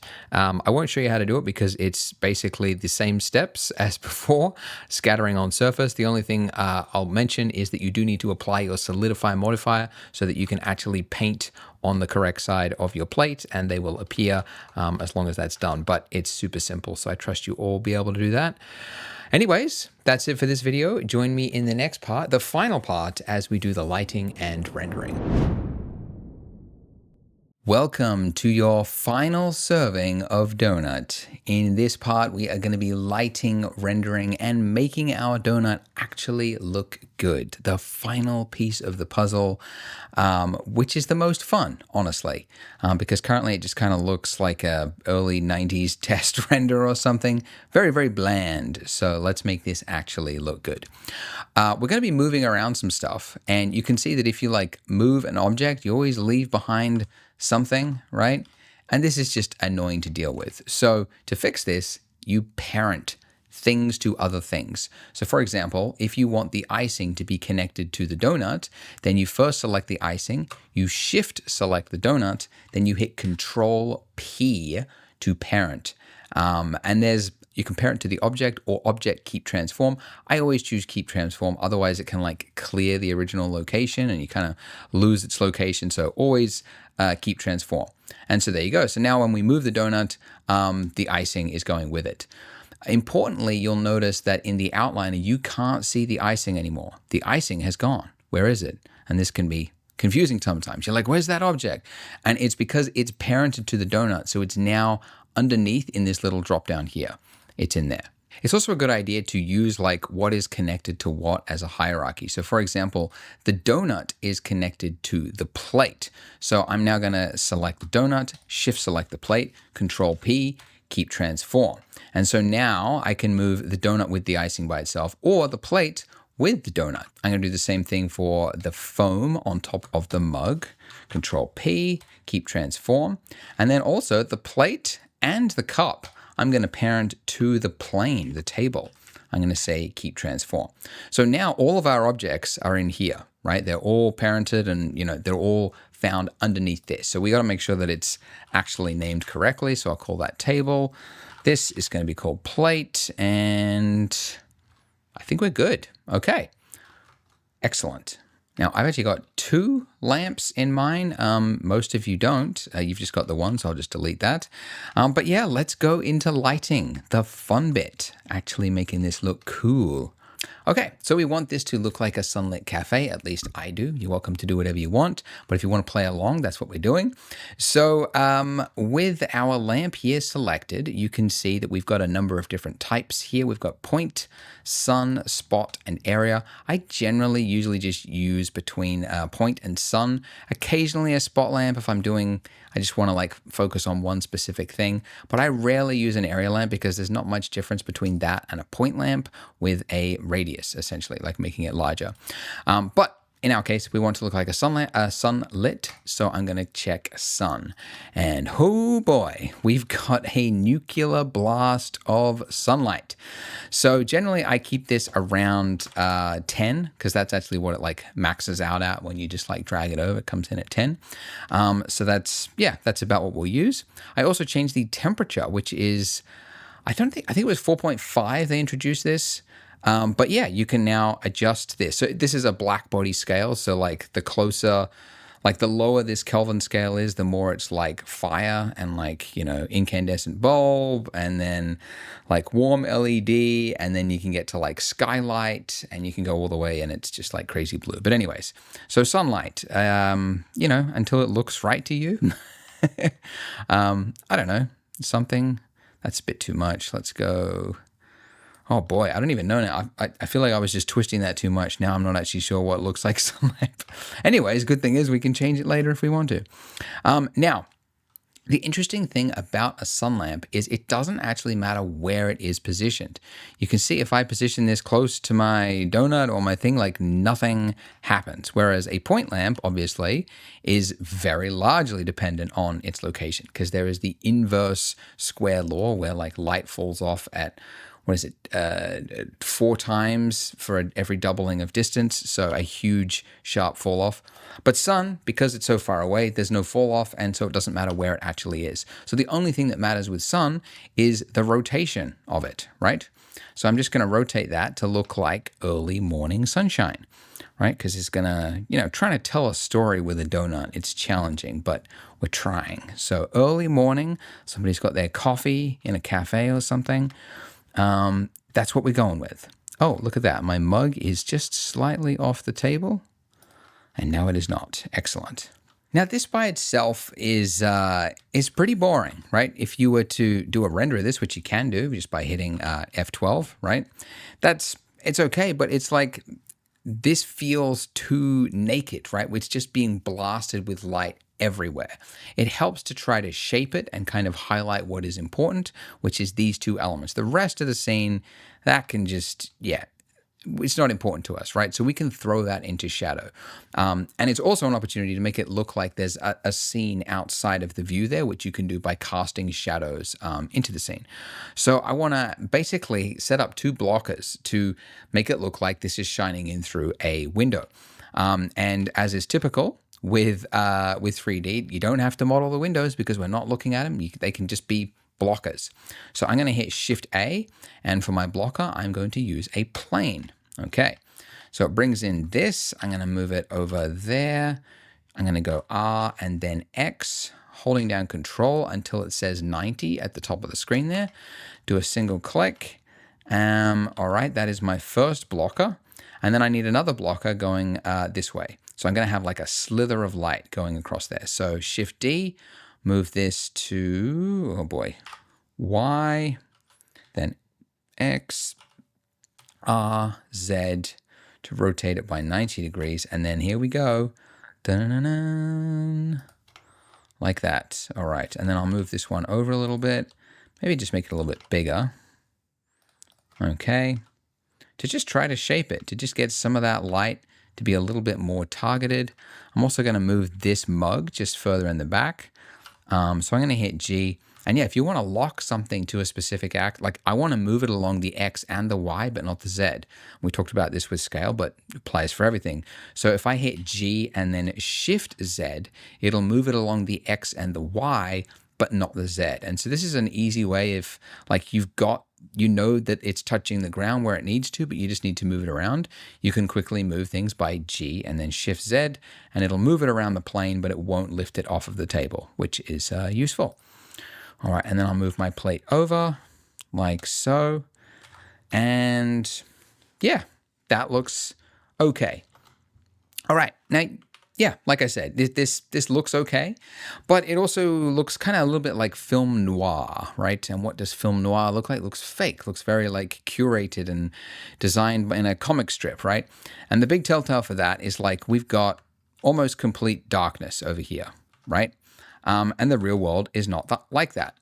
If this was a cafe, you would have things bouncing off other objects to the left-hand side outside of frame. But not only that, this is a sunrise. It's not happening on Mars or anything like that. So the sky is blue, generally speaking. So there needs to be some blue light as well. So what I'm going to do is, oh, look at this. We've got our blockers and yeah, let's actually move my light and my blockers. So shift selecting those. I'm going to hit M and I'm going to create a new collection and I'm going to call this lighting. And then we can call these two objects. By the way, if you want to rename two objects at once, you can do it by, I was just trying to remember the hotkey there. There you go. It's Control F2, which is the same hotkey, I think. Actually, no, I don't think it is in Windows. But anyways, Control F2, and then you can just say find and replace, Or you can just say set name, and then you can say new, and I can just call this blockers or blocker, and then just say okay. And then we go, it's call it blocker, and then the other one, blocker.001. Okay, cool. So now, as I said, I want to create some sky lighting. So I'm going to add a new lamp, or I could duplicate the sun. I'll just duplicate the sun. So I'll move this over to there. And I'm now going to hide, I'll call this one sun, right, my original one. And then this new one, I'm going to call sky. And I'm going to change this to be a point lamp, like this. And now I'm going to disable the sky. And this is actually a good tip to do. It's a really bad trap that a lot of beginners do, is when they're working with lighting, they end up just kind of like throwing in lights, but you have to work in isolation. You should only be looking at each light separately to understand what purpose it actually has on the scene. So hiding my sun lamp, I'm going to position this up high because the sky is high, even though there would be like a window there. Something about, actually, let's just see the scale in relation to, get real mathematical here. The scale of the donut in relation to how tall would the window be? Maybe up to about here. I don't know. About there, let's say. And let's move it over a little bit. Okay. And then let's increase this. Let's remove the tint. And instead, I'm going to make this, like, you can actually like keep the tint, right, and make it go like all the way to that. But I want to have a little bit more control over it. I might want to make it look a little more purplish, or, you know, we're not going for something entirely photorealistic. We're going for like exaggerated realism, which can often look way better than real realism. So this, you can see this is a soft color. This is like moonlighting, but it just needs to be a little bit, just so that there's the hint that there is skylighting along with the sun. Now, the other big factor that it's missing is that the skylighting is not casting shadows like this, right? If the sun was away and it was just being lit by the sun, like think of like an overcast day, right? The sky itself, the entire dome, is the size of the light. So the radius of our lamp here needs to increase, right, by a lot. Now, this is a very underused value. Like, it's one of the most important values when it comes to lighting, is the radius of something, because it's the softness of the shadow. As an example, let's just bring this in. Or actually, hang on, let's just increase this so we can actually see it. Actually, what can I do? Exposure, there we go. All right, so this is like the default, it comes in like this, okay? And you can see how harsh those shadows are. So as a rule, harsh shadow is very good at revealing detail. So we often use it a lot at Polygon because we need to show the detail of textures along a surface. So if you want to highlight the sprinkles or something like that, you would use a very small radius like this, so it's really sharp shadows. Whereas if you want to reveal more of the form and just the overall color of a surface, that is when you would use a larger radius, right, as a general rule. And it has a huge impact on lighting. The other big thing is distance. So I mentioned briefly the inverse square law. A lot of beginners, they're going like, oh, it's like skylighting. I'll just position the lamp up here, right? The problem with that is because of the inverse square law, every doubling of distance, so from like here to here, right, it's going to, hang on, from here to here, what am I thinking of? But basically, like from the mug to the end of the donut, it could lose something like a third of its energy. It's just an, what do you call it? It's not something that is obvious, but it is really, really important. So if something needs to be far away or appear to be far away, you got to try to make it look really far away, basically. So, something up in the air, basically. All right, let's clear that and let's increase it and go back to the radius. So nice, large radius in the sky. It's not as big as the sky actually is, but, something like that. So we've got smooth lighting over everything. And now with my sun, look at that. We've got the tinge of blue lighting in the air, but we have the lovely hot, warm sun coming through as well. All right, the final lamp that I need is that bounce lighting for the rest of the cafe. So I'm going to duplicate my skylighting there. And I'm going to position this. I mean, what's the height of the ceiling, or what is it even bouncing off? Who knows? There could be a wall here and it's bouncing off that. This is more where you get to control what is it that you're actually doing. So again, I'm going to hide my sky, hide my sun. So I'm just looking at this bounce lighting coming off the wall. And I'm going to clear this to make it look just like white light. And by the way, if you want to change something to the default value, just mousing over a color here, just hit backspace and now it goes to its default value. I can also backspace on the power and it goes to its default value of 10. So that's a handy one to know.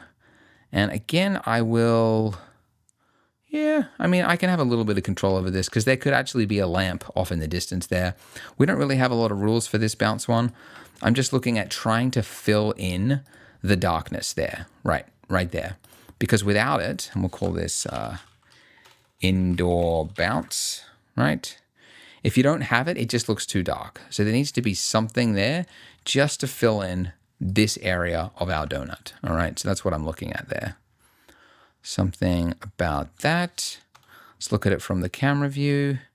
And I think now my skylighting is a little bit too blue. I'll dial it back a little bit. I think it might actually be a little bit too bright. So let me just dial that in which case now I can make it a little more saturated. Pull it in.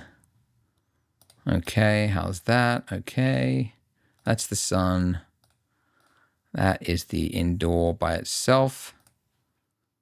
Okay. All right, and that's pretty good. That is not bad. Now you can play with it a little bit, but that's generally we've got it in the right place. Now I'm going to move my camera in a little closer. So I'm going to check this little camera view thing and toggle lock to camera view. And now I'm just going to move around and just pull the camera in a little bit just so that we've got a tighter view of our donut. And then again, just make sure you uncheck that so that we can move around freely without it interrupting. Okay, now, some of you might be wondering, how can we improve this so it doesn't look crap? Because what we are using right now, this is called the EV rendering engine. And it's the reason we've got this kind of fuzzy noise to our shadows. It's the reason we have some of our objects are not really casting much of a shadow in our scene. And it's also the reason you might notice that as you like rotate around, right, you got like, wow, look at this like bright lighting on the plane here. And watch what happens as I move the camera. Just disappears. So Eevee is a game engine. So it's doing a lot of game hackery. And that means it is due to being screen space, meaning that it's doing bounce lighting here. Okay, so it's bouncing off the plane onto this wall here. However, it's only visible. It can only see what the camera sees. So it's called screen space. And that means that the moment that this moves away and we no longer have that bright light reflecting off there, it doesn't know that that plane exists and that something should bounce up there. So it can result in these like large changes of lighting. It's kind of the biggest issue if you're making animations and the camera's flying through some spaces and you don't want to have lighting kind of changing all over the place. I've got a whole video on Eevee if you want to watch that. I talk all about this and go into more detail. But, these are kind of one of the biggest limitations. Now, the main thing you should be trying to do if you're using the Eevee rendering engine is the default value right here for steps is wrong. Like there's no reason it should be that low. Steps, you could think of this like accuracy. Now, if I increase this to 16, which is the maximum value, look at how much better those shadows are, right? This is the before. And then this is the after, okay? And it's even more stark here, right? Look at how much more connected that is. And then if I go back to here, look at all this extra crap, right? It's basically an accuracy amount and it should be maxed out unless you're working on a really, really poor computer and it happens to stall it or something, but even then you double it at least, go to 12. But that by itself will improve the look of shadows. The other thing as well is my icing. I just want to check. Okay. Oh, no, that's the sprinkles. Okay. Yeah. Okay. So I think I said that I had the scale of my icing too high on my donut. I think a 0.03 looks good. And on my sprinkles, I'm also going to drop that. I'll make it 0.06. Nope. Let's go 0.08. So we want a little bit, this is a little bit of pass through here, but not a crazy amount or else, yeah. And this is quite common to do, right? If you're making something, you might set a value when you're in one state of Blender, and then when you add in lighting from, a more extreme, like sunlight coming in, you start to notice that some materials actually, it doesn't look good. And so you need to adjust it. And that's a totally fine thing to do. There's not really any way around it. Now, the fuzziness, this fuzziness that you can see right here, that is a result of the samples. So samples you can think of, it's like samples per pixel on a screen, and like basically the more samples you have, the clearer it's going to be. Now, what you're actually looking at right now is the viewport samples, which is set to 16. When you do your render, it will kick in and use this amount, which is 64. So see how fuzzy it looks there? I do my render and it comes in not so fuzzy. There is still fuzz. There's always going to be a little bit of fuzz, but at least it's not, crazy. But yeah, if you want to increase it, you can, double that or whatnot. You can have fun with that. Another thing that can improve the realism of an Eevee render is using a light probe. So as I mentioned, with the light bouncing off here, as it fluctuates around, it's kind of throwing light as it goes around. But the other issue is that, for example, it doesn't actually know that light is hitting the underside of the donut here, and it would blast out in that direction because it can't see what is behind the donut right now.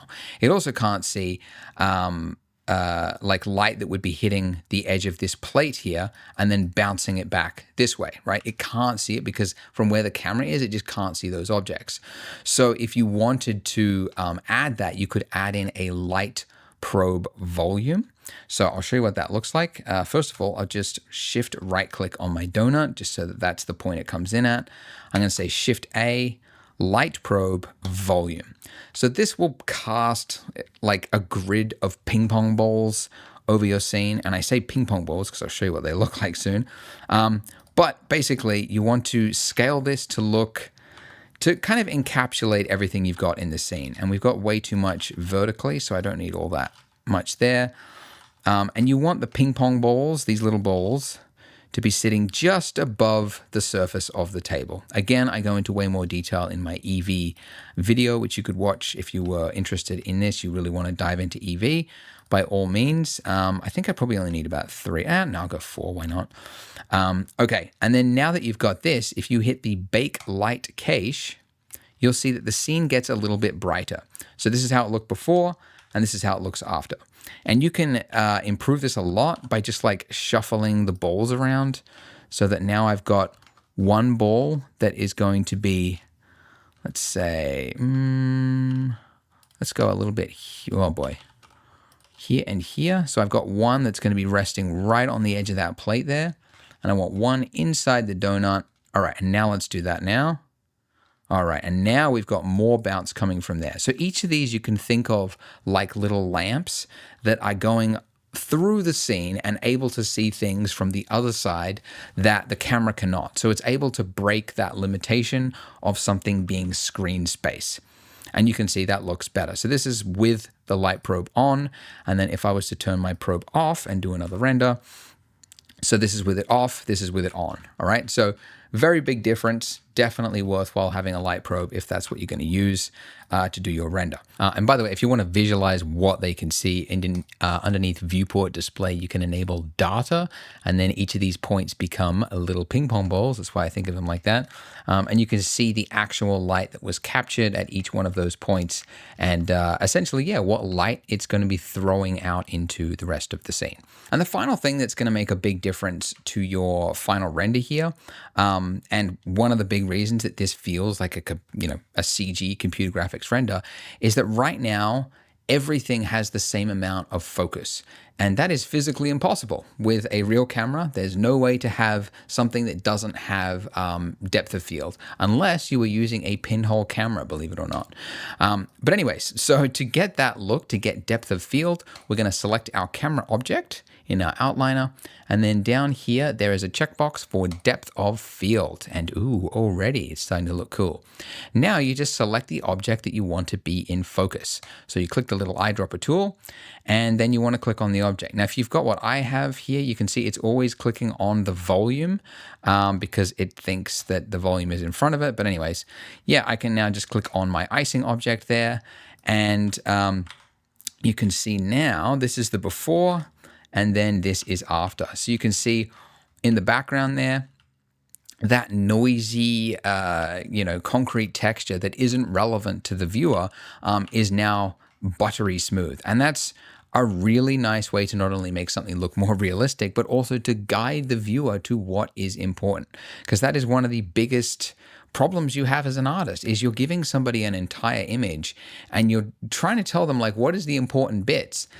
Like, what should they be looking at? And they don't know if everything has just got like hyper noise and detail and color and everything. So you're trying to guide it, and that's one of the tools to do that. And one final other tip as well, because the biggest like downside to using EV is like the shadows just don't feel crisp enough. They don't feel like tight enough to the object. It's kind of a little bit it's a little bit too blurry. If you select a lamp like this one here, the sun lamp, and then you go to your shadow settings here, there is a box that says jitter, and you won't see any change in the viewport unless you were to go to your viewport settings and enable jittered shadows, but I don't think you should, because it's just, when you've got that enabled, just like every time you move it, it just jitters around and it's super annoying. But if I was to do another render now, you will see that the shadows just feel a little bit more accurate, especially in the background there, right? And essentially it's, I believe it's like rendering each, like multiple versions of the lamp at like, because it's got a radius on it, a little soft radius. So enabling jitter can work a lot better for like soft lamps like what we've got here. So there you go. So that's one of the other tips. But if you want to go very realistic and you want to avoid the light probes, you want to avoid all these settings like jitter and all this kind of thing, and you just want to make something and then just have it come out beautifully, then you should be using a different rendering engine. You should be using Cycles. Da-da-da. Now my recording has slowed down because it's using my CPU. This is Cycles. Now I'll actually, I'm going to just turn that off for a sec because it's slowing down my computer.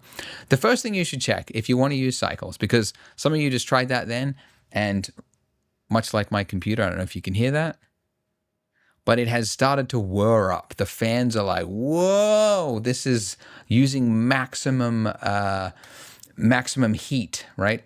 So first of all, go to your edit and go to preferences and then go to system. Then at the top there, you've got Cycles render devices. What you want to see is if you have any graphics card on your computer that you can use to render, you should be using it. So if you've got an NVIDIA card, you would be clicking CUDA or Optics. Optics is preferable, so if you've got a card that supports Optics, use the Optics one. HIP is for AMD cards. Open API is for Intel, I believe. And then Metal, you'll see Metal if you've got a Mac. In my case, I've got a Overkill RTX Pro 6000 Blackwell Workstation Edition, which I just got, given to me by the kind folks at Dell. They gave me a whiz-bang Dell T2 Pro, and it's amazing. I think it costs like $20,000 or something stupid. Just the card by itself, I think, is like $15,000. It's ridiculous. It's obviously enterprise and pro level. But for the 3 people watching this that happen to own a studio, if you really want to deck it out and give artists stuff that they'll never have to worry about render times, this is the card. It is amazing. So if you've got one of those cards, use it. And then make sure here where it says device, you want to make sure instead of CPU, it is using GPU instead. And now you can see how much faster that is, right? Now, this is in 4K on my computer, and this is the size of the window here. If you want to like speed up your render, you can also just change the size of the window, right? I can drop the size of this like this, right? So it's only going to be rendering on how much it can see here, right? So as I move around, you can see it's much faster now because the size of that window is so much smaller. So that's another thing you can do if you want to be able to move around whilst it's rendering. Now, the fuzziness that you can see here, that is samples. So it's still the same term, samples, but the difference is that Cycles is a path tracer, not a rasterized engine like EV. So path tracing means that you don't have to deal with any probes or anything like that.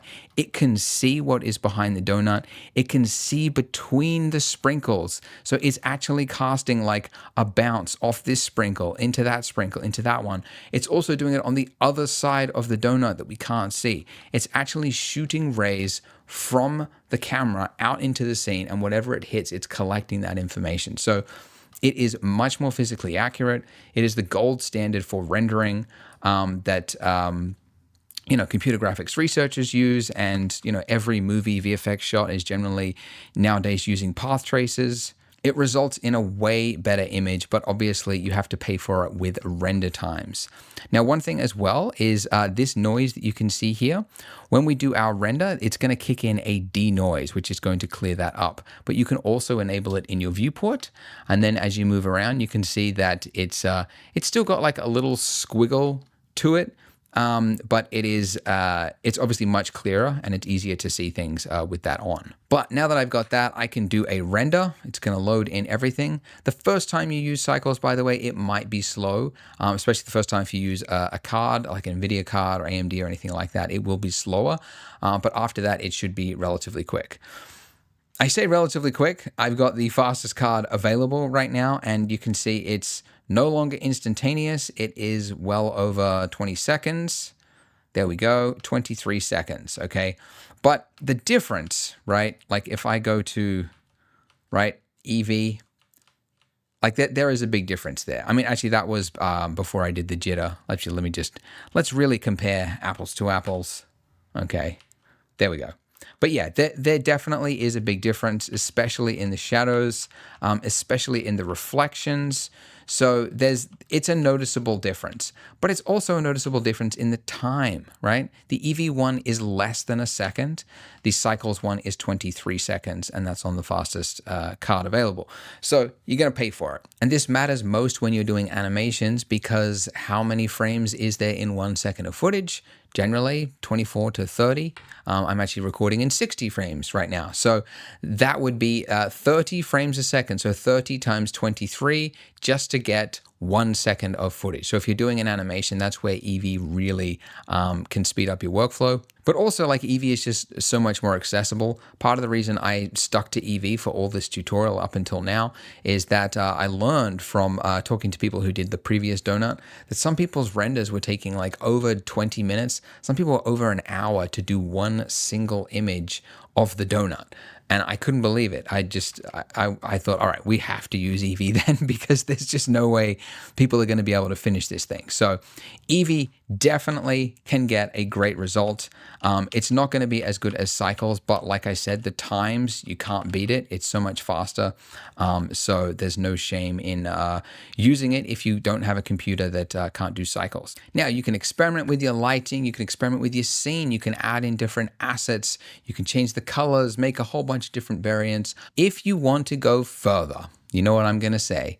I have released a course, and it is designed for people literally in your shoes right now that have just finished the donut and they want to know what they can do next to improve and learn more about Blender. So this course, it's called the Beginner's Academy, and it teaches you the core essential Blender skills, which is modeling, texturing, shading, lighting, camera, and rendering. And although we touched on all of those in this series, that's really just the tip of the iceberg, because there's so many different techniques to modeling. There's so many different approaches to texturing and to rendering and to lighting. And we go through all in much more detail in this course. So if you finish this donut and you want to go off and learn by yourself, there is a whole YouTube full of tutorials out there. But if you want something that is targeted, more comprehensive, and will walk you through the 80-20, the 80% of Blender's tools and techniques that you use 20% of the time, then this is the course for you. All taught by me, all taught using the latest Blender 5.0, and I hope that you will enjoy it. Otherwise, thank you for watching this entire series. If you want to join the course, you can click the link below, and hope to see you in a future video.